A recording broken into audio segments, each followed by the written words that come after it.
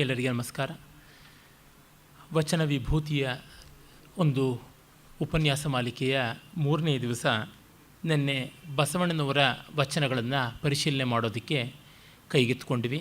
ತತ್ಪೂರ್ವದಲ್ಲಿ ಸಾಮಾನ್ಯವಾಗಿ ಈ ವಚನಕಾರರ ವ್ಯಕ್ತಿತ್ವ, ಸಿದ್ಧಾಂತ, ತತ್ವ, ಸಾಮಾಜಿಕ ಹಿನ್ನೆಲೆ ಮತ್ತು ಅವರ ಇಂಗಿತ ಇವುಗಳ ಬಗೆಗೆ ಒಂದಷ್ಟು ತೌಲನಿಕವಾದ ರೀತಿಯಲ್ಲಿ ಸಮಗ್ರ ಭಾರತೀಯ ಸಂಸ್ಕೃತಿಯ ಮತ್ತು ದಾರ್ಶನಿಕ ಭೂಮಿಕೆಯ ಹಿನ್ನೆಲೆಯಲ್ಲಿ ಕಂಡವಿ.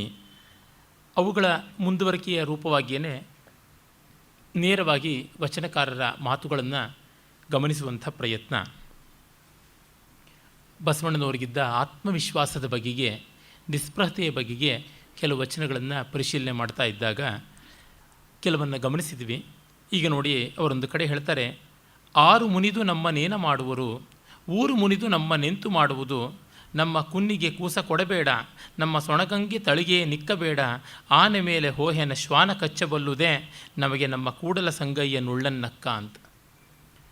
ಅಂದರೆ ಅವರನ್ನು ಯಾರೋ ನೀವು ಬಹಿಷ್ಕಾರ, ಯಾವ ದಂಡನೆ ಉಂಟು ಅದಕ್ಕೆ ತುತ್ತಾಗ್ತೀರಾ, ನೀವು ಅನಾಚಾರಿಗಳು ಅಂತ ಹೇಳಿರ್ತಾರೆ. ಆಗ ಅವರು ಹೇಳ್ತಾರೆ, 6 ಮುನಿದು ನಮ್ಮನೇನ ಮಾಡುವರು. ಯಾರು ತಾನೇ ಮುನಿದು ನಮ್ಮನ್ನು ಏನು ಮಾಡೋದಕ್ಕೆ ಸಾಧ್ಯ? ಊರ ಮುನಿದು ನಮ್ಮ ನೆಂತು ಮಾಡುವುದು, ಊರಿಗೆ ಕೋಪ ಬಂದರೆ ನಮ್ಮ ಮೇಲೆ ಏನು ಮಾಡುತ್ತದೆ? ನಮ್ಮ ಕುನ್ನಿಗೆ ಕೂಸ ಕೊಡಬೇಡ. ಅಂದರೆ ನಮ್ಮನೆ ನಾಯಿಗೂ ನೀವು ಬಾಂಧವ್ಯ ಹುಡುಕಿಕೊಂಡು ಬರಬೇಡಿ. ನಮ್ಮ ಸೊಣಕ ಅಂದರೆ ಶುನಕ, ನಮ್ಮ ನಾಯಿಗೆ ತಳಿಗೆ ನಿಕ್ಕಬೇಡ. ನೀವು ಸಹಪಂಕ್ತಿ ಭೋಜನವನ್ನು, ವಿವಾಹವನ್ನು ನಿಷೇಧ ಮಾಡ್ತೀರಾ ಅಲ್ವಾ? ಅವು ಯಾವುದೂ ನಮಗೆ ಬೇಕಾಗಿಲ್ಲ. ಆನೆ ಮೇಲೆ ಹೋಹೆನ ಶ್ವಾನ ಕಚ್ಚಬಲ್ಲುದೆ, ಆನೆ ಮೇಲೆ ಹೋಗುವವನಿಗೆ ನಾಯಿ ಕಚ್ಚೋದಕ್ಕೆ ಸಾಧ್ಯವೇ ಅಂತ. ಈ ಮಟ್ಟಕ್ಕೆ ಅವರು ತಮ್ಮ ಪಂಗಡದವರು ಅಂತ ಯಾರಿದ್ದಾರೆ ಸ್ವಜನವನ್ನು ದೂರ ಮಾಡಿಕೊಳ್ಳೋದಕ್ಕೆ ಸಿದ್ಧ ಇದ್ದರು. ತುಂಬ ಬಾರಿ ಬರುವ ದೊಡ್ಡ ಸಮಸ್ಯೆ ಸ್ವಜನರಿಂದ ಆಗುವಂಥದ್ದು. ಮಿಕ್ಕವ್ರನ್ನ ಹೇಗೋ ನಿಭಾಯಿಸಬಹುದು. ಒಂದು ಇಂಗ್ಲೀಷ್ನ ನಾಣ್ಣುಡಿ ಇದೆಯಲ್ಲ, god save me from my friends, I shall take care of my enemies ಅಂತ. ಸ್ವಜನ, ಶ್ವಜನ ಅಂತ ಸಂಸ್ಕೃತದಲ್ಲಿ ಹೇಳ್ತಾರೆ. ಶ್ವಜನ ಅಂದರೆ ನಾಯಿಗಳು ಅಂತ, ನಾಯಿಗಳ ಸಮೂಹ. ಆ ಮಟ್ಟಕ್ಕೆ ಕುತ್ಸಿತವಾಗಿ ಬಿಡುತ್ತದೆ. ಅದಕ್ಕೆ ಅವರು ತುಂಬ ಧೀರತೆಯಿಂದ ಹೇಳ್ತಾರೆ, ನಾಳೆ ಬಪ್ಪುದು ನಮಗಿಂದೆ ಬರಲಿ, ಇಂದು ಬಪ್ಪುದು ನಮಗೀಗಲೇ ಬರಲಿ, ಇದಕಾರಂಜುವರು ಇದಕಾರಳಕುವರು, ಜಾತಸ್ಯ ಮರಣಂ ಧ್ರುವಂ ಎಂಬುದಾಗಿ ನಮ್ಮ ಕೂಡಲ ಸಂಗಮ ದೇವರು ಬರದ ಬರಹವನ್ನು ತಪ್ಪಿಸುವರೇ ಹರಿಬ್ರಹ್ಮಾದಿಗಳಿಗೆ ಅಳವಲ್ಲ ಅಂತ. ಇಲ್ಲಿ ಜಾತಸ್ಯ ಮರಣಂ ಧ್ರುವಂ ಅನ್ನುವ ಮಾತು ಭಗವದ್ಗೀತೆಯ ಜಾತಸ್ಯ ಹಿ ಧ್ರುವೋ ಮೃತ್ಯು ಅನ್ನುವುದರ ನೇರ ಸಂವಾದಿ. ಜಾತಸ್ಯ ಮರಣಂ ಧ್ರುವಂ ಅನ್ನುವುದು ನಾಣ್ಣುಡಿಯಾಗಿ ಪ್ರಸಿದ್ಧ. ಅದನ್ನು ಅವರು ಉಲ್ಲೇಖ ಮಾಡ್ತಾರೆ. ವಚನಕಾರರು ವಿಪುಲವಾಗಿ ಸಂಸ್ಕೃತದ ಸೂಕ್ತಿಗಳನ್ನು ಹೇಳ್ತಾರೆ.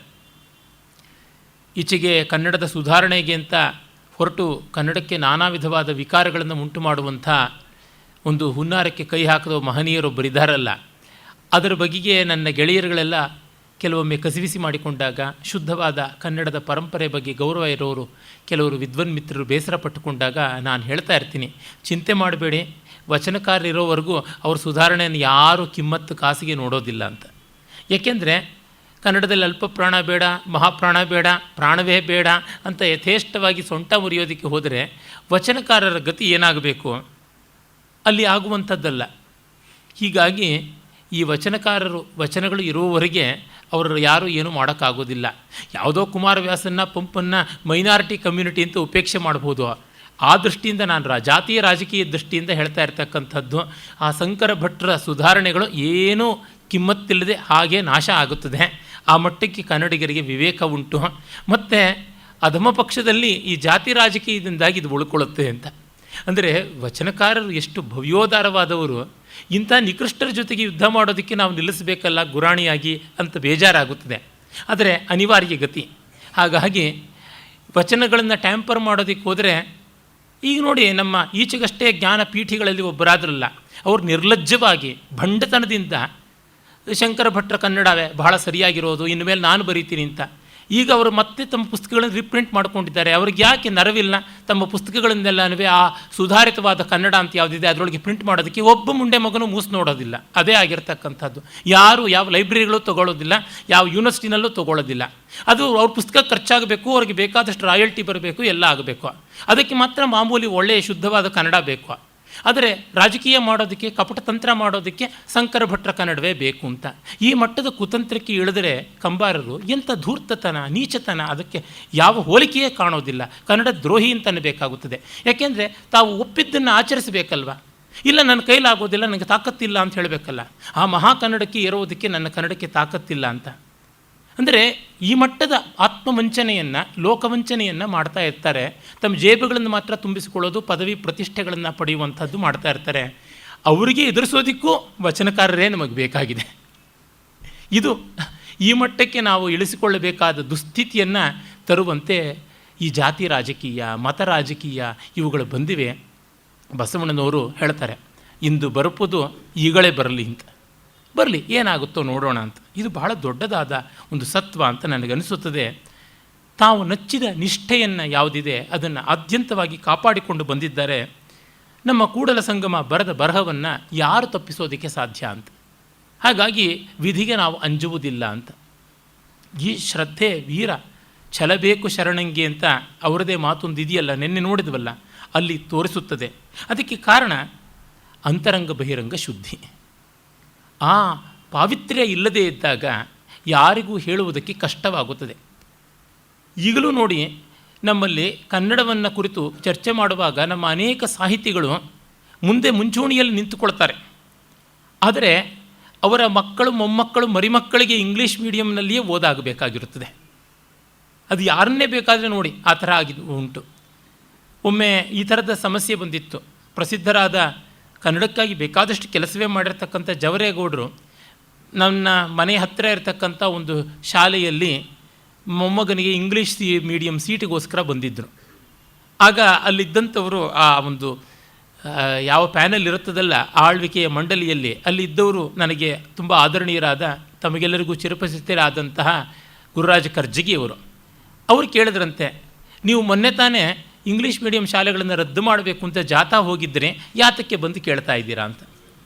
ಅದು ಸಾರ್ವಜನಿಕವಾದ ಬಾಧ್ಯತೆ, ಇದು ಮೊಮ್ಮಕ್ಕಳನ್ನು ನೋಡ್ಕೊಳ್ಬೇಕಾದ ಬಾಧ್ಯತೆ ವೈಯಕ್ತಿಕ ಅಂದ್ರಂತೆ.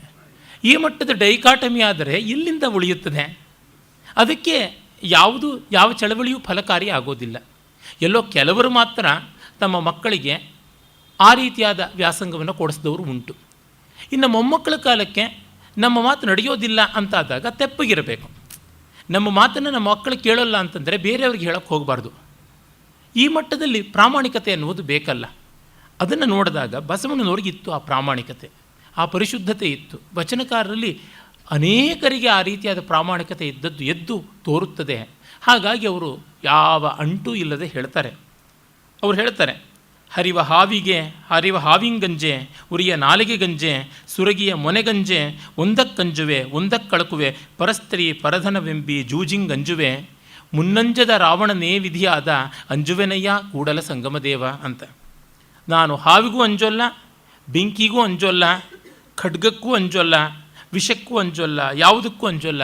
ಆದರೆ ಪರಸ್ವ, ಪರಧನ, ಪರಸ್ತ್ರೀ ಇದಕ್ಕಾಗಿ ಅಂಜುತ್ತೀನಿ ಅಂತ. ಈ ಧೀರತೆ ಇದ್ದಿದ್ದರಿಂದಲೇ ಅವರ ಸತ್ವ, ಅವರ ವ್ಯಕ್ತಿತ್ವ, ಅವರ ಬರವಣಿಗೆ, ಅವ್ರ ವಿಚಾರ ಇವರಿಗೂ ಬರೋದಕ್ಕಾಯಿತು. ಎಷ್ಟು ಜನ ಜಸ್ಟಿಸ್ಗಳು ಎಂತೆಂಥವ್ರು ಕೊಚ್ಚಿಕೊಂಡು ಹೋಗಿಲ್ಲ, ಗವರ್ನರ್ಗಳು, ಮುಖ್ಯಮಂತ್ರಿಗಳು ಈ ರೀತಿಯಾದದ್ರೊಳಗೆ ತೇಲಿಕೊಂಡು ಹೋಗಿಲ್ಲ, ನಾವು ನೋಡಿದ್ದೀವಿ. ಪ್ರಭುತ್ವಗಳೇ ಹೊರಟೋಗ್ಬಿಟ್ಟವಲ್ಲ. ಇದನ್ನು ಅವರು ಇಟ್ಕೊಂಡಿದ್ದಾರೆ. ಮಾತೆತ್ತಿದರೆ ವಚನಕಾರರು ಅಂತಂತಾರೆ. ಅರೆ ಗೋಹತ್ಯೆಯೋ ಮತ್ತೊಂದು ಕಾನೂನೋ ಇತ್ಯಾದಿ ಆದ ತಕ್ಷಣ ಇಲ್ಲ ಅವರು ಮತ್ತೊಬ್ಬರಿಗೆ ತೊಂದರೆ ಆಗುತ್ತೆ, ಇನ್ನೊಬ್ಬರಿಗೆ ತೊಂದರೆ ಆಗುತ್ತದೆ ಅಂತಂತಾರೆ.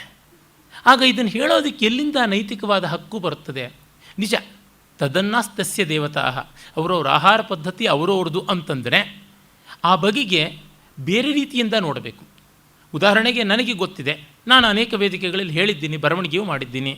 ವೇದಗಳಲ್ಲಿ ಮತ್ತು ಬ್ರಾಹ್ಮಣಗಳಲ್ಲಿ, ಯಜ್ಞತಂತ್ರಗಳಲ್ಲಿ ಪಶುವಧೆ ಇದ್ದದ್ದು ಗೊತ್ತಾಗುತ್ತದೆ, ಗೋವಧೆ ಇದ್ದದ್ದು ಗೊತ್ತಾಗುತ್ತದೆ, ಸಮಾಂಸ ಮಧುಪರ್ಕ, ಮಾಂಸ ಮಧುಪರ್ಕ ಅಂತ ಬೇಕಾದಂತೆ ಇದ್ದದ್ದು ಗೊತ್ತು.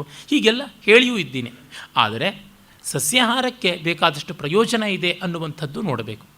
ಉದಾಹರಣೆಗೆ ಎಲ್ಲ ಪ್ರತಿಷ್ಠಿತವಾದ ವೈಜ್ಞಾನಿಕ ವೈದ್ಯಕೀಯ ಸಂಶೋಧನಾ ಪತ್ರಿಕೆಗಳಲ್ಲಿ ಪ್ರಚುರವಾಗಿರುವಂಥದ್ದು, ಲೋಕ ಒಪ್ಪಿರುವಂಥದ್ದು, ವಿದ್ವಲ್ಲೋಕ ಮಾನಿತವಾದದ್ದು ರೆಡ್ ಮೀಟ್ ಅಂತ ಯಾವುದುಂಟು, ವಿಶೇಷವಾಗಿ ಗೋಮಾಂಸದಿಂದ ಬರುವಂಥದ್ದು ಯಾವುದಿದೆ ಅದು ತುಂಬ ದೇಹಕ್ಕೆ, ವಿಶೇಷವಾಗಿ ಹೃದಯಕ್ಕೆ ಹಾನಿಕಾರಿ ಅಂತೆ. ಅದರಿಂದ ಅದನ್ನು ಕಡಿಮೆ ಮಾಡಿ ಅಂತನ್ನುವಂಥದ್ದು. ಹಾಗೆಯೇ ಈ ಕೋಳಿಯ ಮಾಂಸಕ್ಕೆ ಸಂಬಂಧಪಟ್ಟಂಥದ್ದು ಮತ್ತು ಮೊಟ್ಟೆಯಲ್ಲಿರುವಂತಹ ಹಳದಿಯ ಭಾಗಕ್ಕೂ ಕೂಡ ಈ ರೀತಿಯಾದ ಸಮಸ್ಯೆಗಳಿವೆ ಎನ್ನುವುದನ್ನು ಸ್ಪಷ್ಟಪಡಿಸಿದ್ದಾರೆ. ಒಂದು ಜೀವಘಾತುಕವಾದಂಥ ಕೊಲೆಸ್ಟ್ರಾಲ್ ಹೆಚ್ಚಾಗುತ್ತದೆ ಈ ಕೋಳಿಯ ಮೊಟ್ಟೆಯಲ್ಲಿರ್ತಕ್ಕಂಥ ಹಳದಿ ಪದಾರ್ಥದಿಂದ ಅಂತ ಮೊನ್ನೆಯೂ ಕೂಡ ನಾನು ವೈದ್ಯಕೀಯ ವಿದ್ವಾಂಸರಿಂದ ಅದನ್ನು ಖಾತ್ರಿಪಡಿಸಿಕೊಂಡಿದ್ದೀನಿ. ಹೀಗಾಗಿ ಅಂಥದ್ದನ್ನು ಹೆಚ್ಚು ಉತ್ತೇಜನ ಕೊಡುವುದು ಬೇಡ. ಮತ್ತು ಇವತ್ತು ಸಂಪನ್ಮೂಲಗಳು ತುಂಬ ಕಡಿಮೆ ಇವೆಯಲ್ಲ, ನಮಗೆ ಗೊತ್ತಿದೆಯಲ್ಲ 1 kg ಗೋಮಾಂಸಕ್ಕೆ 8 kg ಮೇವನ್ನು ಅದಕ್ಕೆ ಹಾಕಬೇಕು ಅಂತ. ಇನ್ನೆಷ್ಟು ನೀರು ಬೇಕಾಗುತ್ತದೆ, ಇನ್ನೆಷ್ಟು ರೀತಿಯಲ್ಲಿ ಪರಿಸರಕ್ಕೆ ಹಾನಿ ಆಗಬೇಕಾಗುತ್ತದೆ ಅಂತ. ಹಾಗೆ ಗೊತ್ತಿದ್ದಾಗಲೂ ಸರ್ಕಾರ ಯಾವುದೋ ಕಮ್ಯುನಿಟಿ, ಯಾವುದೋ ಮೈನಾರಿಟಿ ಅಂತ ಅಂದುಕೊಂಡು ಅವುಗಳಿಗೆಲ್ಲ ಸಲ್ಲದ ಪುರಸ್ಕಾರವನ್ನು ಕೊಟ್ಟು ಇಡೀ ದೇಶಕ್ಕೆ, ಇಡೀ ಹೆಚ್ಚಿನ ಸಮುದಾಯಕ್ಕೆ ತೊಂದರೆ ಕೊಡ್ತಾ ಇದ್ದಾರಲ್ಲ. ಇವನ್ನೆಲ್ಲ ಗಮನಿಸಿದಾಗ ಬಸವಣ್ಣನವರ ಮಾತು, ದಯೆ ಇಲ್ಲದ ಧರ್ಮವಾವುದಯ್ಯ, ದಯೆಯೇ ಬೇಕು ಸಕಲ ಪ್ರಾಣಿಗಳಲ್ಲೆಲ್ಲಿಯೂ, ದಯೆಯೇ ಧರ್ಮದ ಮೂಲವಯ್ಯ, ಕೂಡಲ ಸಂಗಯ್ಯನು ಅಂತ ಒಲ್ಲದರನು ಒಲ್ಲನಯ್ಯ ಅನ್ನುವಲ್ಲಿ ಜೀವಕಾರುಣ್ಯ ಎಲ್ಲ ಹಂತದಲ್ಲೂ ಬೇಕು. ಸಸ್ಯಾಹಾರದಲ್ಲಿಯೂ ಹಿಂಸೆ ಉಂಟು. ಅದಕ್ಕೇನೆಂದರು, ಎಷ್ಟು ಬೇಕೋ ದೇಹಕ್ಕೆ ಅಷ್ಟು ತೆಗೆದುಕೊಳ್ಳಿ ಅಂತ. ಇವತ್ತು ಆಹಾರವನ್ನು ನಮ್ಮ ಅಳತೆ ಮೀರಿ ನಾವು ಸ್ವೀಕಾರ ಮಾಡ್ತಾ ಇದ್ದೀವಿ. ಪದಾರ್ಥಗಳನ್ನು ನಮ್ಮ ಕೈಯಲ್ಲಿ ಕೊಳ್ಳುವ ಶಕ್ತಿ ಇದೆ ಅಂತ ಅದಕ್ಕಿಂತ ಮಿಗಿಲಾಗಿ ನಾವು ಗ್ರಾಹ್ಯ ಮಾಡ್ತಾ ಇದ್ದೀವಿ. ಅದು ಯುಕ್ತವಾಗುವುದಿಲ್ಲ. ನೋಡಿ, ಹಿಂದೆ ನಮ್ಮಲ್ಲಿ ಹಬ್ಬದ ದಿವಸ ಬಿಟ್ಟರೆ ಮಿಕ್ಕಂತೆ ಸಿಹಿ ಎನ್ನುವುದಿರಲಿಲ್ಲ. ಈಗ 365 ದಿವಸವೂ 24 ಗಂಟೆಗಳು ಎಲ್ಲ ಬಗೆಯ ಸಿಹಿಗಳು ಸಿಗ್ತಾ ಇರುತ್ತವೆ. ಅದೇ ರೀತಿಯಾಗಿ ಹಣ್ಣುಗಳಾಗಲಿ ಮತ್ತೊಂದಾಗಲಿ ಯಾವುದೇ ಪದಾರ್ಥಗಳಾಗಲಿ ಆ ಋತುವಿನದು ಆ ಕಾಲದ್ದು ಅಂತಲ್ಲದೆ ಅದನ್ನು ಡೀಪ್ ಫ್ರೀಝರ್ಗಳಲ್ಲಿ, ಕೋಲ್ಡ್ ಸ್ಟೋರೇಜ್ಗಳಲ್ಲಿ ಹಾಕಿ 6 ತಿಂಗಳು 8 ತಿಂಗಳು ಆದಮೇಲೂ ಬಳಸುವಂಥದ್ದು ಹೀಗೆ ಮಾಡ್ತಾ ಇದ್ದಾರೆ. ಹಾಗೆ ಮಾಡುವುದರಿಂದಾಗಿ ಕೃತಕವಾದ ಅಭಾವವನ್ನು, ಕೃತಕವಾದ ಬೇಡಿಕೆಯನ್ನು ಸೃಷ್ಟಿ ಮಾಡಿ ಬೆಳೆಗಾರರಿಗೂ ತೊಂದರೆ ಮಾಡ್ತಾ ಇದ್ದಾರೆ. ಈ ಥರದ್ದು ಎಷ್ಟೊಂದು ಉಂಟು. ಬೇಕಾದಂತೆ ಗೌರ್ಮೆಂಟ್ ಪ್ರೊಕ್ಯೂರ್ ಮಾಡುತ್ತೆ ಧಾನ್ಯವನ್ನು, ಅದನ್ನು ಇಡೋದಕ್ಕೆ ಸರಿಯಾದ ಗೋಡೌನ್ಗಳು ಇಲ್ಲ. ಅದಕ್ಕಾಗಿ ನೆಲದ ಮೇಲೆ ಹಾಕಿ ಟಾರ್ಪಾಲನ್ನು ಮುಚ್ಚಿಟ್ಟು ಬಿಡುತ್ತದೆ. ಲಕ್ಷಗಟ್ಟಲೆ ಟನ್ನುಗಳು ಹೀಗೆ ಹೆಗ್ಗಣಗಳಿಗೆ, ಹಂದಿಗಳಿಗೆ ಮತ್ತು ಹುಳುಗಳಿಗೆ ಪಾಲಾಗುತ್ತದೆ. ನೀರು ನೆರೆಯಲ್ಲಿ ಕೊಚ್ಚಿ ಹೋಗುತ್ತವೆ ಅಂತ ನೋಡಿದಾಗ ಈ ದುಂದು, ಈ ಪೋಲು ಎಲ್ಲ ಆಗ್ತಾ ಇರೋದು ಜೀವಕಾರುಣ್ಯದ ಬೆಲೆ ಇಲ್ಲದೆ ಇರುವುದರಿಂದ. ಇಷ್ಟು ಹಿಂಸೆ ಮಾಡಬಹುದೇ, ಇಷ್ಟು ಅವುಗಳನ್ನು ತೊಂದರೆಗೆ ಒಳಪಡಿಸಬಹುದೇ? ಇವೆಲ್ಲ ಕಂಡಾಗ ನಮಗೆ ಗೊತ್ತಾಗುತ್ತದೆ ನಾವು ಆಧುನಿಕತೆಯ ಹೆಸರಿನಲ್ಲಿ ಈ ಗ್ರಹದ ಮೇಲೆ, ಈ ಭೂಮಿಯ ಮೇಲೆ, ಈ ಲೋಕದ ಮೇಲೆ ಎಷ್ಟು ಉಪಪ್ಲವ ಮಾಡ್ತಾ ಇದ್ದೀವಿ. ಆ ಎಲ್ಲ ಅರ್ಥದಲ್ಲಿ ನೋಡಿದಾಗ ಇವರುಗಳ ಸಂವೇದನೆ ತುಂಬ ದೊಡ್ಡದು. ಈ ಅಹಿಂಸಾ ದೃಷ್ಟಿ ವೇದಗಳಿಂದ ಮೊದಲುಗೊಂಡು ಎಲ್ಲ ಕಡೆಯಲ್ಲಿಯೂ ಬಂದಿರುವಂಥದ್ದೇ ಆಗಿದೆ. ಬೇರೆ ಅಡ್ಡದಾರಿ ಹಿಡಿತೀವಿ ಎಂದವ್ರಿಗೆ ಏನಂತಾರೆ, ಅಪ್ಪ ಅದು ಚಪಲವ, ಅಂಟಿಸ್ಕೊಳ್ಳಿ, ಆದರೆ ನಿಮಗಿಂತ ಮೇಲ್ಪಟ್ಟವರನ್ನು ಗೌರವಿಸಿ ಅಂತ. ನಿವೃತ್ತಿಸ್ತು ಮಹಾಫಲ ಮನುವಿನ ಮಾತುಂಟಲ್ಲ, ನಮಾಂಸ ಭಕ್ಷಣೆ ದೋಷೋ ನಮಧ್ಯೆ ನಚಮೈಥುನೆ ಪ್ರವೃತ್ತಿರೇಷಾ ಭೂತಾನಾಂ ನಿವೃತ್ತಿಸ್ತು ಮಹಾಫಲ. ಅಂಟಿಸಿಕೊಳ್ಳೋದ್ರೊಳಗೆ ತಪ್ಪಿಲ್ಲದೆ ಇದ್ದರೂ ಬಿಡುವುದರೊಳಗೆ ತುಂಬ ದೊಡ್ಡ ಗುಣ ಉಂಟು ಅಂತ ಈ ಅರ್ಥದಲ್ಲಿಯೇ ಕಾಣಬೇಕು ಅಂದಾಗ, ಈ ಮಟ್ಟದಲ್ಲಿ ಜೀವಕಾರುಣ್ಯವನ್ನು ಇಷ್ಟು ಸಮೃದ್ಧಿ ಇದ್ದಂಥ ದೇಶದಲ್ಲಿ ಇನ್ಯಾರು ಮಾಡ್ತಾರೆ? ಉದಾಹರಣೆಗೆ ನೋಡಿ, ಒಂದು ಆಯುರ್ವೇದವನ್ನೇ ಗಮನಿಸಿಕೊಂಡರೆ ಗೊತ್ತಾಗುತ್ತದೆ. ನಮ್ಮಲ್ಲಿ ಆಯುರ್ವೇದ ಪದ್ಧತಿ ಅದು ವಿಶೇಷವಾಗಿ ಆತ್ರೇಯ ಸಂಪ್ರದಾಯ ಅಂತ ಕರೀತಾರೆ. ಚರಕಾದಿಗಳಿಗೆ ಮೂಲ ಸ್ರೋತಸ್ಸಾದಂಥ ಆತ್ರೇಯ ಪರಂಪರೆ. ಮತ್ತೊಂದು ಧಾನ್ವಂತರ ಅಂತ ಸುಶ್ರುತಾದಿಗಳಿಗೆ ಪ್ರೇರಣೆಯಾದಂಥದ್ದು. ಈ ಆತ್ರೇಯ ಪದ್ಧತಿ ಬಹಳ ವ್ಯಾಪಕವಾಗಿ ನೆಲೆಗೊಳ್ಳುವುದಕ್ಕೆ ಒಂದು ಮುಖ್ಯ ಕಾರಣ ನಮ್ಮ ದೇಶದಲ್ಲಿ ಸಿಗ್ತಾ ಇದ್ದಂಥ ಸಸ್ಯ ಮೂಲಿಕೆಗಳು, ಗಿಡ ಮೂಲಿಕೆಗಳ ವಿಶೇಷತೆಯೇ ಕಾರಣ, ಇನ್ಯಾವುದೂ ಅಲ್ಲ. ಈ ಮಟ್ಟಕ್ಕೆ ಬೇರೆ ದೇಶಗಳಲ್ಲಿ ಸಿಗದೇ ಇದ್ದಿದ್ದರಿಂದ ಯುನಾನಿಯೂ ಬೆಳೀಲಿಲ್ಲ, ಐರೋಪ್ಯ ವೈದ್ಯಕೀಯ ಪದ್ಧತಿಯೂ ಬೆಳೆದಿಲ್ಲ. ಗ್ರೀಸ್, ರೋಮ್ ಮೊದಲಾದವುಗಳಲ್ಲಿ ಈ ಮಟ್ಟಕ್ಕೆ ವೈದ್ಯಕೀಯ, ವಿಶೇಷವಾಗಿ ಔಷಧ ವಿಜ್ಞಾನ ಬೆಳೆಯದೇ ಇದ್ದಿದ್ದಕ್ಕೆ ಕಾರಣ ಗಿಡಮೂಲಿಕೆಗಳ ಅಭಾವವೇ. ಅಲ್ಲಿ ಹಾಗಾಗಿ ಮುಂದೆ ಬಹಳ ಕಾಲಾಂತರದಲ್ಲಿ ಅವರು ರಸಾಯನಗಳಿಂದ ಆ ಒಂದು ಬೆಳವಣಿಗೆಯನ್ನು ಮಾಡಿಕೊಂಡು ಬಂದರು. ಆಧುನಿಕ ವೈದ್ಯ ಪದ್ಧತಿ ಅಲೋಪತಿ ಅಂತ ಯಾವುದುಂಟು, ಅಲ್ಲಿ ನಾವು ಹೆಚ್ಚಾಗಿ ಕಾಣ್ತಕ್ಕಂಥದ್ದು ಖನಿಜಾದಿಗಳಿಂದ, ಲೋಹ ಸಂಯುಕ್ತಾದಿಗಳಿಂದ, compounds of metals, organic and inorganic, ಅವುಗಳಿಂದ ಬೆಳೆದುಕೊಂಡು ಬಂದಂಥ ಔಷಧೀಯ ಗುಣಗಳ ದ್ರವ್ಯಗಳನ್ನು ಇಟ್ಟುಕೊಂಡು ಚಿಕಿತ್ಸೆ ನಡೆಸ್ತಾ ಇದ್ದಾರೆ. ಹೀಗೆ ಕಂಡಾಗ ಇಷ್ಟು ಸಮೃದ್ಧಿ ಇದ್ದಂಥ ಸಸ್ಯ ಪ್ರಾಣಿ ಸಮೃದ್ಧಿಯ ಖಂಡದಲ್ಲಿದ್ದವರೂ ಕೂಡ ಅವುಗಳನ್ನು ದುರುದ್ದೇಶವಾಗಿ ಹಿಂಸೆ ಮಾಡುವುದು ಬೇಡ ಅಂತ ಸ್ವಯಂ ನಿರ್ಮಿತವಾದ ಮಿತಿಯನ್ನು ಹಾಕಿಕೊಂಡ್ರಲ್ಲ, ಇದು ತುಂಬ ದೊಡ್ಡದು. ಇದು ಸನಾತನ ಧರ್ಮದ ಧ್ವನಿಗೆ ಅನುಗುಣವಾಗಿರುವಂಥದ್ದು. ಕೆಲವರು ಬಸವಣ್ಣನವರಿಗೆ ಅವ್ರ ಹೆಂಡತಿ ಮಕ್ಕಳಿಗೋಸ್ಕರ ದುಡಿತಾ ಇದ್ದಾರೆ, ಹಾಗಾಗಿ ಅವರಿಗೆ ದಾಕ್ಷಿಣ್ಯ ಬಿಜ್ಜಳನ ಬಗ್ಗೆ ಅಂತ ಹೇಳಿದ್ದಿರಬೇಕು. ಅದಕ್ಕೆ ಅವರು ಹೇಳ್ತಾರೆ, ಹೊಟ್ಟೆಪಾಡಿಗಾಗಿ ಸಂಸಾರವನ್ನಿಷ್ಟು ನಿರ್ವಾಹ ಮಾಡೋದಕ್ಕೆ ತುಂಬ ಒದ್ದಾಡಬೇಕಿಲ್ಲ ಅನ್ನುವ ಅರ್ಥದಲ್ಲಿ ಹೇಳ್ತಾರೆ. ಹೊತ್ತಾರೆ ಎದ್ದು ಕಣ್ಣ ಹೊಸೆಯುತ್ತಾ ಎನ್ನೊಡಲಿಂಗೆ ಎನ್ನೊಡವೆಗೆ ಎನ್ನ ಮಡದಿ ಮಕ್ಕಳಿಗೆಂದು ಕುದಿದೆನಾದರೆ ಎನ್ನ ಮನವೇ ಸಾಕ್ಷಿ ಅಂತಾರೆ. ಅವ್ರ ಬಾಯಲ್ಲಿ ಈ ತರಹ ಹೇಳಿಸ್ಕೊಳ್ಳುವಂಥ ಸ್ಥಿತಿಯನ್ನು ಆ ಕಾಲದ ಜನ ತಂದುಕೊಟ್ರು ಅಂತಂದರೆ ಬಹಳ ಶೋಚನೀಯ ಅಂತ ಅನಿಸುತ್ತದೆ. ನಾನು ನಿರಪರಾಧಿ ಎನ್ನುವುದನ್ನು ಈ ರೀತಿ ಸಾಬೀತು ಮಾಡಿಕೊಳ್ಬೇಕಾ? ನನಗಿದಕ್ಕೆ ಹೋಲಿಕೆ ಕಾಣಿಸೋದು ಸೀತೆ ಉತ್ತರಕಾಂಡದಲ್ಲಿ ರಾಮ ಪರಿತ್ಯಕ್ತಳಾಗಿ ಕಾಡಿಗೆ ಅಟ್ಟಲ್ಪಟ್ಟಾಗ ಅವಳು ಭಾಗೀರಥಿ ನದಿಯ ಉಪನದಿಯಾದ ಮಾಲಿನಿ ನದಿಯ ತೀರದಲ್ಲಿ, ಮಾಲಿನಿ ಅಲ್ಲ ತಮಸಾ ನದಿಯ ತೀರದಲ್ಲಿ ಇರ್ತಾಳೆ. ಆಗ ಲಕ್ಷ್ಮಣ ಅವಳಿಗೆ ಹೇಳ್ತಾನೆ, ಅಮ್ಮ ಅಣ್ಣನ ಆಜ್ಞೆ ಆಗಿದೆ, ನಾನೇನು ಹೊರಡಬೇಕು ಅಂತ. ಆಗ ನಿರೀಕ್ಷ ಮಾಧ್ಯ ಗಚ್ಚತ್ವಂ ಋತುಕಾಲಾತಿ ವೃತ್ತಿನೀಂ ಅಂತ ಹೇಳ್ತಾಳೆ. ಅಪ್ಪ, ನಾನು ಗರ್ಭವತಿಯಾಗಿದ್ದೀನಿ ಅನ್ನೋದನ್ನು ನೋಡಿ ಹೋಗಿಬಿಡು ಅಂತ. ಯಾಕೆಂದರೆ ಇನ್ನೆಲ್ಲೋ ಕಾಡಲ್ಲಿ ಮತ್ತೆಲ್ಲೋ ಹೆತ್ತರೆ ಸೀತೆ ನೋಡಿ ಹಾದರ ಮಾಡಿದ್ಲು ಹೆತ್ತಳು ಅಂತ ಅಂತಾರೆ ಲೋಕ. ಯಾಕೆಂದರೆ ಅವಳು ಗರ್ಭವತಿ ಅನ್ನೋದನ್ನು ರಾಮ ಬಲ್ಲ, ಒಂದಿಬ್ಬರು ಅಂತಃಪುರದ ಜನ ಬಲ್ಲರು, ಮತ್ತು ಯಾರಿಗೂ ಗೊತ್ತಿಲ್ಲ. ಅವಳಿಗೇನು ಸೀಮಂತ ನಡೆದಿತ್ತೆ, ಬಳೆ ತೊಡಿಸಿದ್ರೆ ಈ ಅಯೋಧ್ಯೆ ಪಾಪಿ ಉಂಡೆ ಮಕ್ಕಳು ಏನಾದರೂ ಬಳೆಗಳೇ ತೊಡಿಸಿದ್ರೆ ಎಂಥದ್ದು ಮಾಡಿಲ್ಲ. ಮಹಾ ನೀಚರು, ಸೀತೆಯನ್ನು ಇಟ್ಟುಕೊಳ್ಳೋ ಯೋಗ್ಯತೆ ಇಲ್ಲದೆ ಇರತಕ್ಕಂಥ ಅವಿವೇಕಿಗಳು. ಅವರು ಆಕ್ಷೇಪ ಮಾಡ್ತಾರೆ, ಇನ್ನೇನೋ ಮಾಡ್ತಾರೆ. ಹಾಗಾಗಿ ಮೈದನನ ಎದುರಿಗೆ ಯಾರೇ ಆಗಲಿ ಮತ್ತೊಬ್ಬ ಗಂಡಸು ಅವನೆದುರಿಗೆ ಅಪ್ಪ ನನಗೆ ತಿಂಗಳ ತಪ್ಪಿದೆ ಅನ್ನೋದನ್ನು ನೋಡಿ ಹೋಗು ಅಂತ ಹೇಳಬೇಕು ಅಂದರೆ ಆ ಸ್ಥಿತಿಯಲ್ಲೂ ಅವಳ ಜೀವ ಎಷ್ಟು ಹಿಂಡಿ ಹೋಗಿರಬೇಡ. ನಿರಪರಾಧಿಗಳಿಗೆ ನಿರಪರಾಧಿತ್ವವನ್ನು ಸಾಬೀತು ಮಾಡಿಕೊಳ್ಳುವ ಸ್ಥಿತಿ ಬಂದಾಗ ಅದಕ್ಕಿಂತ ದೊಡ್ಡ ಅಸಹಾಯಕತೆ ಮತ್ತಾವುದೂ ಕಾಣೋದಿಲ್ಲ. ಅದನ್ನು ಇಲ್ಲಿ ಬಸವಣ್ಣನವರಲ್ಲಿ ನಾವು ಕಾಣ್ತೀವಿ. ತುಂಬ ಅಸಹಾಯಕತೆ ಇದು, ಆದರೆ ಹೇಳಿಕೊಳ್ಳಲೇಬೇಕು, ಬೇರೆ ದಾರಿ ಇಲ್ಲ. ತಮ್ಮ ನಿರಪರಾಧಿತ್ವವನ್ನು ಹೇಳಿಕೊಳ್ಳೋದು ಅಂತಂದ್ರೇ ಒಂದು ಮಟ್ಟದ ಜೀವ ಹಿಂಡುತ್ತದೆ. ಅದು ಸಾರ್ವಜನಿಕವಾಗಿ ಹೇಳಿಕೊಳ್ಳಬೇಕು ಅಂದರೆ ಅಷ್ಟು ಶುದ್ಧ ಚಾರಿತ್ರರಿಗೆ ಬಹಳ ಕಷ್ಟ. ಅವ್ರು ಹೇಳ್ತಾರೆ, ಎನ್ನ ಮನವೇ ಸಾಕ್ಷಿ. ಎಲ್ಲಿಂದ ತರೋದಕ್ಕೆ ಸಾಕ್ಷಿ ಆಗುತ್ತದೆ? ನಾನು ಜಾನಕಿ ಜೀವನ ಅನ್ನುವ ಒಂದು ಯಕ್ಷಗಾನ ಬರೆದಿದ್ದೀನಿ. ಅಲ್ಲಿ ಏನು ಸಾಕ್ಷಿ ನೀನು ಪತಿವ್ರತೆ ಅನ್ನೋದಕ್ಕೆ ಅಂದರೆ ಲಂಕೇಶನೇ ಸಾಕ್ಷಿ, ರಾವಣ ಸತ್ತು ಬಿದ್ದಿರೋದೇ ಸಾಕ್ಷಿ. ಇಲ್ಲವಾಗಿದ್ದರೆ ರಾಮ ಸಾಯ್ತಾ ಇದ್ದ ಅಷ್ಟೇ. ಸೀತೆ ಲಂಕೇಶ್ವರನ ಕೈ ಹಿಡಿದಳು ಅಂತ ಗೊತ್ತಾಗಿ ರಾಮ ಎದೆ ಹೊಡ್ಕೊಂಡು ಸಾಯಬೇಕಾಗಿತ್ತು. ಇನ್ನೇನಾಗಬೇಕಾಗಿತ್ತು? ರಾಮ ರಾಮನಾಗಿದ್ದಲ್ಲಿ ಸಾಯ್ತಾ ಇದ್ದ, ರಾಮ ಹರಾಮನಾಗಿದ್ದರೆ ಬದುಕ್ತಾ ಇದ್ದ. ಹಾಗೆ ನೋಡಿದಾಗ ಗೊತ್ತಾಗುತ್ತದೆ, ರಾವಣ ಸತ್ತಿರುವುದೇನೆ ಸೀತೆಯ ಚಿತ್ತಶುದ್ಧಿಗೆ ಅಂತಃಶುದ್ಧಿಗೆ ಸಾಕ್ಷಿಯಾದಂಥದ್ದು.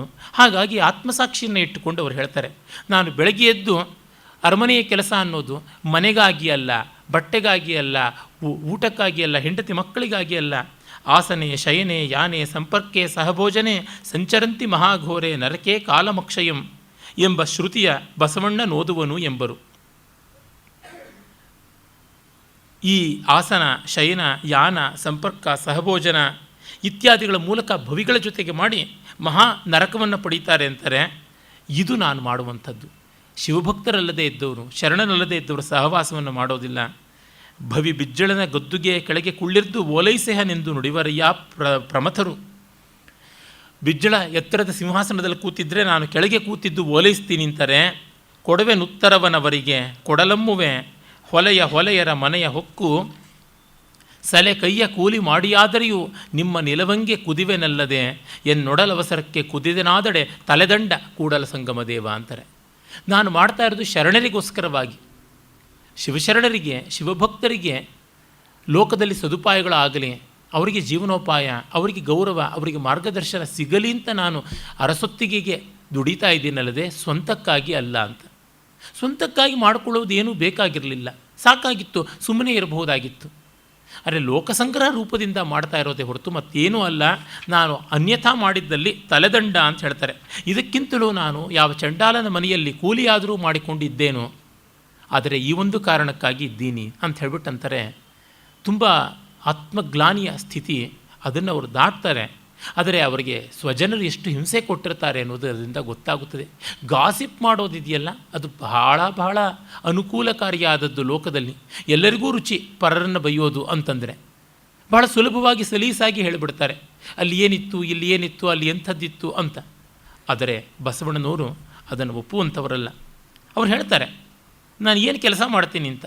ನಾನು ಆರಂಭವ ಮಾಡುವನಯ್ಯ ಗುರುಪೂಜೆಗೆಂದು, ನಾನು ವ್ಯವಹಾರವ ಮಾಡುವನಯ್ಯ ಲಿಂಗಾರ್ಚನೆಗೆಂದು, ನಾನು ಪರಸೇವೆಯ ಮಾಡುವನಯ್ಯ ಜಂಗಮ ದಾಸೋಹಕ್ಕೆಂದು, ನಾನಾವಾವ ಕರ್ಮಗಳ ಮಾಡಿದರೆಯೂ ಆ ಕರ್ಮ ಫಲಭೋಗವ ನೀ ಕೊಡವೆ ಎಂಬುದ ನಾ ಬಲ್ಲೆನು, ನೀ ಕೊಟ್ಟ ದ್ರವ್ಯವ ನಿಮಗಲ್ಲದೆ ಮತ್ತೊಂದು ಕ್ರಿಯೆ ಮಾಡೆನು, ನಿಮ್ಮ ಸೊಮ್ಮಿಂಗೆ ಸಲ್ಲಿಸುವೆನು ನಿಮ್ಮಾಣೆ ಕೂಡಲ ಸಂಗಮ ದೇವ ಅಂತಾರೆ. ಅಂದರೆ ನಾನು ವ್ಯವಸಾಯ ಮಾಡುವುದಿದ್ದರೆ ಆರಂಭ ವ್ಯವಸಾಯ, ಅದು ಗುರುಪೂಜೆಗೆ. ನಾನು ವ್ಯವಹಾರ ಮಾಡುವುದಿದ್ದರೆ ಅದು ಲಿಂಗಾರ್ಚನೆಗೆ. ನಾನು ಪರಸೇವೆಯನ್ನು ಮಾಡುವುದಿದ್ದರೆ ಅದು ಜಂಗಮ ದಾಸೋಹಕ್ಕೆ. ಗುರುಲಿಂಗ ಜಂಗಮರು ಅಂತ 3 ಉಂಟಲ್ಲ ಆವರಣಗಳಲ್ಲಿ, ಅಷ್ಟಾವರಣಗಳಲ್ಲಿ 3 ಮೊದಲ ಆವರಣಗಳು. ಅದಕ್ಕಾಗಿ ನಾನು ಮಾಡ್ತಾ ಇರುವಂಥದ್ದು. ನಾನು ಯಾವ ಕರ್ಮ ಮಾಡಿದರೂ ಅದಕ್ಕೆ ನೀನು ಫಲಭೋಗ ಕೊಡ್ತೀವಿ ಅಂತ ಗೊತ್ತು, ಆದರೆ ಅದು ನಿನ್ನ ಸೇವೆಗಾಗಿ ಅಲ್ಲದೆ ಬೇರೊಂದು ಕಡೆ ಅಲ್ಲ ಅಂತ. ಸರಿ, ಅದಕ್ಕೆ ಪ್ರತಿಕೂಲವಾಗಿ ಹೇಳಬಹುದಲ್ವ, ಈ ಥರ ಕೆಟ್ಟವ್ರನ್ನ ಓಲೈಸ್ಕೊಂಡು ಒಳ್ಳೆ ಕೆಲಸ ಮಾಡೋದಕ್ಕಿಂತ ಸುಮ್ಮನೆ ಎದ್ದು ಬಿಡ್ಬೋದಲ್ವ ಅಂತ. ಇಲ್ಲ, ಅದು ಯುಕ್ತವಾದದ್ದಲ್ಲ. ಎಷ್ಟರ ಮಟ್ಟಿಗೆ ಒಳಿತು ಸಾಧ್ಯವಾದೀತೋ ಅಷ್ಟರ ಮಟ್ಟಿಗೆ ಒಳಿತು ಮಾಡಲೇಬೇಕು. ಕಾಯಕ ಉಂಟು, ಕರ್ಮಯೋಗ ಉಂಟು. ಸಹಜಂ ಕರ್ಮ ಕೌಂತೆಯ ಸದೋಷಮಪಿ ನ ತ್ಯಜೇತ್, ಸರ್ವಾರಂಭಾ ಹಿ ದೋಷೇಣ ಧೂಮೇನ ಅಗ್ನಿರ್ವಾವೃತಾಃ ಅಂತ ಮೊನ್ನೆಯಲ್ಲಿ ಹೇಳಿದೆ. ನಮಗೆ ಒಗ್ಗಿ ಬಂದ ಕೆಲಸ ಒಂದಿಷ್ಟು ದೋಷಗಳಿಂದ ಕೂಡಿದ್ದರೂ ಕೂಡ ಬೆಂಕಿಗೆ ಹೊಗೆಯಂತೆ, ಅದು ದುರ್ನಿವಾರ್ಯ. ಅದನ್ನು ನಿರಾಕರಿಸಬೇಕಿಲ್ಲ, ಮಾಡಲೇಬೇಕು. ಮಾಡಬೇಕಾದ್ದನ್ನು ಮಾಡಬೇಕು, ಅದನ್ನು ಶುದ್ಧಿ ಮಾಡಿಕೊಳ್ಳಬೇಕು. ಜೀವಹಿಂಸೆ ಇಲ್ಲದೆ ಬದುಕೇ ಸಾಧ್ಯವಿಲ್ಲ. ಪಂಚಸೂನಾಗ್ರಹ ಪಾತಕ ಅಂತ ಹೇಳ್ತಾರೆ. ಅಡುಗೆ ಮನೆಯಲ್ಲಿ, ಕುಟ್ಟುವಲ್ಲಿ, ರುಬ್ಬುವಲ್ಲಿ, ನೀರನ್ನು ಶೋಧಿಸುವಲ್ಲಿ, ಒಲೆ ಉರಿಸುವಲ್ಲಿ, ಮನೆ ಶುದ್ಧಿ ಮಾಡುವಲ್ಲಿ, ಈ 5 ಕಡೆಗಳಲ್ಲಿ ಹಿಂಸೆ ನಡೆಯುವ ಕಾರಣ 5 ಕಟುಕರಂಗಡಿ ಮನೆಯಲ್ಲಿರುತ್ತದೆ ಅಂತಾರೆ. ಅದನ್ನು ಮೀರುವುದಕ್ಕಾಗಿಯೇ ಬ್ರಹ್ಮಯಜ್ಞ, ದೇವಯಜ್ಞ, ಪಿತೃಯಜ್ಞ, ಮನುಷ್ಯಯಜ್ಞ ಮತ್ತು ಭೂತಯಜ್ಞ ಅನ್ನುವ 5 ಯಜ್ಞಗಳನ್ನು, ಅಂದರೆ ತಾನು ಪಡೆದದ್ದನ್ನೇ ಮಿಕ್ಕೆಲ್ಲವರ ಜೊತೆಗೆ ಹಂಚಿಕೊಂಡು ಬಾಳುವಂಥದ್ದು, ಕಾಣದ ಆ ಪರತತ್ವವನ್ನು ಗೌರವಿಸುವುದು, ಪರಂಪರೆಯ ಜ್ಞಾನವನ್ನು ಬೆಳೆಸುವುದು, ಹಂಚುವುದು, ಇರುವ ಮತ್ತು ಗತಿಸಿದ ಹಿರಿಯರನ್ನು ಗೌರವಿಸ್ತಕ್ಕಂಥದ್ದು, ಸಹಮಾನವರನ್ನು, ಸಹ ಜೀವರಾಶಿಗಳನ್ನು, ಸ್ಥಾವರ ಜಂಗಮಾದಿ ಚೇತನಾಚೇತನವಾದ ಸಮಸ್ತ ಸೃಷ್ಟಿಯನ್ನು ಕಾಪಿಡುವಂಥ ಕೆಲಸ. ಇವೆಲ್ಲದರ ಮೂಲಕವಾಗಿ ಜೀವಹಿಂಸೆಯನ್ನು ಒಂದಿಷ್ಟಾದರೂ ಮಾಡಿದ ಪಾತಕ ಕಳ್ಕೊಳ್ಳೋದು ಅಂತ. ಆ ರೀತಿಯಾಗಿ ಮಾಡ್ತಾ ಇದ್ದೀನಿ, ಮತ್ತೊಂದು ಅಲ್ಲ ಅಂತ ಹೇಳ್ಬಿಟ್ಟು ಅಂತಾರೆ. ಇವರು ಹೀಗೆ ಲೆಕ್ಕಕ್ಕೆ ಲೆಕ್ಕ ಅಕೌಂಟ್ ಇಟ್ಕೊಳ್ಬೇಕಲ್ಲ, ಅದು ತುಂಬ ದೊಡ್ಡದಾದದ್ದು, ತುಂಬ ಕಷ್ಟಕಾರಿಯಾದದ್ದು. ಒಂದು ಕಡೆ ವಿಶ್ವೇಶ್ವರಯ್ಯನವರು ಅವರಿಗೆ ಬಹಳ ವರ್ಷಗಳಿಂದ ನಚ್ಚಿಕೆಯಾಗಿ ಬಂದ ಖಾಸಾ ಕಾರ್ಯದರ್ಶಿಯ ಸ್ಥಾನದಲ್ಲಿದ್ದಂಥ ವ್ಯಕ್ತಿಗೆ ಏನೋ ಸಹಾಯ ಮಾಡಬೇಕಾಗಿ ಬರುತ್ತದೆ. ಆಗ ಅವರು ಮಾಡಿದ ಸಹಾಯದ ಬಗೆಗೆ ದೊಡ್ಡ ಕೋಲಾಹಲ ಹೇಳುತ್ತದೆ. ಆಗ ಅವರು DVG ಅವ್ರ ಹತ್ರ ಹೇಳ್ತಾರೆ, ತಾನು ಮಾಡಿದ್ದಾದರೂ ಏನು, ಆತನ ಅರ್ಹತೆಯಾದರೂ ಏನು, ತಾನು ಯಾತಕ್ಕೆ ಮಾಡ್ತಾ ಇದ್ದೀನಿ ಅಂತ ಹೇಳ್ತಾರೆ. ಆಗ ಒಂದು ಹೇಳ್ತಾರೆ, ಆತ ಬಯಸಿದ್ದು ತುಂಬ ಅಲ್ಪ, ನಾನಾದರೂ ಕೊಡ್ತಾ ಇರೋದು ಯಾತಕ್ಕೆ ಅಂದರೆ ನನ್ನ ಮರ್ಜಿಯನ್ನು ನೋಡಿಕೊಂಡು, ನನ್ನ ಮನೋಧರ್ಮವನ್ನು ನೋಡಿಕೊಂಡು, to his whims and fancies moods ಅಂತಂತಾರಲ್ಲ, ಅದಕ್ಕೆಲ್ಲ ಒಗ್ಗಿಕೊಂಡು ಆತ ಮಾಡಬಲ್ಲ, ತನ್ನ ಕಾರ್ಯದಕ್ಷತೆ ಹೆಚ್ಚುತ್ತದೆ. ಆ ಕಾರಣದಿಂದಾಗಿ ಆತನಿಗೆ ಒಂದು ಸವಲತ್ತು ಕೊಟ್ಟಿರೋದು, ಇನ್ಯಾವುದೂ ಅಲ್ಲ. ಆತನಿಗೆ ವಯಸ್ಸಾಗ್ತಾ ಇದೆ, ಸಂಸಾರ ಇದೆ, ಒಂದಿಷ್ಟು ಅಳುಕು ಭಯ ಬಂದಿದೆ, ತನ್ನ ಗತಿ ಏನಪ್ಪ ಅಂತ. ಅವನಿಗೆ ಒಂದು ಮಟ್ಟದ ನೆಮ್ಮದಿಯನ್ನು ಕೊಡದೆ ಮಿಕ್ಕದ್ದು ಯಾವುದೂ ನಡೆಸೋಕ್ಕೆ ಸಾಧ್ಯವಿಲ್ಲವಾದ್ದರಿಂದ ಮಾಡ್ತಾ ಇದ್ದೀನಿ ಅಂತ. ವಿಶ್ವೇಶ್ವರಯ್ಯನವರಂಥವರು ಲೋಕದ ಮುಂದೆ ಇದನ್ನು ಹೇಳ್ಕೊಳ್ಬೇಕು ಅಂತಂದರೆ ಇದು ಇಂಥದ್ದೇ ಸ್ಥಿತಿ. ಎಷ್ಟು ಪಾಪ ಪ್ರಾಮಾಣಿಕರಾಗಿ DVG ಅವರು ಬರೀತಾರೆ, ಇಂಥ ದೊಡ್ಡವರು ಈ ರೀತಿಯಾಗಿ ಹೇಳ್ಕೊಳ್ಬೇಕಲ್ಲ ಅಂತ. ಏಕೆಂದರೆ ಅವರಿಗೆ ಸಣ್ಣ ಸಣ್ಣದೇ ಸಿಗುತ್ತದೆ ಆಕ್ಷೇಪಕರ್ತರಿಗೆ, ಅದನ್ನೇ ಇಟ್ಟುಕೊಂಡು ಮತ್ತೆ ಮತ್ತೆ ಆಕ್ಷೇಪ ಮಾಡ್ತಾ ಇರ್ತಾರೆ. ಈ ಸಾಧಕನ ನೋವಿನ ಹಂತ ಇದೆಯಲ್ಲ, ಅದನ್ನು ಬಸವಣ್ಣನವರು ಬಹಳ ಚೆನ್ನಾಗಿ ಚಿತ್ರಿಸಿದ್ದಾರೆ. ಆತ್ಮನಿವೇದನೆಯನ್ನು ಅಷ್ಟು ಚೆನ್ನಾಗಿ ಮಾಡಿಕೊಂಡಿದ್ದಾರೆ. ಯಾರಿಗೂ ಅನಿಸುತ್ತದೆ, ಕಡೆಗೆ ರೋಸೆತ್ತು ಹೋಗಿ ನಿಂದಕರಿರಬೇಕು, ಹಂದಿ ಹಾಂಗ ಊರೊಳಗೆ ನಿಂದಕರಿರಬೇಕು ಅಂತ ದಾಸರಂತಾರಲ್ಲ, ನಮ್ಮನ್ನು ಬೈಯೋರೊಂದಷ್ಟು ಜನ ಇರಲೇಬೇಕು ಅನ್ನುವ ಮಟ್ಟಕ್ಕೆ ದಪ್ಪ ಚರ್ಮ ಮಾಡಿಕೊಳ್ಳಬೇಕಾಗುತ್ತದೆ. ಮತ್ತು ಅವರಿಗೆ ಭಾಷೆಯ ಬಗ್ಗೆ, ವಿಚಾರದ ಬಗೆಗೆ, ಒಂದು ವಿಷಯದ ಬದ್ಧತೆಯ ಬಗೆಗೆ ಇದ್ದ ಆಲೋಚನೆಯೇನು ಬಹಳ ಪ್ರಸಿದ್ಧವಾದ ವಚನ. ನನಗೆ ತುಂಬ ಇಷ್ಟವಾದ ವಚನಗಳಲ್ಲೊಂದು, ನುಡಿದರೆ ಮುತ್ತಿನ ಹಾರದಂತಿರಬೇಕು, ನುಡಿದರೆ ಮಾಣಿಕ್ಯದ ದೀಪ್ತಿಯಂತಿರಬೇಕು, ನುಡಿದರೆ ಸ್ಫಟಿಕದ ಶಲಾಕೆಯಂತಿರಬೇಕು, ನುಡಿದರೆ ಲಿಂಗ ಮೆಚ್ಚಿ ಅಹುದಹುದೆನ್ನುವಂತಿರಬೇಕು, ನುಡಿಯೊಳಗಾಡಿ ನಡೆಯದಿದ್ದರೆ ಕೂಡಲ ಸಂಗಮ ನಿಂತೊಲಿವನಯ್ಯ ಅಂತಾರೆ. ತುಂಬ ಪ್ರಸಿದ್ಧ. ಆದರೆ ನೋಡಿ, ಅದರೊಳಗಿನ ಧ್ವನಿ ಸ್ವಾರಸ್ಯಗಳು ಎಷ್ಟು. ಮುತ್ತು ಬಿಡಿಯಾಗಿಯೂ ಚೆನ್ನ, ಇಡಿಯಾಗಿ ಮಾಲಿಕೆಯಲ್ಲಿಯೂ ಚೆನ್ನ. ಒಂದೇ ಮುತ್ತಿನ ನತ್ತು ಚೆನ್ನ, ಮುತ್ತಿನ ಮೂಗುತಿ. ಒಂದೇ ಮುತ್ತಿನ ಉಂಗುರ ಚೆನ್ನ, ಒಂದೇ ಮುತ್ತಿನ ಹರಳೋಲೆ ಚೆನ್ನ. ಇವೆಲ್ಲ ಚೆನ್ನಾಗಿರುತ್ತವೆ. ಮುಕ್ತಕ ಅನ್ನುವುದು ಐಸೋಲೇಟೆಡ್ ಸಿಂಗಲ್ ವರ್ಸ್ ಅನ್ನುವ ಅರ್ಥದಲ್ಲಿ ಬಂದದ್ದೇ, ಎಲ್ಲವನ್ನ ಬಿಟ್ಟು ಪೂರ್ವಾಪರ ನಿರಪೇಕ್ಷತೆ ಅನ್ನುವ ಅರ್ಥದಲ್ಲಿ. ಮಾತು ಹಾಗೆ ಬಿಡಿಯಾಗಿ ಕೋಟ್ ಮಾಡಿದ್ರೂ ಚೆನ್ನಾಗಿರಬೇಕು, ಇಡಿಯಾಗಿಯೂ ಚೆನ್ನಾಗಿರಬೇಕು, ಹಾರದಂತೂ ಇರಬೇಕು, ಎರಡೂ ರೀತಿಯಲ್ಲಿರಬೇಕು. ಮತ್ತು ಅನ್ಯೋನ್ಯವಾಗಿ ಸಂಯೋಜಿತವಾಗಿರಬೇಕು. ಮುತ್ತಿನ ಕಾಂತಿ ಕಣ್ಣು ಹೊಡೆಯುವಂಥ ಕಾಂತಿಯಲ್ಲ, ಕಣ್ಣು ಕುಕ್ಕುವಂತಹ ಕಾಂತಿಯಲ್ಲ, ಅದಕ್ಕೊಂದು ಹಿತವಾದ ಸ್ನಿಗ್ಧವಾದ ಕಾಂತಿ ಇರುತ್ತದೆ. ಮತ್ತು ಬೇರೆ ಹರಳುಗಳಿಗೆ, ಆ ಹರಳುಗಳಲ್ಲಿ ಸೂರ್ಯಕಿರಣ ಯಾವುದೋ ಒಂದು ದಿಕ್ಕಿಂದ ಬಂದರೆ ಮಾತ್ರ ಪ್ರತಿಫಲಿಸುತ್ತವೆ, ಇಲ್ಲದೇ ಇದ್ದರೆ ಅವುಗಳ ಹೊಳಪಿಲ್ಲ. ಮುತ್ತು ಯಾವ ದಿಕ್ಕಿನಲ್ಲಿ ಹೇಗೆ ನೋಡಿದ್ರೂ ಅದಕ್ಕಿರುವ ಹೊಳಪು ಅಷ್ಟಿದ್ದೇ ಇರುತ್ತದೆ. ಮಾತನ್ನು, ನಮ್ಮ ಮಾತನ್ನು ನೀವು ಈ ಆ್ಯಂಗಲಲ್ಲಿ ತಗೊಳ್ಳಿ ಆಗ ಅರ್ಥ ಆಗುತ್ತೆ, ಈ ದೃಷ್ಟಿಯಿಂದ ವ್ಯಾಖ್ಯಾನ ಮಾಡಿ ಆಗ ಮಾತ್ರ ಅಂತಲ್ಲ, ಯಾವ ದಿಕ್ಕಲ್ಲಿ ಹೇಗೆ ನೋಡಿದ್ರೂ ಅದಕ್ಕಿರುವ ಸತ್ವ ಗೊತ್ತಾಗಬೇಕು. ಆ ಥರದ್ದು ಮುತ್ತಿನ ಹಾರದಂತಿರಬೇಕು. ಕನಿಷ್ಠ ಆರಾಮಿತ್ರ ಅವರು ಹೇಳುವಂತೆ ಎಂಜಲಾದರೂ ಹಾರದಂತೆ ಇರಬೇಕು ಅಂತ. ನುಡಿದರೆ ಎಂಜಲು ಹಾರದಂತಿರಬೇಕು, ನುಡಿದರೆ ಮಾಣಿಕ್ಯದ ದೀಪ್ತಿಯಂತಿರಬೇಕು. ಮಾಣಿಕ್ಯ, ಪದ್ಮರಾಗ, ರೂಬಿ ಅಂತೀವಲ್ಲ, ಅದರೊಳಗಿನ ದೀಪ್ತಿ ಒಳಗಿಂದ ಚಿಮ್ಮುತ್ತದೆ. ಅದರ ಹಿಂದೆ ಮಾಡಿರುವಂಥ ಕೋಣಾತ್ಮಕವಾದ ಒಂದು ಸಾಣೆಯಿಂದಾಗಿ ಅದಕ್ಕೆ ಎಲ್ಲಿಲ್ಲದ ಹೊಳಪು ಬರುತ್ತದೆ. ಆ ರೀತಿಯ ಅಂತಃಸತ್ವದಿಂದ ಕೂಡಿರಬೇಕು. ಮಾತಿಗೊಂದು ಹುರುಳಿರಬೇಕು. ನುಡಿದರೆ ಸ್ಫಟಿಕದ ಶಲಾಕೆಯಂತಿರಬೇಕು. ಸ್ಫಟಿಕದ ಸಲಾಕಿ ನೇರವಾಗಿರುತ್ತದೆ, ಸ್ಫಟಿಕ ಪಾರದರ್ಶಕ.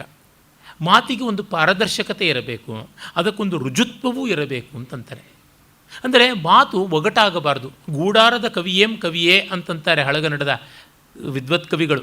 ಮಾತು ಅರ್ಥವೇ ಆಗದೆ ಹೋಗುವಂತೆ ಜಟಿಲವಾಗಿ ಮಾಡುವಂಥವನು ಒಬ್ಬ ಕವಿಯೇ. ಸರಸವಾಗಿ ಸುಬೋಧವಾಗಿ ಇರಬೇಕು. ಅಲಂಕಾರಿಕರು ಅಪ್ರತೀತ, ನೇಯ, ದುರೂಹ್ಯ ಮೊದಲಾದಂಥವು ಅರ್ಥಕ್ಲೇಶವನ್ನು ಕೊಡಗುವಂಥ ರೀತಿಯ ರಚನೆಗಳು ದೋಷ ಅಂತಲೇ ಹೇಳ್ತಾನೆ.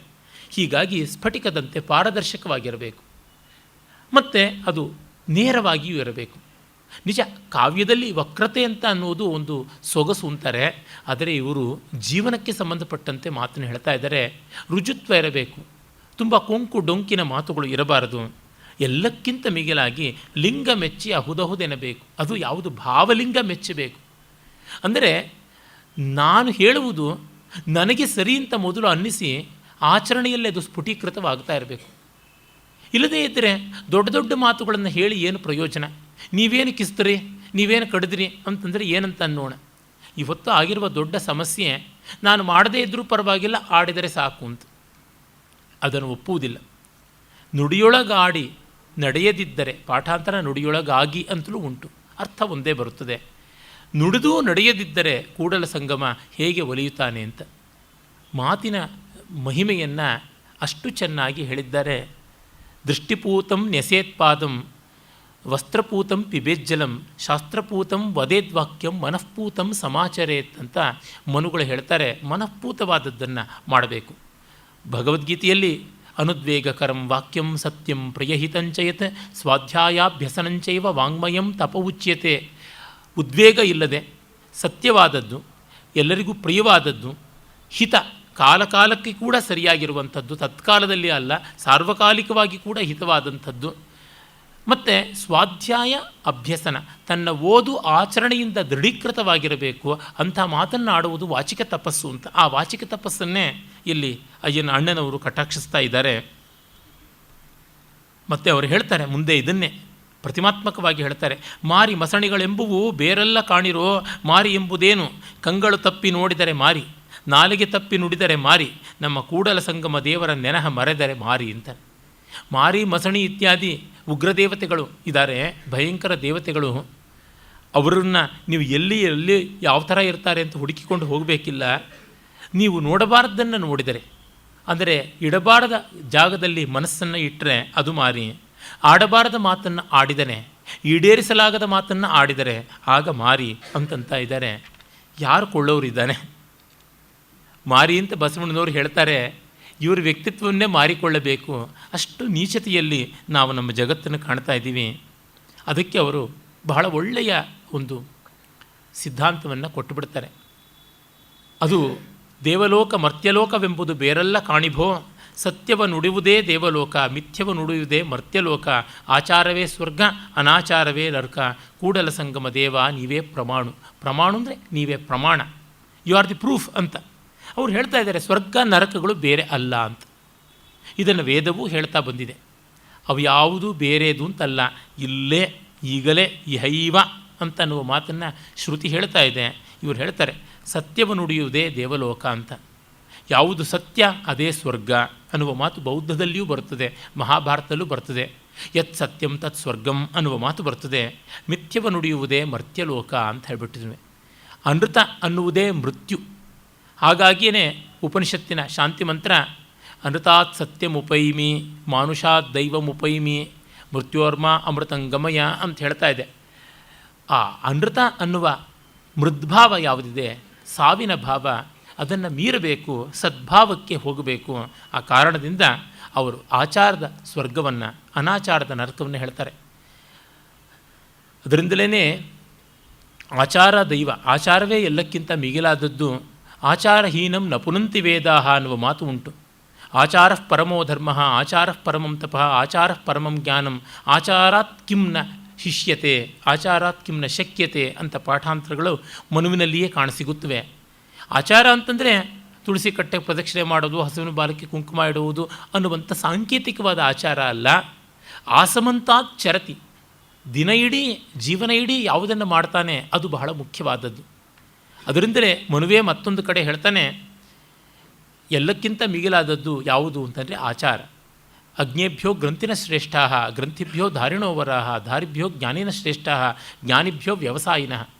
ಏನೂ ತಿಳಿಯದಿದ್ದವರಿಗಿಂತ ಪುಸ್ತಕ ಇಟ್ಕೊಂಡವ್ರ ಮೇಲೂ, ಅದಕ್ಕಿಂತ ಓದಿಕೊಂಡವ್ರ ಮೇಲೂ, ಅದಕ್ಕಿಂತ ಅರ್ಥ ಮಾಡಿಕೊಂಡವ್ರ ಮೇಲೂ, ಅದೆಲ್ಲಕ್ಕಿಂತಲೂ ಆಚರಿಸುವವರು ಮೇಲು ಅಂತ. ಹಾಗಾಗಿ ಪೂರ್ಣವಾದ ಆಚಾರ ಎಷ್ಟಿದ್ದರೆ ಅಷ್ಟು ಉತ್ತಮತೆ ನಾವು ಕಾಣುವುದಕ್ಕೆ ಸಾಧ್ಯ ಅಂತ ಹೇಳ್ತಾ ಇದ್ದಾರೆ. ಇದೇ ಆಚಾರ ಅವರು ಹೇಳೋದು. ಈ ಆಚಾರ ಅನ್ನುವಲ್ಲಿ ತಾನು ಮಾಡಿ ಬೇರೆಯವರಿಗೆ ಮಾದರಿಯಾಗಬೇಕೇ ಹೊರತು ಸುಮ್ಮನೆ ಮಾಡದೇ ಇರುವುದನ್ನೆಲ್ಲ ಆಡುವುದರೊಳಗೆ ಅಲ್ಲ ಅಂತಂದಾಗ ವಚನಕಾರರು ಮತ್ತೆ ವಿಶ್ವಜನೀನವಾದ ಧರ್ಮವನ್ನೇ ಹೇಳ್ತಾ ಇದ್ದಾರೆ.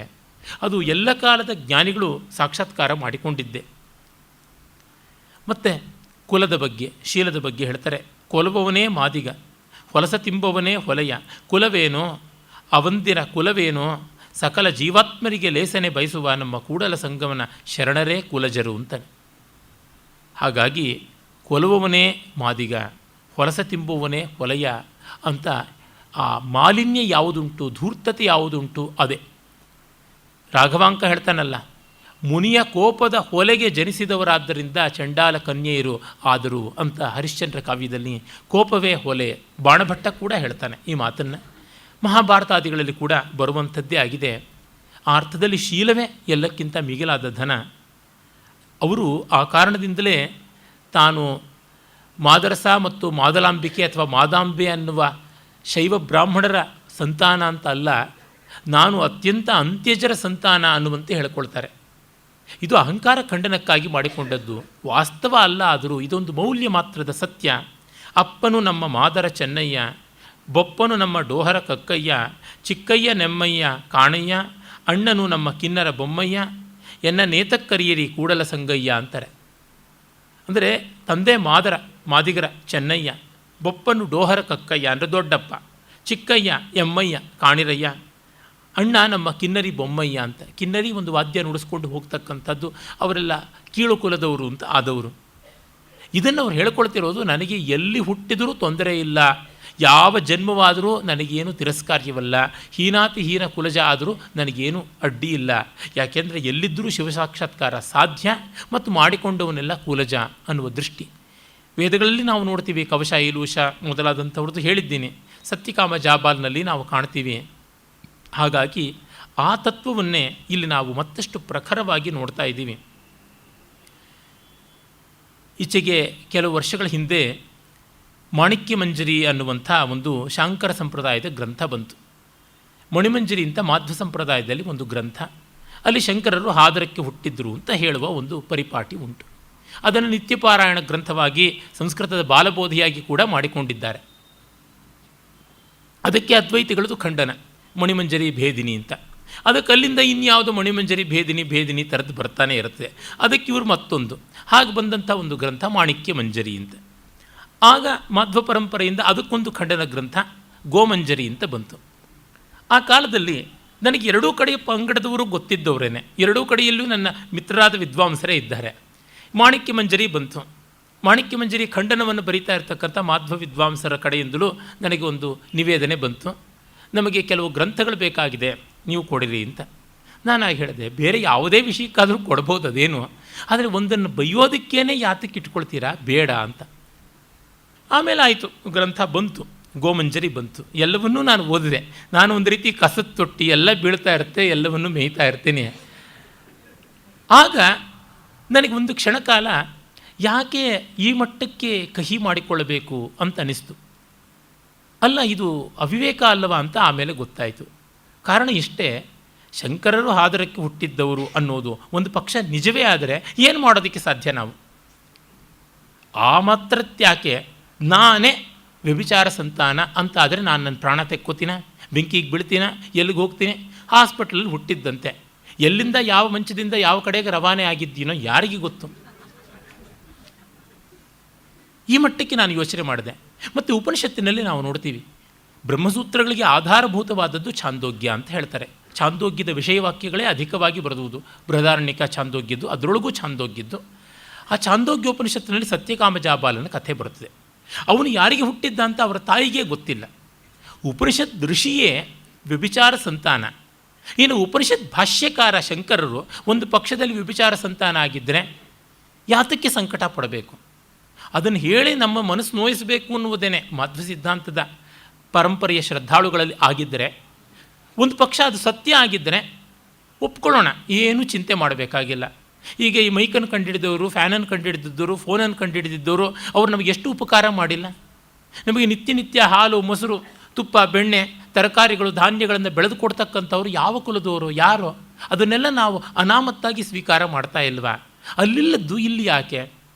ಮತ್ತು ಎಲ್ಲಕ್ಕಿಂತ ನಾನೇ ಏನಾದರೂ ಆಗಿದ್ದರೆ ಯಾಕೆ? ಹೀಗಾಗಿ ಅದು ಸತ್ಯವಾಗಲಿ ಸುಳ್ಳಾಗಲಿ ಆಚಾರ್ಯರ ಬರವಣಿಗೆಯಲ್ಲಿ ಸತ್ವ ಇದೆಯಾ? ಇದ್ದರೆ ಒಪ್ಕೊಳ್ಳೋಣ, ಇಲ್ಲದೇ ಇದ್ದರೆ ಬಿಡೋಣ. ಚಿನ್ನದ ಕತ್ತಿ ಅಂತ ಕುತ್ತಿಗೆ ಕೊಯ್ಕೊಳ್ಳೋಕ್ಕಾಗತ್ಯ? ಹಾಗಾಗಿ ಒಬ್ಬ ಮಹಾ ಸುಶೀಲನಾದಂಥ ಸತ್ಕುಲ ಪ್ರಸೂತನಾದ ವೈದ್ಯ ಇದ್ದಾನೆ, ಅವನು ಮಾತ್ರ ವೈಕುಂಠ ಯಾತ್ರೆ. ಇನ್ನೊಬ್ಬ ಪರಮ ನಿಕೃಷ್ಟವಾದ ಕುಲದಲ್ಲಿ ಅತಿ ಜುಗುಪ್ಸಿತವಾದ ಜನ್ಮ ಅವನದಾಗಿದೆ, ಅವನು ಅತ್ಯಂತ ಶ್ರೇಷ್ಠ ವೈದ್ಯ ಅಂತಂದರೆ ಸಂಕಟ ಬಂದಾಗ ಯಾರಲ್ಲಿಗೆ ಹೋಗ್ತೀವಿ ನಾವು? ಬೇಡಪ್ಪ, ಅತ್ಯಂತ ಸತ್ಕುಲ ಪ್ರಸೂತನಾದವನು ಎಂಥದ್ದು ಆ ಕುಲದ ಜಂಬ. ನಾಸ್ಮಾಕಂ ಜನನಿ ತಥೋಜ್ವಲ ಕುಲ ತೇನಾಸ್ಮಿ ನಾಸ್ಮಾಕಂ ಜನನಿ ತಥೋಜ್ವಲ ಕುಲ ಸಚ್ಛೋತ್ರಿಯಾಣಾಂ ಕುಲೇ ವ್ಯೂಢ ಕಾಚನ ಕನ್ಯಕಾ ಕಿಲಮಯ ತೇನಾಸ್ಮಿ ತಾತಾಧಿಕ ತಸ್ಯಾ ಮಾತುಲ ಭಾಗಿನೇಯ ದೈತ ಮಿಥ್ಯಾಭಿಶಪ್ತ ತತಃ ತತ್ಸಂಪರ್ಕವಶಾನ್ ಮೃದೀಯ ಗೃಹಿಣಿ ಪ್ರಯಸ್ಯಪಿ ಪ್ರೋಜ್ಜಿತ ಅಂತ ಪ್ರಬೋಧಚಂದ್ರೋದಯದ ಬೂಟಾಟಿಕೆ ದಂಭ ಅನ್ನುವ ಒಂದು ಪಾತ್ರ ಹೇಳುತ್ತದೆ.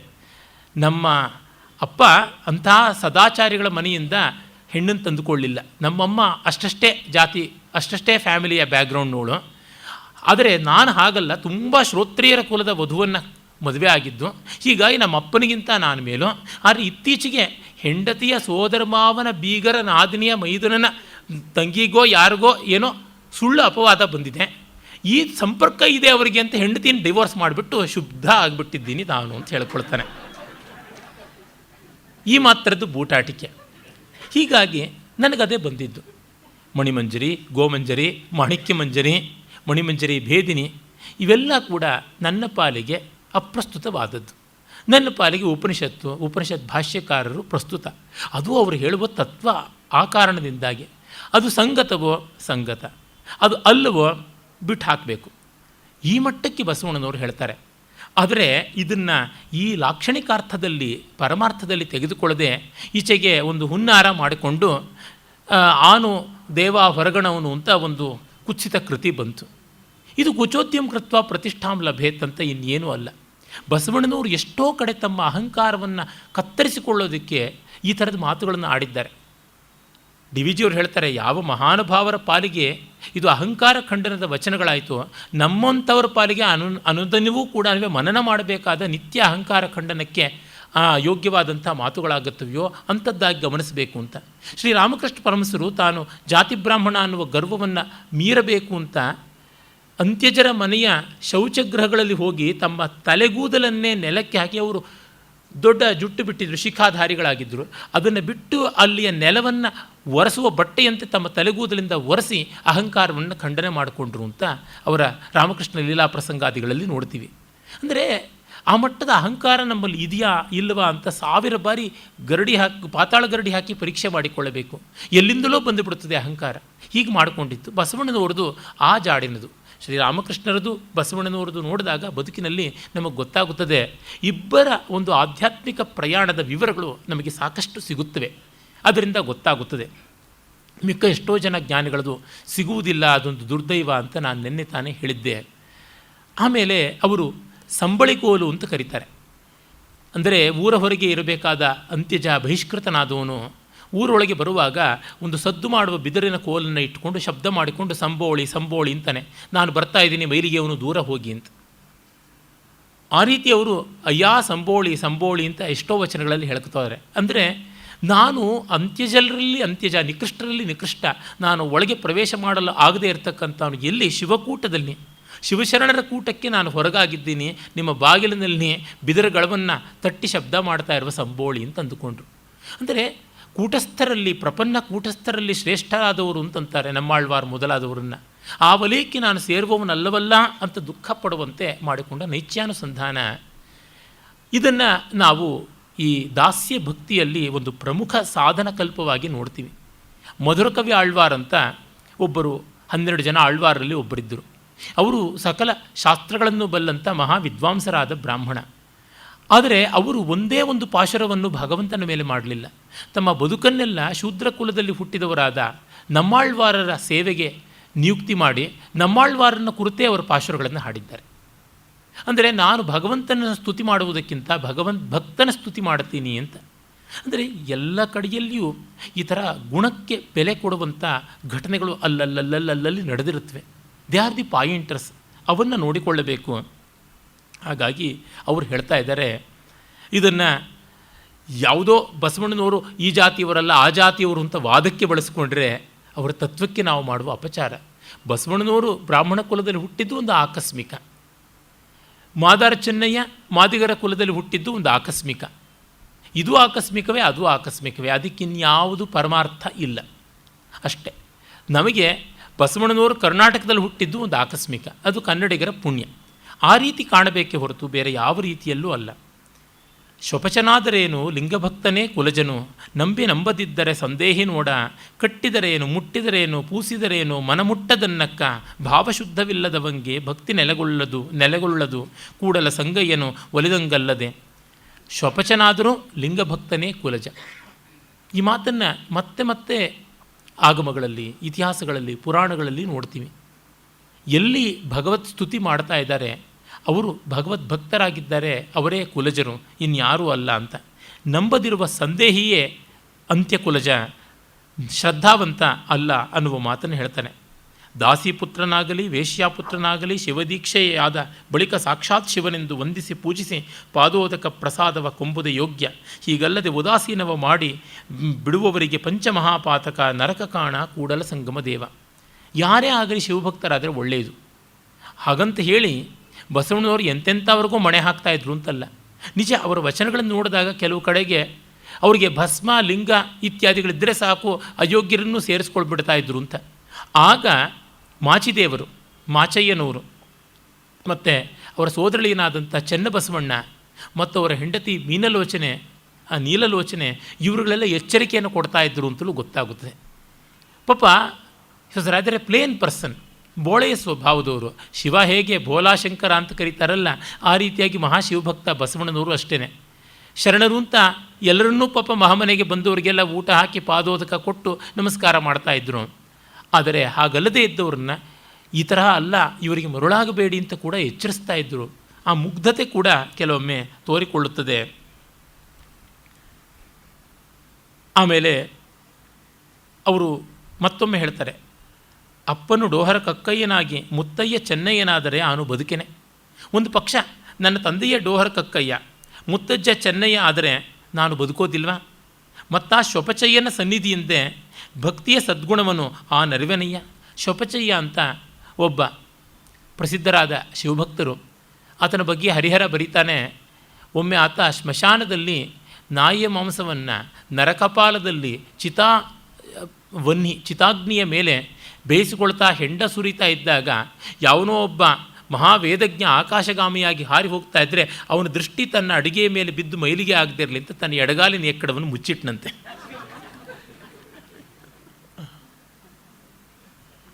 ಅಂದರೆ ತಾತ್ಪರ್ಯ ಇಷ್ಟೇ, ದೃಷ್ಟಿ ಸರಿ ಇರಬೇಕು, ಎಷ್ಟು ಮೇಲಕ್ಕೆ ಹಾರಿದ್ರು ಅಂತ ಅಲ್ಲ ಅನ್ನುವಂಥದ್ದು. ಇದಕ್ಕಾಗಿ ಯಾರೂ ಬೇಸರ ಪಟ್ಟುಕೊಳ್ಳಬೇಕಾಗಿಲ್ಲ. ಮತ್ತೆ ಮತ್ತೆ ಈ ತರಹದ ಒಂದು ಸಾಧ್ಯತೆಗಳನ್ನು ಕೇಳಿಕೊಳ್ತಾರೆ. ನಾವೆಲ್ಲ ಕೇಳಿಕೊಳ್ಬೇಕಾದದ್ದು. ನಮಗೇನೋ ಇರುತ್ತದೆ, ನಾವು ಭಾರತೀಯರಾಗಿದ್ದೇ ಒಂದು ಮಹಾಶಕ್ತಿ, ನಾವು ಬ್ರಾಹ್ಮಣರಾಗಿದ್ದು, ನಾವು ವೈಶ್ಯರಾಗಿದ್ದು, ನಾವು ಲಿಂಗಾಯತರಾಗಿದ್ದು, ಮತ್ತೊಂದಾಗಿದ್ದು, ಕ್ರೈಸ್ತರಾಗಿದ್ದು, ಮುಸಲ್ಮಾನರಾಗಿದ್ದು ಅಂತ ಇದೆಲ್ಲ ಎಲ್ಲಿ ಯಾವ ಮಾತ್ರಕ್ಕೆ ನಿಲ್ಲುತ್ತದೆ? ರಕ್ತದಲ್ಲಿ ಉಂಟೋ, ಚರ್ಮದಲ್ಲಿ ಉಂಟೋ, ಜೀನ್ನಲ್ಲಿ ಉಂಟೋ, ಎಲ್ಲಿ ಉಂಟೋ? ಕಡೆಗೆ ನೋಡಿದ್ರೆ ಎಲ್ಲ ಕೆಲವು ಕೆಮಿಕಲ್ಸಿಗೆ ಬಂದು ನಿಂತು ಬಿಡುತ್ತೆ. ಜೀನ್ ಅನಾಲಿಸಿಸ್ ಮಾಡ್ಕೊಂಡು ಹೋದಾಗ, DNA ಅನಾಲಿಸಿಸ್ ಮಾಡ್ಕೊಂಡು ಹೋದರೆ ಎಲ್ಲಿಗೆ ಉಳಿಯುತ್ತದೆ? ಯಾವ ವ್ಯತ್ಯಾಸ ಉಳಿಯುತ್ತದೆ? ಯಾವುದೂ ಅಲ್ಲ. ಆದರೆ ಈ ವ್ಯತ್ಯಾಸಗಳನ್ನು ನಾವು ಇರುವಂಥ ಸಂಸ್ಕಾರಗಳನ್ನು ಉದ್ದೀಪನ ಮಾಡಿಕೊಳ್ಳೋದಕ್ಕೆ ಬಳಸಬೇಕೇ ಹೊರತು ಬೇರೆ ಯಾವುದೂ ಅಲ್ಲ ಅಂತನ್ನುವುದನ್ನು ಹೇಳ್ತಾರೆ. ಹಾಗಾಗಿ ಬೂಟಾಟಿಕೆ ಇಲ್ಲದೆ ಸಿಕ್ಕಿದ್ದನ್ನು ಗೌರವದಿಂದ ಕಾಣಿರಿ. ಅಲ್ಲಮ ಪ್ರಭುಗಳು ಒಂದು ಕಡೆ ಹೇಳ್ತಾರೆ, ಬಹಳ ಚೆನ್ನಾಗಿರ್ತಕ್ಕಂಥ ಮಾತು, ಇರುವ ಕುದುರೆಯನ್ನೊಲ್ಲದೆ ಬೇರೊಂದು ಕುದುರೆ ಬೇಕು ಅಂತ ಅಂದುಕೊಂಡು ಹೋಗುವಂಥದ್ದು ಅವಿವೇಕ ಅಂತ. ಅಂದರೆ ಇರುವ ಯಾನ, ಅದು ಮಹಾಯಾನ ಇರ್ಬೋದು, ಹೀನಯಾನ ಇರ್ಬೋದು, ಸಹಜಯಾನ ಇರ್ಬೋದು, ವಜ್ರಯಾನ ಇರ್ಬೋದು, ಯಾವುದೋ ಒಂದು ದಕ್ಕಿದೆ ವಾಹನ, ಅದನ್ನು ಬಿಟ್ಟು ಹಲ್ಲಣವ ಅಂದರೆ ಕುದುರೆ ಮೇಲಿನ ಜೀನು ಅಂತಾರಲ್ಲ, ಸ್ಯಾಡಲ್ ಅಂತ ಕರೀತಾರಲ್ಲ, ಅದನ್ನು ಇಟ್ಕೊಂಡು ಊರೆಲ್ಲ ತಿರುಗಿದ್ರೆ ಏನು ಬಂತು ಪ್ರಯೋಜನ? ಕೈಗೆಟಕಿದ್ದನ್ನು ತೆಗೆದುಕೊಂಡು ಆ ಮೂಲಕವಾಗಿ ಜ್ಞಾನ ಪಡ್ಕೊಂಡು ಹೋಗಿ ಅದನ್ನು ದೂಷಣೆ ಮಾಡಬೇಡಿ ಅಂತ. ನಾವು ಯಾವುದೋ ದೇಶದಲ್ಲಿ, ಯಾವುದೋ ಮತದಲ್ಲಿ, ಯಾವುದೋ ಜಾತಿಯಲ್ಲಿ ಹುಡ್ತೀವಿ. ಆ ಮೂಲಕ ಸಾಧನ ಸಂಪತ್ತಿಯನ್ನು ಪಡ್ಕೊಂಡು ಆತ್ಮದರ್ಶನವನ್ನು ಮಾಡಿಕೊಳ್ಳೋದಕ್ಕೆ ಎಷ್ಟು ಸಾಧ್ಯ ಇದೆಯೋ ಆ ಮಟ್ಟಕ್ಕೆ ಹೋಗಬೇಕು ಅನ್ನೋದು ಅಲ್ಲಿ ಪ್ರಭುದೇವರ ತಾತ್ಪರ್ಯ. ಹಾಗಾಗಿ ಬೂಟಾಟಿಕೆಯನ್ನು ಮಾಡಬೇಡಿ ಅಂತ ಅನ್ನೋದನ್ನು ಮತ್ತೆ ಮತ್ತೆ ಒತ್ತಿ ಹೇಳ್ತಾರೆ. ನೀರ ಕಂಡಲ್ಲಿ ಮುಳುಗುವರಯ್ಯ, ಮರಣ ಕಂಡಲ್ಲಿ ಸುತ್ತುವರಯ್ಯ, ಬತ್ತುವ ಜಲನ ಒಣಗುವ ಮರನ ಮೆಚ್ಚಿದವರು ನಿಮ್ಮನ್ನೆತ್ತಬಲ್ಲರು ಕೂಡಲ ಸಂಗಮ ದೇವ. ನೀರು ಕಂಡಲ್ಲಿ ಮುಳುಗಿಬಿಡ್ತಕ್ಕಂಥದ್ದು ಇದು ಗಂಗೆ ಅಂತ ಅಂದುಕೊಂಡು ಭಾವ ಚೆನ್ನಾಗಿದೆ. ಅರೆ ಮುಳುಗಿದ ನಾನೇ ಶ್ರೇಷ್ಠ ಮತ್ತೊಬ್ಬರು ಅಲ್ಲ ಅಂದಾಗ ಬಂತು, ಅದು ನುಂಗೇ ಬಿಡುತ್ತದೆ ನಮ್ಮ ಸತ್ವವನ್ನು. ಮರಣ ಕಂಡಲ್ಲಿ ಸುತ್ತುವರಯ್ಯ, ಮರ ಕಂಡಾಗ ಗಾಣದೆತ್ತೆ ಅಂತಾರ ಸುತ್ತು ಬಂಥದ್ದು. ಪ್ರಕೃತಿ ಪೂಜೆ ಬಹಳ ಮುಖ್ಯ. ಸ್ಥಾವರ ಜಂಗಮಾತ್ಮಕವಾದ ಜಗತ್ತು ಈಶ್ವರ ಸ್ವರೂಪ ಅಂತ ಭಾವಿಸಬೇಕು ನಿಜ. ಆದರೆ ಅವನ್ನು ತನ್ನ ಅಹಂಕಾರಕ್ಕೆ ಪೋಷಣೆ ಮಾಡಿಕೊಂಡಾಗ ಕಷ್ಟ ಬರುತ್ತದೆ. ಬತ್ತುವ ಜಲವನ್ನು, ಒಣಗುವ ಮರವನ್ನು ಮೆಚ್ಚಿಕೊಂಡವರು ಪರಮಾತ್ಮನನ್ನು ಏನು ಕಾಣಬಲ್ಲರು ಅಂತ. ನೀರಿನಲ್ಲಿಯೇ ಮಹತ್ವ ಕಾಣ್ತಾರೆ. ಆದರೆ ಆ ನೀರಿನ ಮೂಲಕವಾಗಿ ಸಾಕ್ಷಾತ್ಕಾರ ಮಾಡಿಕೊಳ್ಳಬೇಕಾದದ್ದು ಯಾವುದು? ಮರದ ಮೂಲಕ ಸಾಕ್ಷಾತ್ಕಾರ ಮಾಡಿಕೊಳ್ಳಬೇಕಾದದ್ದು ಯಾವುದು? ಇದರ ಕಡೆಗೆ ನೋಡಲ್ಲ. ಪುರಂದರದಾಸರಂತೂ ಬಹಳ ಚೆನ್ನಾಗಿ ಹೇಳ್ತಾರೆ, ನಗೆಯು ಬರುತ್ತಿದೆ ನಲ್ಲಿ ಪರರಸತಿಯರನ್ನು ಸೇರಿ ಹರುಷದಿಂದ ಅವರ ಕೂಡಿ ಹರಿವ ನದಿಯ ನೀರಿನಲ್ಲಿ ಬೆರಳೆನೆಣಿಸುವರನ್ನು ಕಂಡು ನಗೆಯು ಬರುತ್ತಿದೆ ಅಂತ. ಅವರು ಜಪಾಂತರೂ ಹೇಳೋದಿಲ್ಲ, ಪ್ರಾಸಕ್ಕಾಗಿ ಆ ಪದವನ್ನು ಬಳಸಿದ್ದಾರಾ? ಅಲ್ಲ, ಅರ್ಥ ಸ್ವಾರಸ್ಯಕ್ಕಾಗಿ ಬಳಸಿದ್ದಾರೆ. ಬೆರಳೆನೆಣಿಸ್ತಾ ಇರ್ತಾರೆ, ಇನ್ನೇನು ಇಲ್ಲ. ಜಗತ್ತಿಗೆ ಕಾಣಬೇಕಾಗಿದ್ದು ಎಳಿಸೋ ಬೆರಳು. ಅದು ರಾಮಕೃಷ್ಣ ಅಂದರೂ ಅಷ್ಟೇ, ಪಾಪಿ ಚಂಡಾಲ ಅಂತ ಬೈಕೊಂಡ್ರು ಸರಿ, ಏನೂ ಗೊತ್ತಾಗೋದಿಲ್ಲ, ಬೆರಳು ಮಡಚತಕ್ಕಂಥದ್ದು ಅಷ್ಟೇ. ಕಂಚುಗಾರರ ಅಂಗಡಿ ಎಂದದಿ ಕಂಚು ಹಿತ್ತಾಳೆಯ ಪ್ರತಿಮೆಯನರ್ಹಿ ಮಿಂಚನುತ್ತಲೇ ಬಹು ಜ್ಯೋತಿಗಳನ್ನೇ ರಚಿಸಿ ವಂಚನೆಯಲ್ಲಿ ಘನಪೂಜೆಯ ಮಾಡುವುದು ಉದರ ವೈರಾಗ್ಯವಿದು. ಅಲ್ಲಿ ಕೂಡ ಅವ್ರು ಹೇಳ್ತಾರೆ, ಒಳ್ಳೆ ಕಂಚಿನ ಸಾಮಾನಿನ ಅಂಗಡಿ ತರಹ ಎಲ್ಲ ಮೆಟ್ಲಾಗಿ ದೇವತೆಗಳನ್ನು ಪೇರಿಸ್ಕೊಂಡು ಆರತಿ ಮಾಡಿದ್ದೆ, ಧೂಪ ಹಾಕಿದ್ದೆ, ದೀಪ ಹಾಕಿದ್ದೆ. ಏನಿದು ವಂಚನೆಯ ಘನಪೂಜೆ, ಉದರ ವೈರಾಗ್ಯ, ಬೂಟಾಟಿಕೆ ಅನ್ನುವಂಥದ್ದು. ಹೀಗೆ ಶ್ರದ್ಧಾಳುವಾಗಿ ಮಾಡಿದವರ ಬಗ್ಗೆ ಯಾರೂ ಆಕ್ಷೇಪ ಎತ್ತೋಲ್ಲ. ಏನಾಗುತ್ತದೆ, ಇಂಥ ಮಾತುಗಳಲ್ಲಿ ಒಂದು ಮಟ್ಟದ ಕಟುತ್ವ ಇದೆ ಅಂದರೆ ಅದಕ್ಕೆ ಕಾರಣ ಈ ಮಟ್ಟಕ್ಕೆ ಅದನ್ನು ಎಳೆತಂದಿರಲ್ಲ ಅನ್ನುವ ಒಂದು ಸಾತ್ವಿಕಾಗ್ರಹ, ಒಂದು ಜ್ಞಾನಿಯ ವ್ಯಾಕುಲತೆಯ ಹೊರತು ಮತ್ತಿನ್ಯಾವುದೂ ಅಲ್ಲ ಅಂತ ನಾವು ನೋಡಬೇಕು. ಮತ್ತು ಪೂಜೆ ಮಾಡುವವರೆಲ್ಲ ಪಾತಕಿಗಳು ಅನ್ನುವ ಈಕ್ವೇಷನ್ ಅಂತೂ ಅದು ಮಹಾಪಾತಕ. ಅವರು ಪ್ರಾಮಾಣಿಕವಾಗಿಯೇ ಮಾಡ್ತಾ ಇದ್ದಿರಬಹುದು. ಪ್ರಾಮಾಣಿಕನಾದ ಭಕ್ತನಿಗೆ ಈ ಆಕ್ಷೇಪಗಳನ್ನು ಕೇಳಿದ್ರೆ ಬೇಜಾರಾಗೋದೇ ಇಲ್ಲ. ಅಪ್ರಾಮಾಣಿಕನಿಗೆ ಕಳ್ಳನ ಮನಸ್ಸು ಹುಳ್ಳುಳ್ಳಿಗೆ ಅಂತ ಆಡೋಕ್ಕಾಗೋಲ್ಲ, ಅನುಭವಿಸೋಕ್ಕಾಗೋಲ್ಲ. ಎಡೆಬಿಡಂಗಿಗಳಿಗೆ ಮಾತ್ರ ಒಂದು ರೀತಿ ಕಸಬಿಸಿ ನಮ್ಮನ್ನೇ ಅಂದುಬಿಟ್ರೋ ಏನೋ ಅಂತನ್ನುವಂಥದ್ದು. ಆಮೇಲೆ ಅವರು ಹೇಳ್ತಾರೆ, ಹಲವು ಕಾಲ ಹಂಸನ ಸಂಘವಿದ್ದರೇನೋ ಬಕ ಶುಚಿಯಾಗಬಲ್ಲುದೆ, ಕಲ್ಪತರುವಿನ ಸಂಘವಿದ್ದರೇನೋ ಕೊರಡು ಕೊನರಾಗಿ ಫಲಿಸಬಲ್ಲುದೆ, ಗಂಗಾ ನದಿಯೊಳಗೆ ಪಾಷಾಣವಿದ್ದರೇನೋ ಮೃದುವಾಗಬಲ್ಲದೆ, ಕಾಶಿ ಕ್ಷೇತ್ರದಲ್ಲಿ ಶುನಕವಿದ್ದರೇನೋ ಅದರ ಕ್ಷೀರ ಪಂಚಾಮೃತಕ್ಕೆ ಸಲ್ಲುವುದೇ, ತೀರ್ಥದಲ್ಲಿ ಗರ್ಧಭವಿದ್ದರೇನೋ ಕಾರಣಿಕನಾಗಬಲ್ಲುದೆ, ಖಂಡುಗ ಹಾಲೊಳಗೆ ಒಂದು ಇದ್ದಲಿ ಇದ್ದರೇನೋ ಬಿಳುಪಾಗಬಲ್ಲುದೆ, ಕೂಡಲ ಸಂಗಮ ದೇವ ನಿಮ್ಮ ಶರಣರ ಸಂಘವಿದ್ದೇನೋ ಅಸಜ್ಜನನು ಸದ್ಭಕ್ತನಾಗಬಲ್ಲನೆ. ಇದನ್ನು ಹೇಳ್ತಾರೆ. ಸಜ್ಜನರ ಜೊತೆ ಶರಣರ ಜೊತೆ ಇದ್ಬಿಟ್ಟು ಮಾತ್ರಕ್ಕೆ ಸರಿಯಾಗ್ತೀನಿ ಅಂತಲ್ಲ. ಹಂಸಗಳ ಸಮೂಹದಲ್ಲಿ ಕೊಕ್ಕರೆ ಎಷ್ಟು ಕಾಲ ಇದ್ದರೂ ಅದು ಹಂಸವಾಗುತ್ತದೆಯಾ? ಕಲ್ಪ ವೃಕ್ಷಗಳ ಕಾಡಿನಲ್ಲಿ ಒಂದು ಕೊರಡು ಎಷ್ಟು ಕಾಲ ಇದ್ದರೂ ಅದು ಚಿಗುರುತ್ತದೆಯಾ? ಗಂಗಾ ನದಿಯಲ್ಲಿ ಒಂದು ಕಲ್ಲು ಎಷ್ಟು ಕಾಲ ನೆನೆದರೂ ಮೆತ್ತಗಾಗುತ್ತದೆಯಾ? ಕಾಶಿಯಲ್ಲಿದ್ದ ನಾಯಿ ಅದರ ಕಾಶಿ ಕ್ಷೇತ್ರ ವಾಸದಿಂದಲೇ ಅದರ ಹಾಲು ಪಂಚಾಮೃತಕ್ಕೆ ಬರುತ್ತದೆಯಾ? ಪುಣ್ಯತೀರ್ಥಗಳಲ್ಲಿ ಕತ್ತೆ ಎಷ್ಟು ಮೀತಾ ಇದ್ದರೂ ಕೂಡ ಅದು ಕಾರಣಿಕ ದೈವ ಆಗುತ್ತದೆಯಾ? ಖಂಡುಗ ಹಾಲಲ್ಲಿ ಒಂದು ತುಣುಕು ಇಜ್ಜಲು ಬಿದ್ದದ್ದು ಅದು ಬೆಣ್ಣೆ ಥರ ಮೆತ್ತಗೆ ಬೆಳ್ಳಗೆ ಆಗಿಬಿಡುತ್ತದೆಯಾ? ಹೀಗಾಗಿ ಶರಣರ ಸಂಘ ಸಾಕಾಗೋದಿಲ್ಲ, ನಮ್ಮೊಳಗೂ ಇರಬೇಕು. ಕಟ್ಟ ಕಡೆಗೆ ಬರುವುದು ಒನ್ಸ್ ಓನ್ ಅಕೌಂಟಬಿಲಿಟಿ. ನಮಗೆ ಅದು ಆಗದೆ ದೊಡ್ಡವ್ರದ್ದು ಮತ್ತೊಂದು ಮಗದೊಂದು ಅಂತ ಈ ಪಾರಂಪರಿಕವಾಗಿ ಮಾಡಿಕೊಂಡಿದ್ದೀವಿ. ಅದು ಡಿ ವಿ ಜಿಯವರು ಬಹಳ ಮಾರ್ಮಿಕವಾಗಿ ಅವರ ಜ್ಞಾಪಕಶಕ್ತಿ ಶಾಲೆಯಲ್ಲಿ ಒಂದು ಕಡೆ ಹೇಳ್ತಾರೆ. ಅದು ಸ್ವಲ್ಪ ಮುಜುಗರ ಆದರೂ ಕೇಳಬೇಕು, ಬಹಳ ಅರ್ಥಪೂರ್ಣವಾದದ್ದು ಅಂತ ಅನಿಸುತ್ತದೆ. ಅವರು ಮುಳುಬಾಗಿಲಿನಲ್ಲಿ ಒಬ್ಬರು ಶ್ರೋತ್ರಿಯರಾದ ವಿದ್ವಾಂಸರಿದ್ದರು, ಗೋಪಿನಾಥಾಚಾರ್ಯರು ಅಂತ. ಅವರಿಗೆ ಶಿಷ್ಯರೊಬ್ಬರು ನರಸಿಂಹಾಚಾರ್ಯರು ಅಂತಿದ್ದರು. ಗುರುವಿನ ಮೇಲೆ ನರಸಿಂಹಾಚಾರ್ಯರಿಗೆ ಬಹಳ ಭಕ್ತಿ.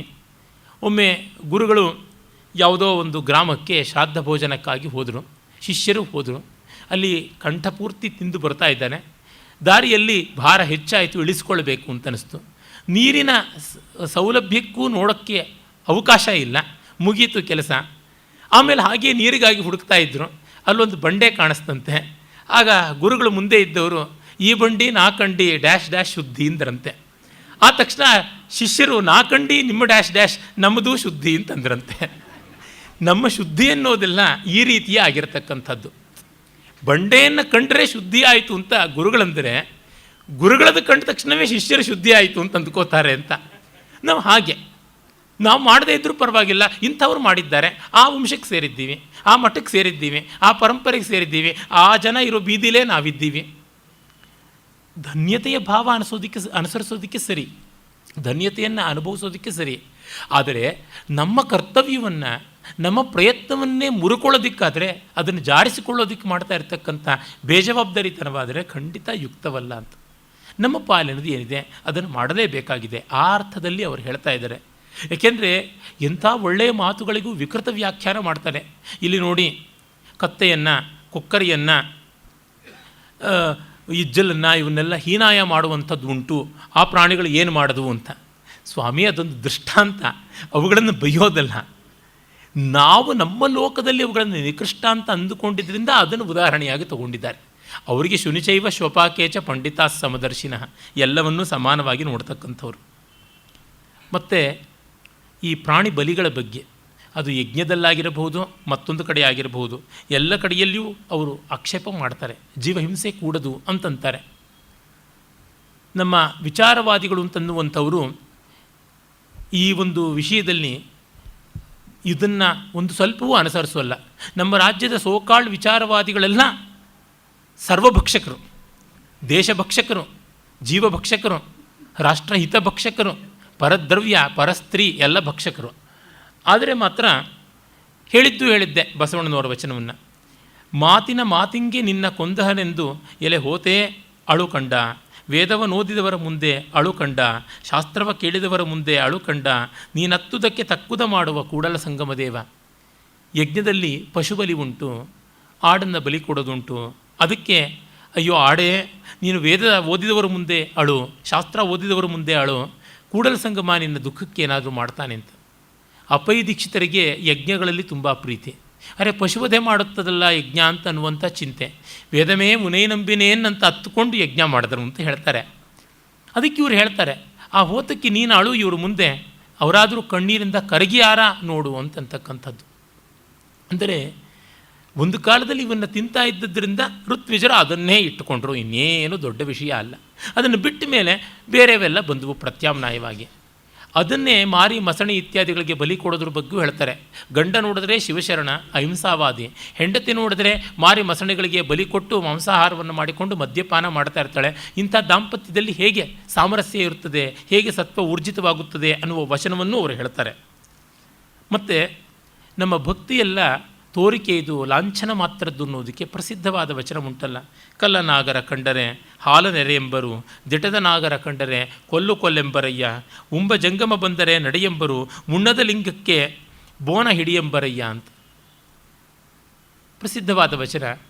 ಕಲ್ಲುನಾಗರನಿಗೆ ಹಾಲು ಎರೀತಾರೆ ತನಿ, ದಿಟದ ನಾಗರನನ್ನು ಕೊಲ್ಲು ಅಂತಾರೆ, ಉಂಬ ಜಂಗಮ ಬಂದರೆ ಮುಂದೆ ಹೋಗು ಅಂತಾರೆ, ಮುಣ್ಣದ ಲಿಂಗಕ್ಕೆ ನೈವೇದ್ಯಂ ಸಮರ್ಪಯಾಮಿ ಅಂತ ಮಾಡ್ತಾ ಇರ್ತಾರೆ ಅಂತ. ಅಂದರೆ ತುಟಿಯಂಚಿನ ಉಪಚಾರ. ನಮ್ಮ ಭಕ್ತಿಯೆಲ್ಲ ಆ ಮಾತ್ರದ್ದು, ಆಳದ್ದು ಅಲ್ಲ ಅನ್ನುವುದನ್ನು ಅವರು ಮತ್ತೆ ಮತ್ತೆ ಹೇಳ್ತಾರೆ. ಸಮಾಜಮುಖಿಯಾಗಿ ಜೀವಮುಖಿಯಾಗಿರುವಂಥದ್ದೇ ಭಕ್ತಿ ಅಂತ ಅನ್ನುವಂಥದ್ದು. ಈ ಮಾತನ್ನು ಮತ್ತೆ ಮತ್ತೆ ವೇದಗಳಲ್ಲಿ, ಆಗಮಗಳಲ್ಲಿ, ಸ್ಮೃತಿಗಳಲ್ಲಿ ಕಾಣ್ತಾ ಇರ್ತೀವಿ. ಅದರಿಂದಲೇ ಈ ಅನ್ನ ವಿತರಣೆ, ಜೀವ ಸಹಕಾರ ಎಲ್ಲ ಕಡೆಯಲ್ಲಿಯೂ ಆಗಬೇಕು ಅಂತ ಬಂದಿರುವಂಥದ್ದು. ಆ ಮಾತುಗಳನ್ನೇ ಮತ್ತೆ ಮತ್ತೆ ಇಲ್ಲಿ ನಾವು ನೋಡ್ತಾ ಇದ್ದೀವಿ. ಬುದ್ಧ ಕೂಟದಂತ ಅನ್ನುವ ಒಬ್ಬ ಬ್ರಾಹ್ಮಣ ಯಜ್ಞಕ್ಕಾಗಿ ಪಶು ಸಂಗ್ರಹ ಮಾಡಿದ್ದರೆ ಆತನ ಬಳಿಗೆ ಹೋಗ್ತಾನೆ. ಸುತ್ತ ಪಿಟಕದಲ್ಲಿ ಬರುವಂಥ ಕೂಟದಂತ ಸುತ್ತದ ಉಲ್ಲೇಖ ಇದು. ಈ ಯಜ್ಞಗಳನ್ನು ಬಿಡು, ಈ ಪ್ರಾಣಿ ಹಿಂಸೆ ಇಲ್ಲದೆಯೇ ಯಜ್ಞ ಮಾಡಬಹುದು ಅಂತ ಹೇಗೆ ಸಾಧ್ಯ ಇದೆ ಅಂದಾಗ ಆ ಜ್ಞಾನಯಜ್ಞದ ಬಗೆಗೆ, ಆತ್ಮಯಜ್ಞದ ಬಗೆಗೆ ಹೇಳ್ತಾನೆ ಬುದ್ಧ. ಅದನ್ನು ನಾವು ಐತರೇಯ ಬ್ರಾಹ್ಮಣದಲ್ಲಿ, ಕೌಶಿತಕಿ ಬ್ರಾಹ್ಮಣದಲ್ಲಿ, ತೈತ್ತರೀಯ ಆರಣ್ಯಕದಲ್ಲಿ ಕೂಡ ಕಾಣ್ತೀವಿ. ಈ ರೀತಿಯಾದಂಥದ್ದನ್ನು ಬಸವಣ್ಣನವರು ಹೇಳ್ತಾ ಇದ್ದಾರೆ. ಮತ್ತು ಈ ಬ್ರಹ್ಮಾನಂದವನ್ನು, ಈ ಒಂದು ಉನ್ನತ ಸ್ಥಿತಿಯನ್ನು ಪಾಮರರು ಅರ್ಥ ಮಾಡಿಕೊಳ್ಳದೆ ಅವಿವೇಕಿಗಳಾದರೆ ಏನು ಪ್ರಯೋಜನ, ಬಾಹ್ಯ ಆಡಂಬರದಲ್ಲಿ ಮುಳುಗಿದ್ರೆ ಎಂಥ ಪ್ರಯೋಜನ ಅನ್ನುವುದನ್ನು ಅವರು ಹೇಳ್ತಾರೆ. ಓಡೆತ್ತ ಬಲ್ಲುದು ಅವಲಕ್ಕಿಯ ಸವಿಯ, ಕೋಡಗ ಬಲ್ಲುದೇ ಸೆಳೆಮಂಚದ ಸುಖವ, ಕಾಗೆ ನಂದನ ಬನದೊಳಗೆ ಇರ್ದರೇನು ಕೋಗಿಲೆಯಾಗಬಲ್ಲದೆ ಹೇಳ, ಕೊಳನ ತಡಿಯಲೊಂದು ಹೊರಸು ಕುಳ್ಳಿರ್ದರೇನು ಕಳಹಂಸೆಯಾಗಬಲ್ಲುದೇ ಕೂಡಲ ಸಂಗಮ ದೇವ. ಓಡೆತ್ತಬಲ್ಲದು ಅವಲಕ್ಕಿಯ ಸವಿಯ, ಭತ್ತವನ್ನು ಹುರಿದು ಅವಲಕ್ಕಿ ಮಾಡ್ತೀವಿ. ಆ ಅವಲಕ್ಕಿಯ ಸವಿಯನ್ನು ಹುರಿಯುವ ಓಡು ಅಂದರೆ ಆ ಬಾಣಲೆ ಏನಾದರೂ ಬಲ್ಲುದ? ಹಾಗೆ ಉಯ್ಯಾಲೆಯ ಸುಖವನ್ನು ಮಂಗ ತಿಳಿಯೋಲ್ಲ, ಅದು ಮರದ ಮೇಲೆ ತೂಗಾಡ್ಕೊಂಡಿರುತ್ತಷ್ಟೇ. ಕಾಗೆ ನಂದನವನದಲ್ಲಿದ್ದರೆ ಕೋಗಿಲಾಗುತ್ತದೆಯಾ? ಕೊಳದ ತೀರದಲ್ಲಿರ್ತಕ್ಕಂಥ ಹೊರಸು ಅಂದರೆ ಒಂದು ಕೊಕ್ಕರೆ ಹಂಸ ಆಗುತ್ತದೆಯಾ ಅಂತ ಕೇಳ್ತಾರೆ. ಅಂದರೆ ಬಾಹ್ಯಾಚಾರಗಳಿಂದ, ಬಾಹ್ಯ ಡಂಬಾಚಾರಗಳಿಂದ ಯಾರೂ ಯಾವ ಸಿದ್ಧಿಯನ್ನು ಪಡ್ಕೊಳ್ಳೋಕ್ಕಾಗೋಲ್ಲ. ವ್ಯಾಸರು ಮಹಾಭಾರತದಲ್ಲಿ ಹೇಳ್ತಾರಲ್ಲ, ಯಸ್ಯ ನಾಸ್ತಿ ಸ್ವಯಂ ಪ್ರಜ್ಞಾ ಕೇವಲಂ ಯೋ ಬಹುಶ್ರುತಃ ನ ಸ ಜಾನಾತಿ ಶಾಸ್ತ್ರಾರ್ಥಾನ್ ದರ್ವೀ ಪಾಕರಸಾನಿವ ಅಂತ. ಯಾರಿಗೆ ತತ್ವಾರ್ಥ ಗೊತ್ತಿಲ್ಲ, ಪರಮ ಸತ್ಯ ಏನು ಅಂತ ಗೊತ್ತಿಲ್ಲ, ತತ್ವನಿಶ್ಚಯವಾಗಿಲ್ಲ, ಅವರು ಸುಮ್ಮನೆ ಬೇಕಾದಷ್ಟು ವಿದ್ವಾಂಸರು ಅಂತ ಎಲ್ಲ ಕಡೆಯಲ್ಲೂ ತೊಳಸ್ತಾ ಇದ್ದರೆ ಏನೂ ಬರೋದಿಲ್ಲ. ಎಲ್ಲೆಲ್ಲ ಪಾತ್ರೆಗಳಲ್ಲಿ, ಎಲ್ಲ ಭಕ್ಷ್ಯಗಳಲ್ಲಿ ಸೌಟು ಓಡಾಡಿದ್ರು ಅದಕ್ಕೆ ಒಂದು ರುಚಿಯೂ ಗೊತ್ತಾಗಿಲ್ಲ. ಹಾಗೆ ದರ್ವಿ ಪಾಕರಸಾನಿವ ಅಂತ. ಆ ಅರ್ಥದಲ್ಲಿ ನಾವು ಹೇಳುವುದನ್ನು, ಓದುವುದನ್ನು ಒಂದು ಮಟ್ಟಕ್ಕಾದರೂ ಮೈಗೂಡಿಸಿಕೊಳ್ಳಬೇಕು ಅನ್ನುವಂಥದ್ದು ಅವರ ತಾತ್ಪರ್ಯ. ಇದು ಮತ್ತೆ ವ್ಯಾಸವಾಕ್ಯಕ್ಕೆ ಅನುಸಾರಿಯೇ ಆಗಿರತಕ್ಕಂಥದ್ದು. ಮತ್ತು ಶುಷ್ಕ ಪಾಂಡಿತ್ಯ, ಬೂಟಾಟಿಕೆಯ ಪಾಂಡಿತ್ಯ, ಲೋಕವಂಚಕ ಪಾಂಡಿತ್ಯದಿಂದ ಏನು ಪ್ರಯೋಜನ? ಬಸವಣ್ಣನವರಿಗಿಂತ ಒಂದು 100 ವರ್ಷ ಹಿಂದೆ ಇದ್ದ ಕ್ಷೇಮೇಂದ್ರ ಹೇಳ್ತಾನೆ, ಅನುಷ್ಠಾನೇನ ರಹಿತ ಪಾಠಮಾತ್ರೇಣ ಕೇವಲಂ ರಂಜಯತ್ಯೇವ ಯಾ ಲೋಕಾನ್ ಕಿಂತಯ ಶುಕವಿದ್ಯೆಯ ಅಂತ. ಅನುಷ್ಠಾನ ಇಲ್ಲ, ಕೇವಲ ಲೋಕರಂಜನೆಗಾಗಿ ಇರತಕ್ಕಂಥ ಗಿಣಿಪಾಠದ ಓದಿನಿಂದ ಏನು ಅಂತ ಅದನ್ನೇ ಇವರು ಹೇಳ್ತಾರೆ. ಗಿಳಿಯೋದಿ ಫಲವೇನು ಬೆಕ್ಕು ಬಹುದ ಹೇಳಲರಿಯದು, ಜಗವೆಲ್ಲ ಕಾಂಬ ಕಣ್ಣು ತನ್ನ ಕೊಂಬ ಕೊಯ್ಲೆಯ ಕಾಣಲರಿಯದು, ಇದರ ಗುಣವ ಬಲ್ಲವೆಂಬರು ತಮ್ಮ ಗುಣವನರಿಯರು ಕೂಡಲ ಸಂಗಮ ದೇವ. ಗಿಣಿ ಎಷ್ಟು ಮಾತಾಡಿದ್ರೂ ಬೆಕ್ಕು ಬಂದಾಗ ಏನು ಮಾಡೋದಕ್ಕೆ ಸಾಧ್ಯ? ಜಗತ್ತನ್ನೆಲ್ಲ ಕಾಣುವಂಥ ಕಣ್ಣು ತನ್ನನ್ನು ಕಾಣೋದಕ್ಕೆ ಸಾಧ್ಯವಾಗೋದಿಲ್ಲ. ಹಾಗಾಗಿ ಆತ್ಮಾನಂ ವಿಚಿಂತಯ, ಆತ್ಮಾನಂ ಪರಿಪ್ರೇಕ್ಷಯ, ನನ್ನನ್ನು ನಾನು ನೋಡ್ಕೋ ಅಂತನ್ನುವ ಭಾವ ಅಲ್ಲಿ ಬರಬೇಕು ಅನ್ನುವುದನ್ನು ಹೇಳ್ತಾ ಇದ್ದಾರೆ. ಮತ್ತು ಎಲ್ಲ ವ್ಯಾಸಂಗಕ್ಕೂ ಒಂದು ಅರ್ಥ ಬೇಕು ಅಂತ. ಹಾಗಲ್ಲವಾದರೆ ಕೊಟೇಶನಿನ ಮೇಲೆ ಕೊಟೇಶನ್ ಕೊಡುವುದಾಗುತ್ತದೆ. ಒಂದು ಐತಿಹ್ಯ ಉಂಟು, ಅದು ನಿಜ ಅಂತ ನನಗನ್ನಿಸೋಲ್ಲ, ಆದರೆ ಅದು ಯುಕ್ತ, ಆ ರೀತಿಯಾಗಿ ನಡೆದಿರೋಕ್ಕೆ ಸಾಧ್ಯ, ನಡೆದಿದ್ದರೆ ಅಂತ ಅನಿಸುತ್ತದೆ. ಅದೇನೆಂದರೆ, ಭಾರತೀಯ ದರ್ಶನಶಾಸ್ತ್ರಗಳ ಇತಿಹಾಸ ಅಂದರೆ ಹಿಸ್ಟ್ರಿ ಆಫ್ ಇಂಡಿಯನ್ ಫಿಲಾಸಫಿ ಅಂತ 5 ಸಂಪುಟಗಳ ಗ್ರಂಥ ಮಾಲಿಕೆಯನ್ನು ಬರೆದಂಥವರು ಡಾಕ್ಟರ್ ಸುರೇಂದ್ರನಾಥ್ ದಾಸಗುಪ್ತ. ಅವರು ಸ್ವಾಮಿ ವಿವೇಕಾನಂದರ ಹತ್ತಿರ ಒಮ್ಮೆ ಹೋಗಿ ಕೇಳಿದ್ರಂತೆ, ನಾನು ನಿಮಗಿಂತ ಹೆಚ್ಚಾಗಿ ಶಾಸ್ತ್ರಗಳನ್ನು ಓದಿದ್ದೀನಿ, ಆದರೆ ನನ್ನ ಮಾತಿನಲ್ಲಿ ಜನ ಯಾಕೆ ವಿಶ್ವಾಸ ಇಡುವುದಿಲ್ಲ ಅಂತ, ನಿಮ್ಮ ಮಾತಿಗೆ ಯಾಕೆ ಇಷ್ಟು ಬೆಲೆ ಅಂತ. ಆಗ ವಿವೇಕಾನಂದರು ಹೇಳಿದ್ರಂತೆ, you know them, I mean them ಅಂತಂದ್ರಂತೆ. ಅಷ್ಟೇ, ಅಲ್ಲಿ ಏನೂ ಅಲ್ಲ, ಆ ಭಾವ ಅಲ್ಲಿರುವಂಥದ್ದು. ಈಗ shall be hanged till death ಅನ್ನುವುದನ್ನು ನಾನು ಬೇಕಾದ್ರೆ 1,00,000 ಸಾರಿ ಹೇಳಬಲ್ಲೆ, ಯಾರಾದರೂ ನನ್ನ ಮಾತು ಕೇಳ್ತಾರ? ಒಬ್ಬ ನ್ಯಾಯಾಧೀಶ ಅವನೊಂದು ಕ್ರಿಮಿನಲ್ ಕೇಸ್ನ ಜಡ್ಜ್ಮೆಂಟ್ ಕೊಡುವಾಗ ಹೇಳಿದ್ರೆ ಅದಕ್ಕೆ ಬೆಲೆ ಉಂಟು. ಅಧಿಕಾರಿಯ ಬಾಯಲ್ಲಿ ಬಂದಾಗ ಬೆಲೆ ಅಂತನ್ನುವುದು ಆ ಕಾರಣದಿಂದಲೇ. ಆ ಮಟ್ಟದ ಶಕ್ತಿ ಅನ್ನುವಂಥದ್ದು ಬೇಕಾಗುತ್ತದೆ. ಆ ಶಕ್ತಿ ಎನ್ನುವುದು ತಾನು ಸಂಪಾದಿಸಿಕೊಳ್ಳಬೇಕಲ್ಲದೆ ಬೇರೆಯವರು ಯಾರೂ ಕೊಡೋದಕ್ಕೆ ಸಾಧ್ಯವಾಗುವುದಿಲ್ಲ. ಆಮೇಲೆ ಅವರು ಬಹಳ ಚೆನ್ನಾಗಿ ಧನಮದದ ಬಗ್ಗೆ ಹೇಳ್ತಾರೆ. ಹಾವು ತಿಂದವರ ನುಡಿಸಬಹುದು, ಗರ ಹೊಡೆದವರ ನುಡಿಸಬಹುದು, ಸಿರಿಗರ ಹೊಡೆದವರ ನುಡಿಸಲು ಬಾರದು ನೋಡಯ್ಯ, ಬಡತನವೆಂಬ ಮಂತ್ರವಾದಿ ಹೋಗಲು ಒಡನೆ ನುಡಿವರು ಕೂಡಲ ಸಂಗಮ ದೇವ. ಹಾವು ಕಚ್ಚಿದವರನ್ನು ಎಬ್ಬಿಸಿ ಮಾತಾಡಿಸ್ಬೋದು, ಭೂತಚೇಷ್ಟೆ ಆದವರನ್ನು ಎಬ್ಬಿಸಿ ಮಾತಾಡಿಸ್ಬೋದು, ಆದರೆ ಸಂಪತ್ತಿನ ಗ್ರಹ ಭೂತಚೇಷ್ಟೆ ಆದವ್ರನ್ನ ನುಡಿಸೋಕ್ಕಾಗೋಲ್ಲ. ಬಡತನ ಅನ್ನುವ ಮಂತ್ರವಾದಿ ಹೋದರೆ ತಕ್ಷಣ ಎಲ್ಲ ಮಾತಾಡ್ತಾರೆ ಅಂತ. ಬಡತನ ಅನ್ನೋದು ಬಂದಾಗ ಎಲ್ಲ ಲೆವೆಲಿಂಗ್ ಚೆನ್ನಾಗಿ ಆಗಿಬಿಡ್ತದೆ ಅಂತ. ಅದಕ್ಕೆ ಹೇಳ್ತಾರೆ, ಆ ಧನಮದದ ರೋಗಕ್ಕೆ ಬಡತನವೇ ಒಳ್ಳೆಯ ಭೈಷಜ್ಯ ಚಿಕಿತ್ಸೆ ಅಂತ ಒಂದು ಶ್ಲೋಕವೇ ಉಂಟು. ದತ್ಸೇಂಗಾನಿ ನ ಧಾರ್ಯಸೇಚ ಬಹುಬಿರ್ವೇತ್ಸಿ ಸ್ವಯಂ ಸಂಗತಂ ಶಿರಸ ಶಕ್ನೋಷಿ ಸಂಚಾಲನಂ ಭಕ್ತಸ್ಯೋಪರಿ ನಾಸ್ತಿತೆ ವಿಮುಖತಾ ನೋಷ್ಮಾನ ತೃಷ್ಣಾಪ್ಯಹೋ ಆನಂದೋದ್ಯ ನಿಯೋಗಿ ರೋಗರಹಿತ ಜೀವನ್ ಪುನರ್ದರ್ಶಿತ ಅಂತ. ಒಬ್ಬ ಸರ್ಕಾರ ಅಧಿಕಾರದಲ್ಲಿದ್ದು ದೊಡ್ಡ ಹಣ ಪದವಿ ಇತ್ಯಾದಿಗಳ ಮೇಜವಾನಿಯಲ್ಲಿದ್ದ ಅವನು ನಿವೃತ್ತನಾದ. ಆಗ ಅವನನ್ನು ಕಂಡು ಒಬ್ಬ ಹೇಳ್ತಾ ಇದ್ದಾನೆ, ಅಪ್ಪ ನೀನೀಗ ನಿನ್ನ ಕಾಲಿನ ಮೇಲೆ ನಡೀತಾ ಇದೆಯಾ, ಯಾರೂ ನಿನ್ನನ್ನು ಹೊತ್ಕೊಂಡು ಹೋಗ್ತಾ ಇಲ್ಲ ಪಲ್ಲಕ್ಕಿಯಲ್ಲೇ, ಸರ್ಕಾರಿ ಖರ್ಚಿನ ವಾಹನಗಳಲ್ಲಿ. ಇವತ್ತು ತಾನೇ ನೋಡಿದ್ವಿ, 3.5 ಕೋಟಿ ರೂಪಾಯೋ 35 ಕೋಟಿ ರೂಪಾಯೋ ಕೊಟ್ಟು ಸರ್ಕಾರದ ಮಂತ್ರಿ ಮಹೋದಯರಿಗೆ ಅಲ್ಟ್ರಾಮಾಡ್ ಕಾರುಗಳನ್ನೆಲ್ಲ ಕೊಂಡುಕೊಳ್ಳುವ ವ್ಯವಸ್ಥೆ ಆಗ್ತಾ ಇದೆ ಅಂತ. ಬಂದ ತಕ್ಷಣವೇ ₹1 ಅಕ್ಕಿ ಅಂತ ಅನ್ನೋದು ಅದು ಯಾರಿಗೋ ಕೋಡಗ ಮೊಸರನ್ನು ತಿಂದು ಮೇಕೆ ಬಾಯಿಗೆ ಒರೆಸ್ತು ಅಂತ, ಆ ರೀತಿಯಾದಂಥದ್ದು ಹಾಗೆ ನಡೀತಾ ಇರ್ತದೆ. ಅದನ್ನು ನೀನು ನಿನ್ನ ಕಾಲ ಮೇಲೆ ನಡೀತಾ ಇದೆಯಾ, ಯಾವ ಪಲ್ಲಕ್ಕಿಯಲ್ಲಿ ನೀನು ಹೊತ್ಕೊಂಡು ಹೋಗ್ತಾ ಇಲ್ಲ, ಮತ್ತು ನಿನ್ನ ಕಿವಿ ಕಣ್ಣುಗಳಿಂದಲೇ ನೀನು ವಿಚಾರ ತಿಳ್ಕೊತಾ ಇದೆಯಾ, ಯಾರೂ ನಿನ್ನ ಕಣ್ಣು ಕಿವಿಯಾಗಿ ವ್ಯವಹರಿಸ್ತಾ ಇಲ್ಲ ಅಂತ. ಶ್ರೀಮಂತರಿಗೆ ಅಧಿಕಾರಿಗಳಿಗೆ ಅವರ ಪರ್ಸನಲ್ ಸೆಕ್ರೆಟರಿಗಳು, ಅವರ ಚೇಲಾಗಳು ಚಮಚಾಗಳು ಇರ್ತಾರಲ್ಲ, ಅವರೇ ಹೆಚ್ಚು, ಅವರ ವಾಲಭ್ಯವೇ ಹೆಚ್ಚಾಗಿರ್ತದೆ. ಅವರಿಗೆ ತಿಳಿಸಬೇಕು ಅಂದರೆ ಅವರ ಚೇಲಾಗಳನ್ನು ಹಿಡಿಯಬೇಕು, ಕೈ ಕಾಲು ಕಟ್ಟಬೇಕು, ಈ ಮರಿದೇವರುಗಳಿಗೆ ಕಿರಿದೇವರುಗಳಿಗೆ ಕಿರಿಕಿರಿ ದೇವರುಗಳಿಗೆ ಹಣ್ಣು ಕಾಯಿ ಮಾಡಿಸಬೇಕು, ಇವೆಲ್ಲ ನಡೀತಾನೇ ಇರ್ತದೆ. ಮತ್ತು ಶಿರಸ ಶಕ್ನೋಷಿ ಸಂಚಾಲನಂ, ನೀನು ಕುತ್ತಿಗೆನೂ ತಿರುಗಿಸಿ ನೋಡೋಕ್ಕಾಗ್ತಿರಲಿಲ್ಲ, ಸ್ಟಿಫ್ ನೆಕ್ಡ್ ಆಗಿಬಿಟ್ಟಿದ್ದೆ. ಈಗ ನೀನು ಕುತ್ತಿಗೆ ತಿರುಗಿಸಿ ಜಗತ್ತನ್ನು ನೋಡಬಲ್ಲೆ ಆಗಿದ್ದೀಯ. ಮತ್ತು ಭಕ್ತಸ್ಯೋಪರಿ ನಾಸ್ತಿತೆ ವಿಮುಖತ, ದೀನರ ಮೇಲೆ ಬಡವರ ಮೇಲೆ ನಿನಗೀಗ ವಿಮುಖತೆ ಇಲ್ಲ. ನೋಷ್ಮಾನ ತೃಷ್ಣಾಪ್ಯಹೋ, ನಿನಗೀಗ ದುಡ್ಡಿನ ಆಸೆ ಇಲ್ಲ, ಯಾಕೆ ಯಾರೂ ಕೊಡ್ತಾ ಇಲ್ಲ. ಇನ್ನೊಂದು ಅರ್ಥ ಏನು, ರೋಗಿಷ್ಠನಾದವನನ್ನು ಬೇರೆಯವರು ಹೊತ್ಕೊಂಡು ತಿರುಗ್ತಾರೆ. ದತ್ಸೇಂಗಾನಿನ ಧಾರ್ಯ ಸೇಚ ಬಹುಬಿಹೆ, ಅವನು ರೋಗಿಷ್ಠನಾಗಿ ಮೂರ್ಛೆ ಸ್ಥಿತಿಯಲ್ಲಿ ಮಲಗಿದ್ದರೆ ಯಾರು ಬಂದರು ಏನು ಅಂತ ಯಾರೋ ಕೇಳಿದ್ರೆ ಹೌದು ನಾನು ಬಂದಿದ್ದೀನಿ ಇಂಥವನಂತ ಎದುರಿಗಿದ್ದರೂ ಹೇಳಬೇಕು. ಹೀಗಾಗಿ ಕಷ್ಟಪಟ್ಟು ಬೇರೆಯವರು ತಿಳಿಸಿದ್ರೆ ವಿಷಯ ಗೊತ್ತಾಗುತ್ತದೆ. ಇನ್ನು ಕುತ್ತಿಗೆ ತಿರುಗಿಸೋಕ್ಕೂ ಆಗೋದಿಲ್ಲ, ಆ ರೀತಿಯಾದ ಸುಸ್ತು ಬಳಲಿಕೆ ಇವೆಲ್ಲ ಇರುತ್ತದೆ.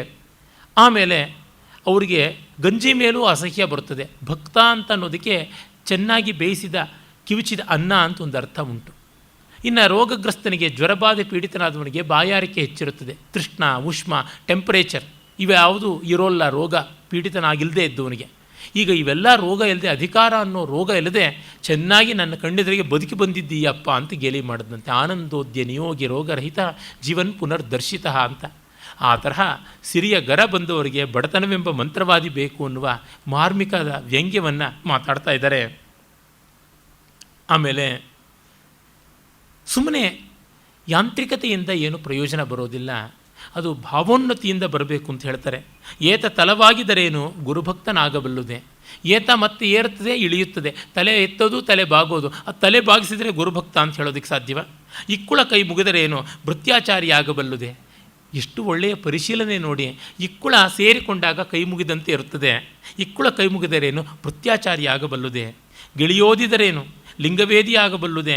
ಕೂಡಲ ಸಂಗನ ಶರಣರು ಬಂದ ಬರವ ನಿಂದ ನಿಲವ ಅನಂಗ ಸಂಗಿಗಳೆತ್ತಬಲ್ಲರು. ಕಾಮಕ್ರೋಧ ಲೋಭ ಪೀಡಿತರಾದವರಿಗೆ ಈ ತತ್ವ ಎಲ್ಲಿ ಗೊತ್ತಾಗುತ್ತದೆ ಅಂತನ್ನುವ ಪ್ರಶ್ನೆಯನ್ನು ಮಾಡ್ತಾರೆ. ಅದರಿಂದಲೇ ಅನುಭವ ಬೇರೆ, ಅಭಿನಯ ಬೇರೆ. ಅನುಭವಕ್ಕೆ ಬರಬೇಕು, ಆಗ ಉತ್ತಮ. ಕನಿಷ್ಠ ಪಕ್ಷ ಅದಕ್ಕೆ ತೊಡಗಿಕೊಳ್ಳುವ ಮೊದಲ ಹಂತವಾಗಿ ಅನುಕರಣೆ ಬೇಕು. ನಾವು ಮಕ್ಕಳಿಗೆ ಬೆಳಗ್ಗೆ ಎದ್ದು ಸ್ನಾನ ಮಾಡಿಸಿ ದೇವರ ಮುಂದೆ ಕೈ ಮುಗಿ ಅಂತ ಈ ರೀತಿಯಾಗಿ ಮಾಡಿ ಬಂದದ್ದು ಕ್ರಮಕ್ರಮವಾಗಿ ಮೈಗೂಣಿ ಕಡೆಗೆ ಅದು ಸಹಜ ಭಾವ ಆಗುತ್ತದೆ. ಕಥೆಗಳೆಲ್ಲ ಉಂಟಲ್ಲ, ಕಳ್ಳ ಒಬ್ಬ ಯತಿಯಾದ ಅನ್ನುವಂಥದ್ದು. ಕಾಪಟ್ಯದಿಂದ ಆ ಮಟ್ಟಕ್ಕೆ ಬರಬಹುದು. ಆದರೆ ಎಷ್ಟು ದಿನವಾದರೂ ಅಲ್ಲಿಂದ ಮೀರದೇ ಇದ್ದಾಗ ಈ ರೀತಿಯಾದ ಕಟುವಾಕ್ಯಗಳನ್ನು ಹೇಳಲೇಬೇಕಾಗುತ್ತದೆ. ಆಮೇಲೆ ಅವರ ಮಾತುಗಳ ಶಕ್ತಿ ನೋಡಿ. ವಚನಕಾರರಾದ ಮೇಲೆ ಕುಮಾರವ್ಯಾಸನಂಥ ಕವಿ ಬಂದದ್ದು. ಅಲ್ಲಿ ನಮಗೆ ಗೊತ್ತಾಗುತ್ತದೆ ಕುಮಾರವ್ಯಾಸನ ಭಾಷೆಗೆ ವಚನಕಾರರು ಎಷ್ಟು ಕೊಡುಗೆ ಕೊಟ್ಟಿದ್ದಾರೆ ಅಂತ. ರಾಘವಾಂಕಾದಿಗಳೆಲ್ಲ ಕೂಡ ತೆಗೆದುಕೊಂಡಿದ್ದಾರೆ. ಇಲ್ಲಿ ಒಂದು ಕಡೆ ಇವರು ಹೇಳ್ತಾರೆ, ಬಚ್ಚಲ ನೀರು ತಿಳಿದಲ್ಲಿ ಫಲವೇನು ಅಂತ. ಅದನ್ನೇ ರಾಘವಾಂಕ ಅಕ್ಕಕ್ಕೂ ಬೆಚ್ಚಲ ಉದಕಂ ತಿಳಿದೊಡೆ ಆರ ಮೀಹಕ್ಕೆ ಯೋಗ್ಯಂ ಅಂತ ಹೇಳ್ತಾನೆ. ಕುರಿಸತ್ತು ಕಾವುದೇ ಹರಮುಳಿದವರ ಅಂತ. ನಾವು ಕುರಿನ ಬಲಿ ಕೊಡ್ತೀವಿ, ನಮಗೆ ತೊಂದರೆ ಹೋಗಲಿ ಅಂತ. ಈ ಕುರಿ ತನ್ನನ್ನೇ ಕಾಪಾಡ್ಕೊಳ್ಳೋಕ್ಕಾಗೋಲ್ಲ, ಇದು ಸತ್ತು ದೇವರಿಗೆ ತೃಪ್ತಿಯಾಗಿ ನಮ್ಮನ್ನು ಕಾಪಾಡೋದಕ್ಕೆ ಸಾಧ್ಯವಾ ಅಂತ ಕೇಳ್ತಾರೆ. ಅಂದರೆ ನಮ್ಮ ಕಂದಾಚಾರದ ರೀತಿ ಎಂಥದ್ದು. ನಾವು ತಿನ್ನಬೇಕಾಗಿತ್ತು ಕುರಿನ, ಅದಕ್ಕೋಸ್ಕರ ಹೀಗೆ ಮಾಡ್ತಾ ಇದ್ದೀವ ಅನ್ನುವ ಮಾತನ್ನು ಹೇಳ್ತಾರೆ. ಆಮೇಲೆ ಹೇಳ್ತಾರೆ, ಮರನ ಹೂವ ಕೊಯ್ದು ಮರಕ್ಕೇರಿಸಿ ನದಿಯುದಕವ ನದಿಗರ್ಪಿತ ಮಾಡಿ ಕರುವನ ಗಲಿಸಿ ತಾಯ ಮರುಗಿಸಿ ಮೊಲೆವಾಲ ಕರೆದು ಉಣಬೇಡವೋ ಕೂಡಲ ಸಂಗಮ ದೇವ ನೀ ಮಾಡಿದ ಮಾಯೆ ಹಲಬರ ಬಾಯ ಟೊಣಕದೆ ಹೋಯಿತು. ಅಂದರೆ ಮರದ ಹೂವನ್ನು ಮರಕ್ಕೆ ಏರಿಸೋದು, ಆ ಗಿಡದ ಹೂವನ್ನು ಕಿತ್ತು ಬಿಡೋದು, ಅದಕ್ಕೆ ಪೂಜೆ ಮಾಡ್ತೀವಿ ಅನ್ನೋದು. ಆ ಹೂವು ಮರದಲ್ಲೇ ಇದ್ದಿದ್ದರೆ ಎಷ್ಟು ಚೆನ್ನಾಗಿರ್ತಿತ್ತು. ನದಿಯ ನೀರನ್ನು ತೆಗೆದುಕೊಳ್ಳೋದು, ಅದನ್ನೊಂದಿಷ್ಟು ಮಲಿನ ಮಾಡಿ ಮತ್ತೆ ನೀರನ್ನು ಗಂಗೆಗೆ ಎರಿತೀವಿ ಅಂತ ಎರಿತಕ್ಕಂಥದ್ದು. ಒಂದು ಭಾವಕ್ಕೆ ಒಂದು ಸಾಂಕೇತಿಕವಾಗಿ ಮಾಡೋದು ಸರಿ. ಆದರೆ ಈ ಕಾಲದಲ್ಲಿ ನದಿಯ ನೀರನ್ನು ನಾಶನ ಮಾಡುವಂತೆ ಮಾಡುವುದಾಗ್ತಾ ಇದೆ. ನದಿಯಲ್ಲಿ ದೀಪ ತೇಲಿಬಿಡೋದು ಅಂತ ಒಂದು ಸಣ್ಣ ತೊರೆಯಲ್ಲಿ 1,00,000 ಜನ ಬಂದು ದೀಪ ತೇಳಿಬಿಟ್ರೆ ಆ ದೀಪವೋ ಪಾಪವೋ ಆ ರೀತಿಯಾಗಿ ಆಗಿಬಿಡುತ್ತದೆ. ಅಲ್ಲಿ ಸಂಕೇತಕ್ಕೆ ಬೆಲೆ ಉಂಟು. ಆ ಮಾತ್ರದ್ದು ಹಸುವಿನ ಕರುವನ್ನು ದೂರ ಮಾಡಿ ಹಾಲು ಕರ್ಕೊಂಡು ಅಭಿಷೇಕ ಮಾಡ್ತೀನಿ, ಇದರೊಳಗೆ ಏನು ಉಂಟು? ಆ ಕರುವಲ್ಲಿ ಇರುವ ಶಿವನೇ ಅದನ್ನು ಸ್ವೀಕಾರ ಮಾಡ್ತಾನೆ ಅಂತ ಬಿಡಬಾರದ? ಹೀಗಾಗಿ ಪರಮಾತ್ಮ ನೀನು ಮಾಡಿದ ಮಾಯೆ ಇದೆಯಲ್ಲ, ನಮ್ಮನ್ನು ಎಷ್ಟು ಕಾಡ್ತಾ ಇದೆ ಅಂತನ್ನುವ ಮಾತನ್ನು ಹೇಳ್ತಾರೆ. ಅದೇ ಸಂದರ್ಭದಲ್ಲಿ ತಮ್ಮಂತರಂಗವನ್ನೇ ತಾವು ಪರೀಕ್ಷೆ ಮಾಡಿಕೊಳ್ತಾರೆ. ಹುತ್ತವ ಬಡಿದುಡೆ ಹಾವು ಸಾಯಬಲ್ಲುದೇ ಅಯ್ಯ, ಅಘೋರ ತಪವ ಮಾಡಿದಡೇನು ಅಂತರಂಗ ಶುದ್ಧಿಯಿಲ್ಲದವರನೆಂತು ನಂಬುವನಯ್ಯ ಕೂಡಲ ಸಂಗಮ ದೇವ. ತುಂಬ ಸೊಗಸಾದ ಮಾತು. ಹುತ್ತವನ್ನು ಎಷ್ಟು ಹೊಡೆದರೂ ಹಾವು ಸಾಯುತ್ತದ? ಕೆಲವರು ದೇಹದಂಡನೆ ಅಂತ ರಣ ಕೋಲಾಹಲ ಮಾಡ್ತಾರೆ. ಎಷ್ಟು ಮಾಡಿದ್ರೂ ಅದು ಅಂತರಂಗದ ಪರಿಪಾಕಕ್ಕೆ ಆಗುತ್ತದೆಯಾ? ಒಂದು ಸುಭಾಷಿತವೇ ಉಂಟಲ್ಲ, ಮೀನ ಸ್ನಾನಪರಹ ಅಂತ ಆರಂಭವಾಗುತ್ತದೆ. ಮೀನು ಸದಾ ಸ್ನಾನ ಮಾಡ್ತಾ ಇರ್ತದೆ, ಬಕವು ಸದಾ ಧ್ಯಾನಪರವಾಗಿ ಧ್ಯಾನ ಮಾಡ್ತಾ ಇರ್ತದೆ. ಒಂಟಿ ಕಾಲಲ್ಲಿ ನಿಂತುಕೊಂಡು ಯಾವ ಮೀನಿಗೆ ತನ್ನ ಇಕ್ಕಳದಂಥ ಕೊಕ್ಕನ್ನು ಹಾಕಿ ಕಚಕ್ಕಂತ ತಿನ್ನಲಿ ಅಂತ ನೋಡ್ತಾ ಇರ್ತದೆ. ಮೇಕೆಗಳು ಎಲೆಗಳನ್ನೇ ತಿಂತಕ್ಕಂಥದ್ದು, ಇನ್ನೇನನ್ನೂ ತಿನ್ನೋದಿಲ್ಲ, ಹಾವು ಗಾಳಿನೇ ಕುಡ್ಕೊಂಡಿರ್ತಕ್ಕಂಥದ್ದು. ಹೀಗೆಲ್ಲ ಆದರೂ ಅವುಗಳಿಗೇನು ಮೋಕ್ಷ ಸದ್ಗತಿ ಸಿಗುತ್ತದೆಯಾ? ಹಾಗಾಗಿ ಶುಷ್ಕ ದೇಹದಂಡನೆಯಿಂದ ಅಲ್ಲ, ಬೇಕು ಒಂದು ಹದ. ಅದನ್ನು ಮಧ್ಯಮ ಮಗ್ಗ ಅಂತ ಬುದ್ಧ ಹೇಳ್ದ. ತುಂಬ ಸೊಗಸಾಗಿ ವಚನಕಾರರು ಮಧ್ಯಮ ಮಾರ್ಗಕ್ಕೆ ಅನೂಹ್ಯವಾದ ಒಂದು ಅರ್ಥವನ್ನೇ ಕೊಡ್ತಾರೆ. ಒಂದು ಕಡೆ ಪ್ರಭುದೇವರು ನನ್ನದು ಮಧ್ಯಮ ಮಾರ್ಗ ಅಂತಾರೆ. ಅದಕ್ಕೆ ವ್ಯಾಖ್ಯಾನಕಾರರು ಬಹಳ ಚೆನ್ನಾಗಿ ಹೇಳ್ತಾರೆ, ಆ ಮಧ್ಯಮ ಮಾರ್ಗ ಅಂದರೆ ಇಡ ಮತ್ತು ಪಿಂಗಳ ನಾಡಿಗಳ ನಡುವಿನ ಸುಷುಮ್ನಾ ನಾಡಿಯ ಮಾರ್ಗ ಮಧ್ಯಮ ಮಾರ್ಗ ಅಂತ ಹೇಳಿ. ಇರಲಿ, ಒಟ್ಟಿನಲ್ಲಿ ಹದ ಅನ್ನುವುದು ಬೇಕು. ಮತ್ತು ಅವರು ಕೇಳ್ಕೋತಾರೆ, ಈ ದೇಹ ಅನ್ನುವುದು ಮನೆಯಾದರೆ ಆತ್ಮ ಮನೆ ಯಜಮಾನ. ಅವನು ಮನೆಯೊಳಗಿದಾನೋ ಇಲ್ಲವೋ ಹೇಗೆ ಗೊತ್ತಾಗುತ್ತದೆ? ಮನೆಯೊಳಗೆ ಮನೆಯೊಡೆಯನಿದ್ದಾನೋ ಇಲ್ಲವೋ? ಹೊಸ್ತಿಲಲ್ಲಿ ಹುಲ್ಲು ತುಂಬಿ ಮನೆಯೊಳಗೆ ರಜ ತುಂಬಿ ಮನೆಯೊಡೆಯನಿದ್ದಾನೋ ಇಲ್ಲವೋ? ತನುವಿನೊಳಗೆ ಹುಸಿ ತುಂಬಿ ಮನದೊಳಗೆ ವಿಷಯ ತುಂಬಿ ಮನೆಯೊಡೆಯನಿಲ್ಲ ಕೂಡಲ ಸಂಗಮ ದೇವ. ಹೊಸ್ತಿಲಲ್ಲಿ ಹುಲ್ಲು ತುಂಬಿದೆ ಅಂದರೆ ಅದನ್ನು ಕಿತ್ತು 4 ಎಳೆ ರಂಗೋಲಿ ಹಾಕಬಾರ್ದ? ಮನೆಯೊಳಗೆ ಮನೆಯೊಡೆಯನಿಲ್ಲ, ಗೆದ್ದಲು ತುಂಬಿ ಆ ಗೆದ್ದಲು ಹಾಳಾಗಿ ಅಲ್ಲಿ ಹುಲ್ಲು ಬಂದಿದೆ ಅಂದರೆ ಏನರ್ಥ? ಮನೆ ಅಂಗಳದೆಲ್ಲ ಧೂಳಿದೆ ಅಂದರೆ ಏನಿದು? ಹುಲ್ಲು ಅನ್ನೋದಕ್ಕೆ ಹುಸಿ, ಅನೃತವನ್ನು ತುಂಬಿಕೊಂಡಿದ್ದೀವಿ.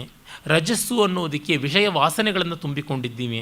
ಹಾಗಾಗಿ ಮನೆಯೊಳಗೆ ಒಡೆಯನು ಇಲ್ಲ ಅಂತ ಹೇಳ್ತಾರೆ.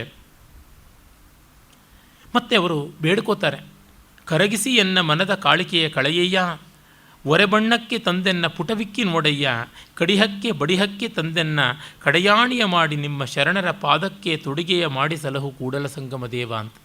ಶರಣರ ಚೆಮ್ಮಾವುಗೆಗಳಾಗಬೇಕು ಅಂತಾರೆ.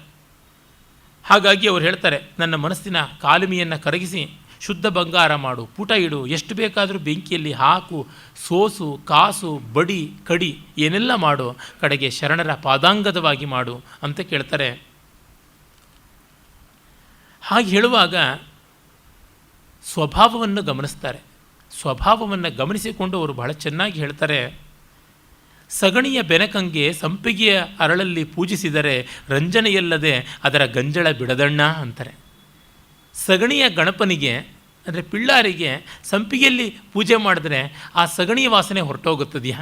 ಅದು ಇದ್ದೇ ಇರ್ತದೆ. ಮಣ್ಣ ಪುತ್ತಳಿಯ ಮಾಡದೆ ಜಲದಲ್ಲಿ ತೊಳೆದರೆ ನಿಚ್ಚಕ್ಕೆ ಕೆಸರಹುದಲ್ಲದೆ ಅದರ ಅಚ್ಚುಗ ಬಿಡದಣ್ಣ.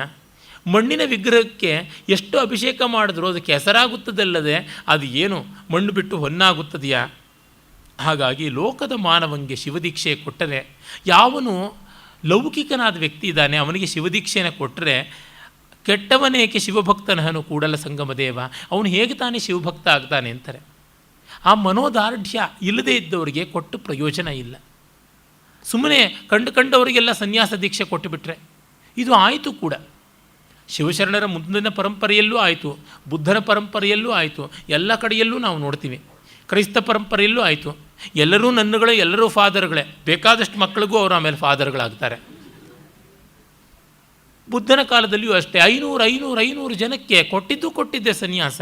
ಮುಂದೆ ಅಲ್ಲಿ ಭಗವದ್ಗೀಯಂ ಅಂತ ಬಹಳ ಸೊಗಸಾದ ಒಂದು ಪ್ರಹಸನ ಬೋಧಾಯನ ಅನ್ನುವ ಒಬ್ಬ ಕವಿ ಬರೆದ ಅಂತ, ಇನ್ನು ಕೆಲವರು ಪಲ್ಲವ ಮಹೇಂದ್ರ ವರ್ಮ ಬರೆದದ್ದು ಅಂತಾರೆ. ಅಲ್ಲಿ ಒಬ್ಬ ಶಾಂಡಿಲ್ಯ ಅಂತ ಶಿಷ್ಯ ಬರ್ತಾನೆ. ಅವನು ಹೇಳ್ತಾನೆ, ನಾನು ಹೊಟ್ಟೆಪಾಡಿಗಾಗಿ ಯಾವ ಮಠ ಆದರೂ ಪರವಾಗಿಲ್ಲ ಸೇರ್ತೀನಿ. ಬ್ರಾಹ್ಮಣ ಮಠ ಆದರೆ ಬಿಳಿ ಬಟ್ಟೆ ಸಾಕು, ನಾನು ಮಾಣಿ ಅಂತ ಸೇರ್ತೀನಿ. ಬೌದ್ಧ ಮಠ ಆದರೆ ನಾನು ಕೆಸರಲ್ಲದ್ದು ಬಿಟ್ಟರೆ ಸಾಕು, ಇದು ಕಾವ್ಯ ಆಗಿಬಿಡುತ್ತೆ. ಜೈನ ಮಠ ಅಂದರೆ ಅದು ಬಿಸಾಕ್ಬಿಟ್ರೆ ಸಾಕು, ಆಗಿಬಿಡುತ್ತೆ. ಬೆತ್ತಲೆ ತಾನೇ ತಿರುಗುವಂಥದ್ದು, 3 ಹೊತ್ತು ಚೆನ್ನಾಗಿ ಹೊಟ್ಟೆಗೆ ಬೇಕು, ಅದು ಕೊಡುವಂಥ ಯಾವ ದೇವರಾದರೂ ಪರವಾಗಿಲ್ಲ ಅಂತಂತಾನೆ. ಹೀಗಾಗಿ ಅಂಥದ್ದಲ್ಲ. ಜಯಂತ ಭಟ್ಟ ನ್ಯಾಯಮಂಜರಿ ಎನ್ನುವ ಗ್ರಂಥದಲ್ಲಿ ಬರೀತಾನೆ, ಕಾಶ್ಮೀರದವನು, ಈ ಬೌದ್ಧರು ಜಗತ್ತೇ ಶೂನ್ಯ ಅಂತಂತಾರೆ, ಆದರೆ ಅವರ ವಿಹಾರಗಳನ್ನು ಮಾತ್ರ ಅಪ್ಪಟ ಭರ್ಜರಿ ಕಲ್ಲು ಕಟ್ಟಡಗಳಲ್ಲಿ ಹಾಲ್ಗಲ್ಲಿನಲ್ಲಿ ಕಟ್ಟಿಸ್ಕೋತಾರೆ, ಅವು ಮಾತ್ರ ಶೂನ್ಯ ಆಗೋಲ್ಲ. ಇವರು ತುಂಬಿ ತುಳುಕಾಡ್ತಾ ಇರ್ತಾರೆ. ಮತ್ತು ಎಲ್ಲವೂ ಕ್ಷಣಿಕ ಅಂತಾರೆ. ರಾಜರುಗಳು ಕೊಡ್ತಕ್ಕಂಥ ಚೀನಾಂಬರುಗಳು ಕ್ಷಣಿಕ ಅಲ್ಲ, ಭಕ್ತರುಗಳು ಹಾಕ್ತಕ್ಕಂಥ ರುಚಿಯಾದ ಪಿಂಡಪಾತದ ಭೋಜ್ಯ ಭಕ್ಷ್ಯಗಳು ಮಾತ್ರ ಕ್ಷಣಿಕವಲ್ಲ, ಇವೆಲ್ಲ ಶಾಶ್ವತವಾಗಿರುತ್ತವೆ, ಅವನ್ನ ಇಟ್ಕೊಳ್ಳುವಂತೆ ನೋಡ್ಕೋತಾರೆ. ಆದರೆ ಇವರ ವಾದ ಮಾತ್ರ ಕ್ಷಣಿಕವಂತೆ ಶೂನ್ಯವಂತೆ. ಎಲ್ಲುಂಟು ದಂಭಸ್ಯ ಪರಾಕಾಷ್ಠ ಅಂತ ಹೇಳ್ಬಿಟ್ಟಂತಾನೆ. ಹಾಗಾಗಿ ಅಗ್ಗದವರಿಗೆ ದೊಡ್ಡ ವಿಷಯಗಳನ್ನು ಕೊಡಬಾರದು ಅಂತ. ಹಾಗೆ ಕೊಟ್ಟಾಗ ಕನಕಪ ಸಿಂಹಾಸನಮುನ ಶುನಕಮು ಕೂರ್ಚುಂಡ ಬೆಟ್ಟಿ ಶುಭಲಗ್ನಮುನನ್ ಪಟ್ಟಂಗಟ್ಟಿನ ವೆನಕಟಿ ಗುಣಮೇಲ ಮಾನು ವಿನರಾ ಸುಮತಿ. ಕನಕ ಸಿಂಹಾಸನದ ಮೇಲೆ ಶುನಕಕ್ಕೆ ಪಟ್ಟಾಭಿಷೇಕ ಮಾಡಿ ಹಿಂಗೆ ತಿರುಗಿದ ತಕ್ಷಣ ಅದು ಇನ್ನೆಲ್ಲಿಗೋ ಹಾರಿರುತ್ತದೆ. ಅದನ್ನೇ ಅವರು ಹೇಳ್ತಾರೆ, ತುಪ್ಪದ ಸವಿಗೆ ಅಲಗ ನೆಕ್ಕುವ ಸೊಣಗನಂತೆ ಎನ್ನ ಬಾಳುವೆ ಅಂತ. ತುಪ್ಪ ಸವರಿರ್ತಕ್ಕಂಥ ಕತ್ತಿಯನ್ನು ನೆಕ್ಕೋದಕ್ಕೆ ಹೋಗುತ್ತದೆ ನಾಯಿ, ಅದರ ಗತಿ ಏನು? ಆ ರೀತಿ ಈ ಸಂಸಾರದ ಸುಖವನ್ನು ಬಯಸಿ ಹೋಗ್ತಾ ಇದ್ದೀನಿ ನಾನು. ಹಾವಿನ ಬಾಯ ಕಪ್ಪೆ ಹಸಿದು ಹಾರುವ ನೊಣಕ್ಕೆ ಆಸೆ ಮಾಡುವಂತೆ ಸೂಲವನೇರುವ ಕಳ್ಳನು ಹಾಲು ತುಪ್ಪ ಕುಡಿದು ಮೇಲೇಸು ಕಾಲ ಬದುಕುವನೋ ಅಂತಾರೆ. ಹಾವಿನ ಬಾಯಿಗೆ ಸಿಕ್ಕಾಕ್ಕೊಂಡಿದೆ ಕಪ್ಪೆ, ಆಗಲೂ ಅದು ನಾಲಿಗೆ ಚಾಚಿ ಯಾವುದೋ ಒಂದು ಹುಳವನ್ನು ಹಿಡ್ಕೊಂಡು ತಿಂತಾ ಇದೆಯಂತೆ. ಅದು ಕೂಡ ಹಾವಿಗೆ ಎಕ್ಸ್ಟ್ರಾ ಬೋನಸ್ ಫುಡ್ ಅಂತ. ಇದು ಸುಂದರಪಾಂಡ್ಯನ ನೀತಿ ದ್ವಿಶಿಷ್ಟಿಕಾದಲ್ಲಿ ಬರುವಂಥ ಮಾತಾಗಿದೆ. ಬಸವಣ್ಣನವ್ರಿಗಿಂತ ಶಂಕರರಿಗಿಂತ ಪ್ರಾಚೀನ ಆತ. ಮತ್ತು ಹೇಳ್ತಾರೆ, ಶೂಲಾರೋಹ ಮಾಡಿರತಕ್ಕಂಥ ಕಳ್ಳ ಹಾಲು ತುಪ್ಪಗಳ ಊಟ ಮಾಡಿದ್ರು ಕಡೆಗೆ ಸಾಯುವುದೇ ಆಗುತ್ತದೆಯಲ್ಲ. ಹಾಗಾಗಿ ಈ ಮಾಯೆಯ ಸಂಸಾರಕ್ಕೆ ಹೆಚ್ಚು ಸೊಪ್ಪಾಕಬಾರದು ಅಂತಾರೆ. ಮತ್ತು ಅವರು ಹೇಳ್ತಾರೆ, ನಮಗೆ ಗೊತ್ತಿಲ್ಲ ಮಾಯೆ ನಮ್ಮನ್ನು ಯಾವ ರೀತಿ ಕಾಡುತ್ತದೆ ಅಂತ. ಹಬ್ಬಕ್ಕೆ ತಂದ ಹರಕೆಯ ಕುರಿ ತೋರಣಕ್ಕೆ ತಂದ ತಳಿರ ಮೇಯಿತ್ತು, ಕೊಂದಹರೆಂಬುದನ್ನರಿಯದೆ ಬೆಂದ ಒಡಲ ಹೊರೆ ಹೋಯಿತ್ತಲ್ಲದೆ ಅದೊಂದೇ ಹುಟ್ಟಿತ್ತು ಅದೊಂದೇ ಹೊಂದಿತ್ತು ಕೊಂದವರುಳಿದರೆ ಕೂಡಲ ಸಂಗಮ ದೇವ. ಹಬ್ಬಕ್ಕೆ ಬಲಿ ಕೊಡಬೇಕು ಮಾರ್ನವಮಿಗೆ ಅಂತ ಒಂದು ಕುರಿಯನ್ನು ಕೊಂಡು ತಂದಿದ್ದಾರೆ, ತೋರಣವನ್ನು ಕಟ್ಟಿದ್ದಾರೆ. ಆ ತೋರಣದ ಹಸುರನ್ನು ಕುರಿ ಮೇಯ್ತಾ ಇದೆ. ಇಂಥ ಚಿತ್ರ. ನಾಳೆ ಅದನ್ನು ಕತ್ತರಿಸ್ತಾರೆ, ಇವತ್ತು ಅದಕ್ಕೆ ಅನಿವಾರ್ಯ ಆಹಾರ. ಅಂದರೆ ಬಸವಣ್ಣನವರು ಎಲ್ಲರನ್ನೂ ತಿರಸ್ಕರಿಸ್ತಾ ಇಲ್ಲ, ಈ ಮಾಯಾ ಮಾತ್ರವಾಗಿರುವ ಜಗತ್ತಿನ ಜನರನ್ನು ತೂಚಿ ಅಂತಂತ ಇಲ್ಲ. ಆದರೆ ಅದರ ಬಗೆಗೆ ಅವರ ಕಾರುಣ್ಯ ಯಾವ ಥರ ಪ್ರವಹಿಸುತ್ತದೆ. ಅದು ನಾಳೆ ಸಾಯೋದು ಅಂದರೆ ಇವತ್ತು ಬದುಕಬೇಕಲ್ವ, ಇವತ್ತು ತಿನ್ನಲೇಬೇಕು. ತೋರಣ ತಿಂತಾ ಇದೆ ಪಾಪ ಅದು. ಆ ರೀತಿಯಾಗಿ ಬೆಂದ ಒಡಲ ಹೊರೆ ಹೋಯಿತ್ತಲ್ಲದೆ, ಆ ಹೊಟ್ಟೆಯ ಹಸಿವು ಹೋಯಿತು, ಅಂದೇ ಹುಟ್ಟುತ್ತೆ ಅಂದೇ ಹೋಗುತ್ತದೆ. ಇದು ಶಾಶ್ವತವಾಗಿ ಹೋಗುವುದಕ್ಕೆ ಸಾಧ್ಯ ಇಲ್ಲ. ಈ ರೀತಿಯಲ್ಲಿ ಆಯಿತು ನಮ್ಮ ಬದುಕು ಕೂಡ ಅಂತಂತಾರೆ. ಆಮೇಲೆ ಅವರು ತನ್ನ ಮನಸ್ಸನ್ನೇ ಮರ್ಕಟ ಅಂತಂದುಕೋತಾರೆ. ಅದು ಪ್ರಸಿದ್ಧವಾದ ವಚನ. ಎನ್ನ ಮನವೆಂಬ ಮರ್ಕಟನ ದಾಳಿ ಘನವಾಯಿತು, ಎನ್ನ ನಿಂದಲ್ಲಿ ನಿಲ್ಲಲಿಯದು, ಕುಳಿತಲ್ಲಿ ಕುಳ್ಳಿರಲಿಯದು, ಕ್ಷಣದಲ್ಲಿ ಪಾತಾಳ ಕೈದುತ್ತಿದೆ, ಕ್ಷಣದಲ್ಲಿ ಆಗಸ ಕೈದುತ್ತಿದೆ, ಕ್ಷಣದಲ್ಲಿ ದಿಗ್ದೇಶ ಕೈದುತ್ತಿದೆ ಕೂಡಲ ಸಂಗಮ ದೇವ. ಈ ಮನವೆಂಬ ಮರ್ಕಟನ ದಾಳಿಯ ನಿಂದಿಗೆ ನೀಗೆ ಎಮ್ಮ ನಿಮ್ಮೊಡಗೂಡುವಳೆಯ್ಯ ಅಂತಂತಾರೆ. ಅಲ್ಲಿ ಹೇಳ್ತಾನೆ, ಮನವೇ ಸರ್ಪ ತನುವೇ ಹೇಳಿಗೆ ಹಾವಿನೊಡನ ಉದುವಾಳಿಕೆ, ಇನ್ನಾವಾಗ ಕೊಂದಹುದೆಂದರಿಯೆ ಇನ್ನಾವಾಗ ತಿಂದಹುದೆಂದರಿಯೆ, ನಿಚ್ಚಕ್ಕೆ ನಿಮ್ಮ ಪೂಜಿಸಬಲ್ಲೊಡೆ ಅದೇ ಗಾರುಡ ಕೂಡಲ ಸಂಗಮ ದೇವ. ಮನಸ್ಸು ಒಂದು ಹಾವಿದ್ದಂತೆ, ಅದನ್ನು ಆಡಿಸುವುದು ಕಷ್ಟ.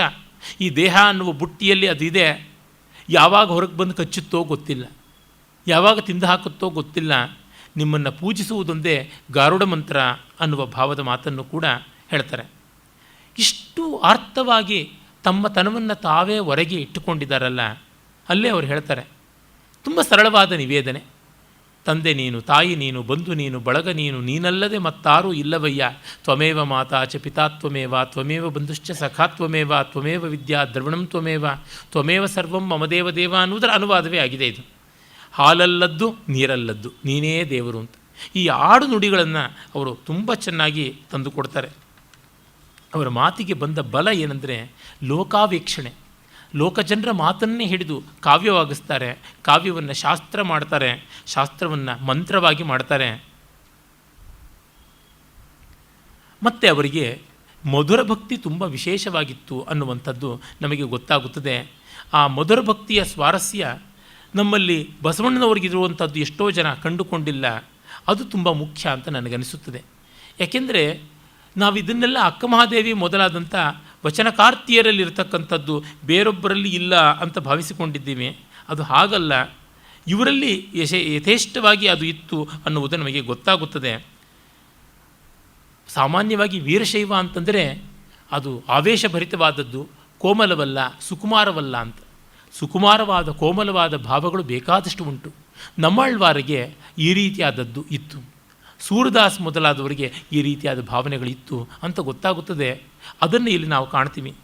ಜಗವೆಲ್ಲ ಅರಿಯಲು ಎನಗೊಬ್ಬ ಗಂಡನುಂಟು, ಆನು ಮುತ್ತೆ ಇದೆ ಆನು ನಿಟ್ಟೆ ಇದೆ, ಕೂಡಲ ಸಂಗಯ್ಯನಂತಪ್ಪ ಎನಗೊಬ್ಬ ಗಂಡನುಂಟು.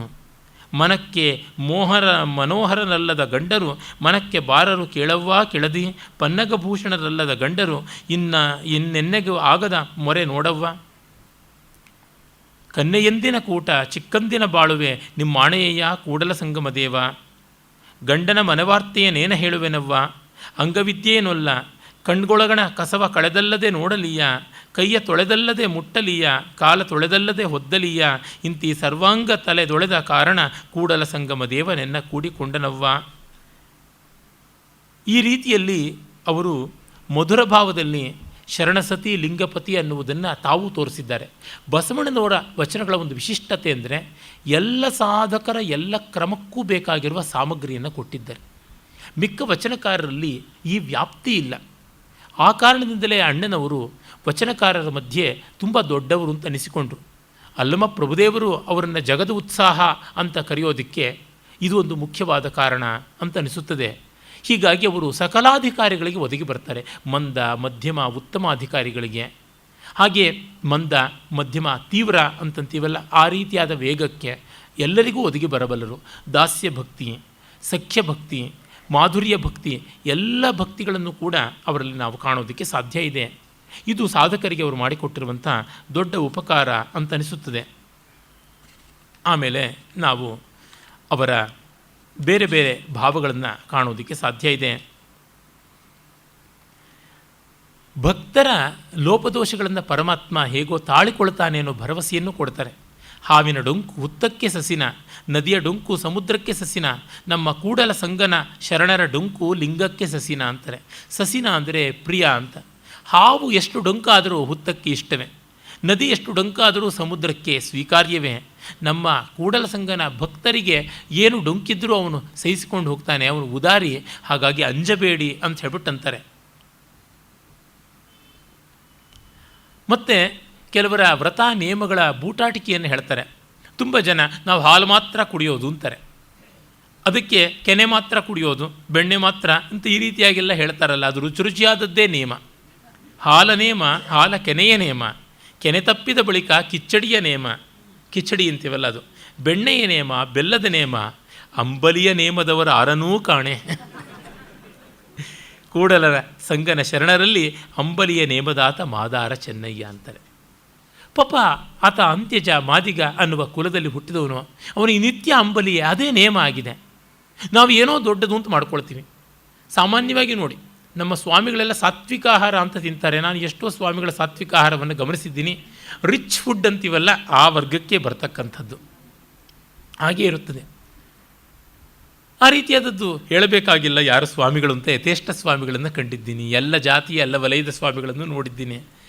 ಹಾಗಾಗಿ ಇಲ್ಲೆಲ್ಲ ಈ ರೀತಿಯಾದ ನಿಯಮಗಳು ಯಾವ ಮಾತ್ರದ್ದು, ಹುತ್ತವ ಬಡಿದೊಡೆ ಅನ್ನುವ ಅರ್ಥದಲ್ಲಿಯೇ ಬರುವಂಥದ್ದು ಅಂತ ಹೇಳ್ತಾರೆ. ಆಮೇಲೆ ಅವರು ಹೇಳ್ತಾರೆ, ಆ ಏಕದೇವತಾ ನಿಷ್ಠೆ ಬೇಕು ಅಂತ. ಅನ್ಯದೇವತಾ ನಿಂದೆಯಲ್ಲ, ಏಕತ್ರ ಏಕಾಗ್ರತೆ ಇರಲಿ ಅಂತ. ದೇವನೊಬ್ಬ ನಾಮ ಹಲವು, ಇದು ಪ್ರಸಿದ್ಧವಾದದ್ದು. ಏಕಂ ಸದ್ವಿಪ್ರಾ ಬಹುಧಾ ವದಂತಿ ಎನ್ನುವ ಋಗ್ವೇದದ ಮಾತೇ ಪ್ರಮಾಣ. ಪರಮ ಪತಿವ್ರತೆಗೆ ಗಂಡನೊಬ್ಬ, ಮತ್ತೊಂದ ಕೆರಗಿದರೆ ಕಿವಿಮೂಗ ಕೊಯ್ಯುವನು. ಕಿವಿಮೂಗನ ಕೊಯ್ಯೋದು ವ್ಯಭಿಚಾರ ಮಾಡಿದಾಗ, ಅದು ಇಲ್ಲಿಯ ಧ್ವನಿ. ಪತಿವ್ರತೆಗೆ ಒಬ್ಬನೇ ಗಂಡ, ಭಕ್ತನಿಗೆ ಒಬ್ಬನೇ ದೇವರು. ಹಲವು ದೈವದ ಎಂಜಲ ತಿಂಬವರ ನೇನೆಂಬೆ ಕೂಡಲ ಸಂಗಮ ದೇವ ಅಂತ. ಇದು ಏಕಾಗ್ರತೆಗಾಗಿ ಮಾಡಿದ್ದು. ಎಲ್ಲ ದೇವರು ಒಂದೇ ಅನ್ನುವ ಭಾವ ಮಾಡಿಕೊಂಡಾಗ ಒಂದೇ ಸಾಕಾಗುತ್ತದಲ್ಲ. ಒಂದು ಕಥೆ ಉಂಟು. ಒಬ್ಬ ವಿದ್ವಾಂಸ ಅನೇಕ ದೇವತೆಗಳ ಅರ್ಚನೆ ಮಾಡ್ತಾ ಇದ್ದ, ಎಲ್ಲಿಯೂ ಏಕಾಗ್ರತೆ ಇಲ್ಲ. ಒಮ್ಮೆ ಅವನ ಮನೆ ಹತ್ತಿರಕ್ಕೆ ಒಬ್ಬ ಹಳೆಯ ಸ್ನೇಹಿತ ಬಂದ. ಇವನು ಪೂಜೆಯಲ್ಲಿದ್ದ, ಅದಕ್ಕಾಗಿ ಹೊರಗೆ ಕೂತಿರು ಅಂತ ಹೇಳ್ದ. ಆಮೇಲೆ ಸ್ವಲ್ಪ ಹೊತ್ತಾದಮೇಲೆ ಸೇವಕನ ಕೇಳಿದೆ, ಏನು ಮಾಡ್ತಾ ಇದ್ದಾರೆ? ಶಿವಪೂಜೆ, ಆಮೇಲೆ ವಿಷ್ಣು ಪೂಜೆ, ಆಮೇಲೆ ದೇವಿ ಪೂಜೆ, ಕಡೆಗೆ ಕೊನೆಗೆ ಸಾಯಿಬಾಬಾವರೆಗೂ ಎಲ್ಲ ದೇವ್ರ ಪೂಜೆನೂ ಮಾಡ್ತಾ ಇದ್ದ. ಇವನು ಅಂಗಳದಲ್ಲಿ ಕೂತಿದ್ದ. ಒಂದೊಂದು ದೇವ್ರ ಪೂಜೆ ಅಂದರೂ ಒಂದೊಂದು ಸಣ್ಣ ಸಣ್ಣ ಹಳ್ಳ ತೆಗಿತಾ ಬಂದ. ಹೊರಕ್ಕೆ ಅವನು ಬಂದ ಮುಗಿಸ್ಕೊಂಡು, ಏನಪ್ಪ ಅಂದರೆ 27 ಹಳ್ಳ ಇತ್ತು. ಏನಿದು ಅಂತಂದರೆ ಬಾವಿಗೆ ಅಂತ. ಒಂದು ಕಡೆ ಅಗಿಬಾರ್ದ ಅಂದರೆ, ನೀನು ಒಂದು ಕಡೆ ಪೂಜೆ ಮಾಡ್ಬೋದಾಗಿತ್ತಲ್ಲ, ನೀನು 1000 ದೇವರುಗಳ ಪೂಜೆ ಮಾಡಿದ್ರಿಂದ ನಾನು 1000 ಕಡೆ ಆಗಿದೆ ಅಂತ. ಹೀಗೆ ಏಕಾಗ್ರತೆಯನ್ನು ಬಿಡುವುದು ತಪ್ಪು ಅನ್ನುವ ದೃಷ್ಟಿಯಿಂದ ರೋಲಿಂಗ್ ಸ್ಟೋನ್ ಗ್ಯಾದರ್ಸ್ ದೋಮಾಸ್ ಅನ್ನುವ ಅರ್ಥದಲ್ಲಿ ಇದನ್ನು ಹೇಳ್ತಾರೆ. ಇವೆಲ್ಲವನ್ನೂ ಕೂಡ ನಾವು ವೇದಾಂತದ ಸಮನ್ವಯ ದೃಷ್ಟಿಯಿಂದ ಸ್ವೀಕರಿಸಬೇಕೇ ಹೊರತು ಅನ್ಯ ಸಮಯ ನಿಂದೆ ಅನ್ನುವಂತೆ ಅಲ್ಲ. ಇದನ್ನು ಆಚಾರ್ಯ ಶಂಕರರು ನಹಿನಿಂದಾ ನ್ಯಾಯ ಅಂತ ಮತ್ತೆ ಮತ್ತೆ ಹೇಳ್ತಾರೆ. ನೀಲಕಂಠ ದೀಕ್ಷಿತ ಅಂತೂ ಒಬ್ಬರೂ ದೇವರಿಲ್ಲ, ನಮ್ಮ ಪಾಲಿಗೆ ಅರ್ಧನಾರೀಶ್ವರ ಆಗಿದ್ದರಿಂದ ಅರ್ಧ ದೇವರೇ ಇರೋದು ಅಂತಂತಾನೆ. ಪುಣ್ಯವಂತರಿಗೆ ತುಂಬ ದೇವರಿದ್ದಾರೆ, ನಮ್ಮ ಗತಿ ಏನು ಅಂತಂತಾನೆ. ಆಮೇಲೆ ಅವರು ಹೇಳ್ತಾರೆ, ಯಮಗೇಕೆ ಪರರ ಚಿಂತೆಯಯ್ಯ, ಕೂಡಲ ಸಂಗನು ಒಲಿವನೋ ಒಲಿಯನೋ ಎಂಬ ಚಿಂತೆಯೇ ಹಾಸಿ ಹೊದೆಯಲ್ಲಿರಲಾಗಿ ಅಂತಾರೆ. ಅನ್ಯ ಚಿಂತೆಯನ್ನು ಬಿಟ್ಟು ಏಕಾಗ್ರತೆಯನ್ನು ಪಡ್ಕೊಳ್ಳೋದಕ್ಕೆ ಅಂತಾರೆ. ಕಾವ್ಯಮಯವಾಗಿ ಬರೀತಾರೆ. ಆ ಚಕೋರಂಗೆ ಚಂದ್ರಮನ ಚಿಂತೆ ಅಂತನ್ನುವುದೆಲ್ಲ ನಾವು ಕೇಳಿದ್ದೀವಲ್ಲ. ಭಾಳ ಪ್ರಸಿದ್ಧವಾದ ಕವಿ ಸಮಯಗಳನ್ನು ಇಟ್ಕೊಂಡು ಅಂಬುಜಕ್ಕೆ ಭಾನುವಿನ ಉದಯದ ಚಿಂತೆ, ಭ್ರಮರಕ್ಕೆ ಪರಿಮಳದ ಬಂಡುಂಬ ಚಿಂತೆ, ಯಮಗೆ ಕೂಡಲ ಸಂಗಮನ ನೆನವುದೇ ಚಿಂತೆ ಅಂತಂತಾರೆ. ಪ್ರಾಸಬದ್ಧವಾಗಿ ಬರೀತಾರೆ. ನೆರೆ ಕೆನ್ನೆಗೆ ತೆರೆಗಲ್ಲಕ್ಕೆ ಶರೀರ ಗೂಡು ಹೋಗದ ಮುನ್ನ, ಹಲ್ಲು ಹೋಗಿ ಬೆನ್ನು ಬಾಗಿ ಅನ್ಯರಿಗೆ ಹಂಗಾಗದ ಮುನ್ನ, ಕಾಲ ಮೇಲೆ ಕೈಯ ನೂರಿ ಕೋಲ ಹಿಡಿಯದ ಮುನ್ನ, ಮುಪ್ಪಿಂದೊಪ್ಪ ಒಳೆಯುವ ಮುನ್ನ, ಮೃತ್ಯು ಮುಟ್ಟದ ಮುನ್ನ ಪೂಜಿಸು ನಮ್ಮ ಕೂಡಲ ಸಂಗಮ ದೇವನ ಅಂತಾರೆ. ನೆರೆ ಕೆನ್ನೆಗೆ ಕೆನ್ನೆ ಮೇಲೆ ಕಿವಿ ಹತ್ರನೇ ನೆರೆಗೂದಲು ಬರೋಕ್ಕೆ ಮುನ್ನ, ತೆರೆ ಗಲ್ಲಕ್ಕೆ, ತೆರೆ ಅಂದರೆ ಸುಕ್ಕು, ಗಲ್ಲಕ್ಕೆ ಬರುವ ಮುನ್ನ, ಶರೀರ ಗೂಡಿನಂತೆ ಆಗುವ ಮುನ್ನ, ಹಲ್ಲು ಹೋಗಿ ಬೆನ್ನು ಬಾಗಿ ಅನ್ಯರಿಗೆ ಹಂಗಾಗುವುದಕ್ಕಿಂತ ಮುನ್ನ, ಕಾಲ ಮೇಲೆ ಕೈಯನೂರಿ ಕೋಲು ಹಿಡಿಯುವ ಮುನ್ನ. ಅಂದರೆ ಎಷ್ಟು ಚೆನ್ನಾಗಿ ಶನೈರ್ ಎಷ್ಟುತ್ಥಾನಂ ಘನತಿಮಿರ ರುದ್ಧೇಚ ನಯನೆ ಅಂತ ಭರ್ತೃರು ಹೇಳೋದಿದೆ. ಹಾಗಾಗಿ ಅದಕ್ಕೆ ಮುನ್ನ ನಾವು ಧ್ಯಾನ ಮಾಡಬೇಕು. ತುಂಬ ಜನಕ್ಕೆ ವೇದಾಂತ ಇತ್ಯಾದಿಗಳೆಲ್ಲ ರಿಟೈರ್ಮೆಂಟ್ ಆದಮೇಲೆ ಇರ್ತಕ್ಕಂಥ ಪ್ಲ್ಯಾನಿಂಗ್ ಅಂತ. ನನ್ನ ಕ್ಲಾಸ್ಮೇಟ್ ಒಬ್ಬ ಬೇಕಾದಷ್ಟು ಸಾಹಿತ್ಯದ್ದು ವೇದಾಂತದ್ದು ಪುಸ್ತಕಗಳನ್ನು ಕೊಂಡುಕೊಳ್ತಾ ಇದ್ದೆ ಇಂಜಿನಿಯರಿಂಗಲ್ಲಿ. ಯಾವಾಗ ಗೊತ್ತೀಯೋ ರಿಟೈರ್ ಆದಮೇಲೆ ಅಂತ. ನಾಳೆಗೆ ನೀನು ಸಾಹಿತ್ಯ ಅಂತಂತ ಇದ್ದೆ. ಈಗ ಪಾಪ ಅವನು ಎಲ್ಲಿದ್ದಾನು ಅಂತ 27 ವರ್ಷಗಳಾಯಿತು ಅವನನ್ನು ನೋಡಿ ಹುಡುಕ್ತಾನೇ ಇದ್ದೀನಿ. ಅದಕ್ಕೆ ಫೇಸ್ಬುಕ್ಕಲ್ಲಿ ಏನಾದ್ರು ಸಿಕ್ಕಾನ ಅಂತ ಅವರಿರ ಮೂಲಕ ಹುಡುಕಿಸ್ತಾ ಇದ್ದೀನಿ. ಅವನ ಫೇಸೇ ಕಾಣಿಸ್ತಾ ಇಲ್ಲ. ಗೊತ್ತಿಲ್ಲ, ನನ್ನ ಮಾತು ನಿಜವಾಗದೇ ಇರಲಿ ಅಷ್ಟೇ. ಆಮೇಲೆ ಅವರು ಒಂದು ಬಹಳ ಚೆನ್ನಾಗಿರೋ ವಚನ ಹೇಳ್ತಾನೆ. ಇವನಾರವ ಇವನಾರವ ಇವನಾರವ ಎಂದೆನಿಸದಿರಯ್ಯ, ಇವನಮ್ಮವ ಇವನಮ್ಮವ ಇವನಮ್ಮವನೆಂದೆನಿಸಯ್ಯ, ಕೂಡಲ ಸಂಗಮ ದೇವ ನಿಮ್ಮ ಮನೆಯ ಮಗನೆನಿಸಯ್ಯ ಅಂತ. ಎಲ್ಲರ ಬೈಕಿಯೂ ಇದೇ ಆಗಬೇಕು. ಅನಿರಾಕರಣಮಸ್ತು ಅನಿರಾಕರಣಂ ಮೇಸ್ತು ಯಸ್ಮಾನ್ನೋದ್ವಿಜತೆ ಲೋಕಃ ಲೋಕಾನ್ನೋದ್ವಿಜತೆ ಚ ಯಃ ಹರ್ಷಾಮರ್ಷ ಭಯೋದ್ವೇಗೈರ್ಯುಕ್ತೋ ಯಸ್ಸ ಚ ಮೇ ಪ್ರಿಯ. ವೇದದ ಗೀತೆಯ ಶ್ರುತಿ ಸ್ಮೃತಿಗಳ ಮಾತು ಇಲ್ಲಿರುವಂಥದ್ದು. ಇವನು ಯಾರು ಅಂತ ಕೇಳೋ ಥರ ಮಾಡಬೇಡ. ಇವನು ನಮ್ಮವನು ಅಂತ ಎಲ್ಲರೂ ಅಂಗೀಕರಿಸುವಂತೆ ಮಾಡು ಅಂತ. ಈ ಅಂಗೀಕಾರ ಬುದ್ಧಿ ಬೇಕು, ಸಮುದಾಯದ ಜೊತೆಗೆ ಹೊಂದಿಕೊಂಡು ಹೋಗುವಂಥದ್ದು ಬೇಕು ಅಂತನ್ನುವುದನ್ನು ಹೇಳ್ತಾರೆ. ಉರಿಯೊಳಗಣ ಕರ್ಪೂರಕ್ಕೆ ಕರಿಯುಂಟೆ ಅಯ್ಯ, ಬೆಂಕಿಗೆ ಕರ್ಪೂರ ಸಿಕ್ಕಾಗ ಮಸಿ ಉಳಿಯುತ್ತದೆಯಾ? ಬಯಲ ಮರೀಚಿಯ ಜಲಕ್ಕೆ ಕೆಸರುಂಟೆ ಅಯ್ಯ, ಮೃಗಮರೀಚಿಕೆ ಮಿರೇಜ್ ಬಿಸಿಲು ಕುದುರೆಗೆ ಕೆಸರಿರುತ್ತದೆಯಾ? ವಾಯುವ ನಪ್ಪಿದ ಪರಿಮಳಕ್ಕೆ ನಿರ್ಮಾಲ್ಯ ಉಂಟೆ ಅಯ್ಯ, ಗಾಳಿಯಲ್ಲಿರುವ ಪರಿಮಳಕ್ಕೆ ಏನಾದರೂ ಹೂವಿನ ಹಂಗಿರುತ್ತದೆಯಾ? ನೀನೊಲಿದ ಬಳಿಕ ನನಗೆ ಭಯವುಂಟೆ, ಹಾಗೆ ನೀನು ಒಲಿದ ಮೇಲೆ ನನಗೆ ಭಯ ಇಲ್ಲ, ಈ ದೇಹದ ಹಂಗಿಲ್ಲ ಅಂತ. ಮಸಿಯಾಗೋದಾಗಲಿ ಕೆಸರಾಗೋದಾಗಲಿ ದೇಹದ ಹಂಗು. ಹಾಗೆ ನಾನು ದೇಹ ಬಿಟ್ಟು ಆತ್ಮಾಹಂ ಭಾವಕ್ಕೆ ಬರ್ತೀನಿ, ಜೀವನ್ಮುಕ್ತಿಯನ್ನು ಪಡ್ಕೊಳ್ತೀನಿ ಅಂತ ಹೇಳ್ತಾರೆ. ತತ್ವವನ್ನು ನೋಡಿ ಹಾಗೆ ಹೇಳ್ತಾರೆ. ಭಕ್ತಿಯೆಂಬ ಪೃಥ್ವಿಯ ಮೇಲೆ ಗುರುವೆಂಬ ಬೀಜವಂಕುರಿಸಿ ಲಿಂಗವೆಂಬ ಎಲೆಯಾಯಿತು, ಲಿಂಗವೆಂಬ ಎಲೆಯ ಮೇಲೆ ವಿಚಾರವೆಂಬ ಹೂವಾಗಿತ್ತು, ಆಚಾರವೆಂಬ ಕಾಯಾಗಿತ್ತು, ನಿಷ್ಪತ್ತಿ ಎಂಬ ಹಣ್ಣಾಗಿತ್ತು, ನಿಷ್ಪತ್ತಿ ಎಂಬ ಹಣ್ಣ ತೊಟ್ಟು ಬಿಟ್ಟು ಕಳಚಿ ಬೀಳುವಲ್ಲಿ ಕೂಡಲ ಸಂಗಮ ದೇವ ತಮಗೆ ಬೇಕೆಂದು ಕೈಗೆತ್ತಿಕೊಂಡ ಅಂತ. ಇದು ಸೊಗಸಾಗಿರ್ತಕ್ಕಂತಹ ಏಕಾವಳಿ ಕಾರಣಮಾಲಾ ಅಲಂಕಾರಗಳು, ಶೃಂಖಲಾ ಅಲಂಕಾರದ ಒಂದು ಛಾಯೆಯಲ್ಲಿ ಕಾಣಿಸುತ್ತದೆ. ಗುರು ಅನ್ನುವ ಅಂಕುರಕ್ಕೆ ಬೀಜ, ಲಿಂಗ ಅನ್ನುವ ಎಲೆ ಆ ಮೊಳಕೆ ಬಂದದ್ದು, ಲಿಂಗದ ಎಲೆಯ ಮೇಲೆ ವಿಚಾರದ ಹೂವು, ಆಚಾರದ ಕಾಯಿ, ನಿಷ್ಪತ್ತಿಯ ಹಣ್ಣು. ನಿಷ್ಪತ್ತಿ ಅಂತಂದರೆ ಆಚಾರ ಎಲ್ಲ ಪೂರ್ಣವಾಗಿ ಫಲಿಸಿದ್ದು ಅಂತ. ಅದು ತೊಟ್ಟು ಕಳಚಿ ಬೀಳುವಲ್ಲಿ ಕೂಡಲ ಸಂಗಮನೇ ಬಂದು ಇಟ್ಟುಕೊಂಡ ಅಂತ. ಜೀವನ್ಮುಕ್ತಿ ಅನ್ನುವಂಥದ್ದು ಈ ರೀತಿ ಬಂದದ್ದು ಅಂತ. ಇದು ಸಾವಯವ ರೂಪಕಾಲಂಕಾರವೂ ಆಗುತ್ತದೆ ಮತ್ತು ಕಾರಣಮಾಲ ಅಲಂಕಾರವೂ ಆಗುತ್ತದೆ. ಮತ್ತು ಅವರು ಹೇಳ್ತಾರೆ, ಆ ಪರಮಾತ್ಮನ ಆರಾಧನೆಯ ಜ್ಞಾನದಿಂದ ಜನ್ಮಾಂತರದ ಹಂಗು ಹೊರಟೋಗುತ್ತದೆ, ಜೀವನ್ಮುಕ್ತಿ ಲಭಿಸುತ್ತದೆ ಅನ್ನೋದನ್ನು ಬಹಳ ಚೆನ್ನಾಗಿ ಹೇಳ್ತಾರೆ. ಲಜ್ಜೆಗೆಟ್ಟೆನು ನಾಣುಗೆಟ್ಟೆನು ಕುಲಗೆಟ್ಟೆನು ಛಲಗೆಟ್ಟೆನು ಸಂಘ ನಿನ್ನ ಪೂಜಿಸಿ ಭವಗೆಟ್ಟೆನು ನಾನಯ್ಯ. ಭವಗೆಟ್ಟೆ ಅಂದರೆ ಜನ್ಮ ಕಳ್ಕೊಂಡೆ. ಅಯಂ ಕ್ಷೀರಾಂಬೋಧೆ ಪತಿರಿತಿ ಗವಾಂ ಪಾಲಕ ಇತಿ ಶ್ರುತೋಸ್ಮಾಭಿ ಕ್ಷೀರೋಪನಯನ ಧಿಯಾ ನಂದತನಯ ಅನೇನ ಪ್ರತ್ಯೂಹೋ ವ್ಯರಚಿ ವಿಧಿನಾ ಏನ ಜನನೀಸ್ತನಾದಪ್ಯಸ್ಮಾಕಂ ಸಕೃತಿಪೆ ಪಯೋ ದುರ್ಲಭಮಭೂತ್ ಅಂತ ಲೀಲಾಶುಕ ಹೇಳ್ತಾನೆ. ಇವನು ಕ್ಷೀರಸಾಗರ ಶಯನ, ಗೋಪಾಲಕ, ನಂದಗೋಪನ ಮಗ, ಗೋವಿಂದ, ಇವನಲ್ಲಿ ಸಮೃದ್ಧವಾಗಿ ಹಾಲು ಸಿಗುತ್ತದೆ ಅಂತ ಇವನನ್ನು ಆಶ್ರಯಿಸಿದರೆ ಯಾವೊಂದು ಜನ್ಮಕ್ಕೂ ತಾಯಿ ಹಾಲು ಕೂಡ ಸಿಗದಂತೆ ಮಾಡಿಬಿಟ್ಟ ಪಾಪಿ ಅಂತ. ಅಂದರೆ ಜನ್ಮವೇ ಇಲ್ಲದಂತೆ ಮಾಡದ ಅನ್ನುವ ಒಂದು ಅದ್ಭುತವಾದ ವ್ಯಾಜಸ್ತುತ್ಯ ಅಲಂಕಾರ ಅಥವಾ ವ್ಯಾಜನಿಂದ ಅಲಂಕಾರ. ಇಲ್ಲಿ ಹಾಗೆ ನಿನ್ನನ್ನು ಪೂಜೆ ಮಾಡಿ ಜನ್ಮ ನನಗೆ ಹಾಳಾಗ್ಬಿಡ್ತು, ನಿಮ್ಮ ಮುಟ್ಟಿ ಹುಟ್ಟುಗೆಟ್ಟೆನು ದೇವ, ನಿಮ್ಮನ್ನು ಮುಟ್ಟಿ ನಾನು ಹುಟ್ಟಿ ಕೆಡಿಸ್ಕೊಂಡೆ ಅಂತ ನಿಂದೆಯಂತೆ ಕಾಣುವ ಅಮೋಘವಾದ ಸ್ತುತಿ, ಆತ್ಮನ ಧನ್ಯಾತಿ ಧನ್ಯವಾದ ಭಾವವನ್ನು ಹೇಳ್ತಾ ಇದ್ದಾರೆ. ಇದು ಅವರ ಕಾವ್ಯ ಆ ಮಟ್ಟದ್ದು. ವಚನಕಾರರ ಪೈಕಿ ಅದ್ವಿತೀಯವಾದ ಕಾವ್ಯ ಅಂದರೆ 3-4 ಜನದ್ದು ಎದ್ದು ಕಾಣುವಂತೆ. ಪ್ರಭುದೇವರು, ಬಸವಣ್ಣನವರು, ಮಹಾದೇವಿಯಕ್ಕ. ಮನಕ್ಕೆ ಮನೋಹರವಲ್ಲದ ಗಂಡರು ಮನಕ್ಕೆ ಬಾರರು ಕೆಳವ್ವ ಕೆಳದಿ, ಪನ್ನಗಭೂಷಣರಲ್ಲದ ಗಂಡರು ಇನ್ನೆನಗ ಹೊರೆ ನೋಡವ್ವ. ಅಂತ ಮತ್ತೆ ಮಧುರ ಭಕ್ತಿಯನ್ನು ಹೇಳ್ತಾರೆ. ಕಲ್ಲೊಳಗೆ ಹೊನ್ನುಂಟು, ಮರದೊಳಗೆ ಅಗ್ನಿ ಉಂಟು, ಹಾಲೊಳಗೆ ತುಪ್ಪ ಉಂಟು, ಅಂತರ್ಯಾಮಿಯಲ್ಲಿ ಶಿವನಿಹನು ಅಂತೆಲ್ಲ ಅಂತಾರೆ. ತಿಲೇಶು ತೈಲಂ ಸರ್ಪೀವ ದಧಿನೀವ ಸರ್ಪಿಹಿ, ಈ ರೀತಿಯಾಗಿ ಆಗಮಗಳಲ್ಲಿ ಕಾಣಿಸಿಕೊಳ್ಳುವ ಮಾತನ್ನೇ ಅವರು ಹೇಳ್ತಾ ಬರ್ತಾರೆ. ಇದನ್ನು ಮತ್ತೆ ಬೇರೆ ಬೇರೆ ಕಡೆಗಳಿಂದ ನಾನು ಹೇಳೋದಕ್ಕೆ ಕಾರಣ ಇಷ್ಟೇ. ವಚನ ನಿರ್ವಾತದಲ್ಲಿ ಆದದ್ದಲ್ಲ, ಅದಕ್ಕೆ ದೊಡ್ಡ ಪರಂಪರೆ ಇದೆ. ಅದು ಅಖಂಡ ಭಾರತೀಯ ದಾರ್ಶನಿಕ ಪರಂಪರೆ ಅಂತ. ಆಮೇಲೆ ಅವರು ಈ ಅನುಭಾವದ ಬಗೆಗೆ ಹೇಳ್ತಾರೆ. ಅನುಭಾವ ಅಂದರೆ ಮಿಸ್ಟಿಸಮ್. ಅನುಭಾವ ಅನುಭಾವ ಅನುಭಾವ ಎಂಬಿರಿ, ಅನುಭಾವವೆಂಬುದು ನೆಲದ ಮರೆಯ ನಿಧಾನ ಕಾಣಿರೋ. ಅನುಭಾವ ಅನ್ನೋದು ನೆಲದೊಳಗಿನ ನಿಕ್ಷೇಪ. ಅನುಭಾವ ಎಂಬುದು ಅಂತರಂಗದ ರತ್ನ ಕಾಣಿರೋ. ಅನುಭಾವವೆಂಬುದು ಶಿಶುಕೊಂಡ ಕನಸು ಕಾಣಿರೋ. ಆ ಮಗು ಕಂಡ ಕನಸು ಬಾಯಿ ಬಿಟ್ಟು ಯಾರಿಗೂ ಹೇಳೋಕ್ಕಾಗೋಲ್ಲ, ಕನಸಂತೂ ಬಂದಿರುತ್ತದೆ. ಆ ಅಂತರನುಭವ ಬಾಯಿ ಬಿಟ್ಟು ಹೇಳಬಾರದು. ಅನುಭವವೆಂಬುದು ರಚ್ಚೆಯ ಮಾತೆ. ರಚ್ಚೆ ಅಂದರೆ ರಸ್ತೆ, ರಚ್ಚ ಅಂತ ತೆಲುಗಿನಲ್ಲಿ ಹೇಳ್ತಾರಲ್ಲ ರೋಡ್, ಆ ರೀತಿಯಾಗಿ ರಥ್ಯ ಅಂತ ಸಂಸ್ಕೃತದಲ್ಲಿರುವುದು ಹಿಂದಿನಲ್ಲಿ ರಾಸ್ತಾ ಅಂತಾಯಿತು, ಕನ್ನಡದಲ್ಲಿ ರಚ್ಚೆ ಅಂತಾಗಿದೆ. ರಚ್ಚೆ ಹಿಡಿದು ಗಲಾಟೆ ಮಾಡ್ತು ಮಗು ಅಂದರೆ ಬೀದಿಗೆ ಬಿದ್ದು ಉರುಳಾಡ್ತು ಅನ್ನುವ ಅರ್ಥದಲ್ಲಿ ಬರುವಂಥದ್ದು. ಅನುಭಾವವೆಂಬುದು ಬೀದಿಯ ಪಸಾರವೇ. ಏನಂಬೆ ಹೇಳ ಮಹಾಘನವನು, ಆನೆ ಮಾನದೊಳು ಅಡಗುವುದೇ ದರ್ಪಣದೊಳಗಲ್ಲದೆ. ಆನೆಯನ್ನು ತಕ್ಕಡಿನಲ್ಲಿ ಹಿಡಿಸೋಕ್ಕಾಗುತ್ತೆಯಾ? ಕನ್ನಡಿಯೊಳಗೆ ಹಿಡಿಸ್ಬೋದು. ಈ ಅನುಭವ ಅಂದರೆ ಬ್ರಹ್ಮಾನುಭವದ ಅಮೋಘವಾದಂಥ ಆ ಸ್ಥಿತಿಯನ್ನು ನಾವು ಪರ್ಯಾಯವಾಗಿ ಹೇಳಬಹುದು, ನೇರವಾಗಿ ಹೇಳೋಕ್ಕಾಗೋಲ್ಲ. ಧ್ವನಿಮಾರ್ಗ ಅಂದರೆ ಅದನ್ನೇ.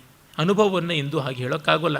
ನಿಂದಲ್ಲಿಯೇ ಅನುಭವ, ಕಂಡಲ್ಲಿ ಗೋಷ್ಠಿಯಾಗಿ ಅನುಭವ, ಬಂದಲ್ಲಿ ಪ್ರಸಂಗವ ಮಾಡುವ ಹಂದಿ ಕುನ್ನಿಗಳಿಗೆ ಏನೆಂಬೆನಯ್ಯ ಅಂತಾರೆ.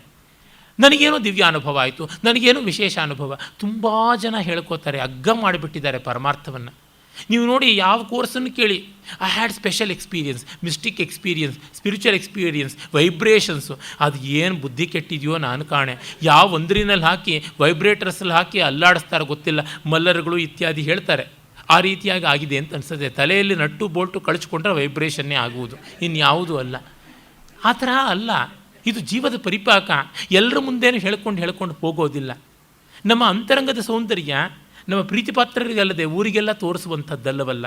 ಆ ರೀತಿಯಾದದ್ದು ಅನುಭವ ಅಂತ ಹೇಳ್ತಾರೆ.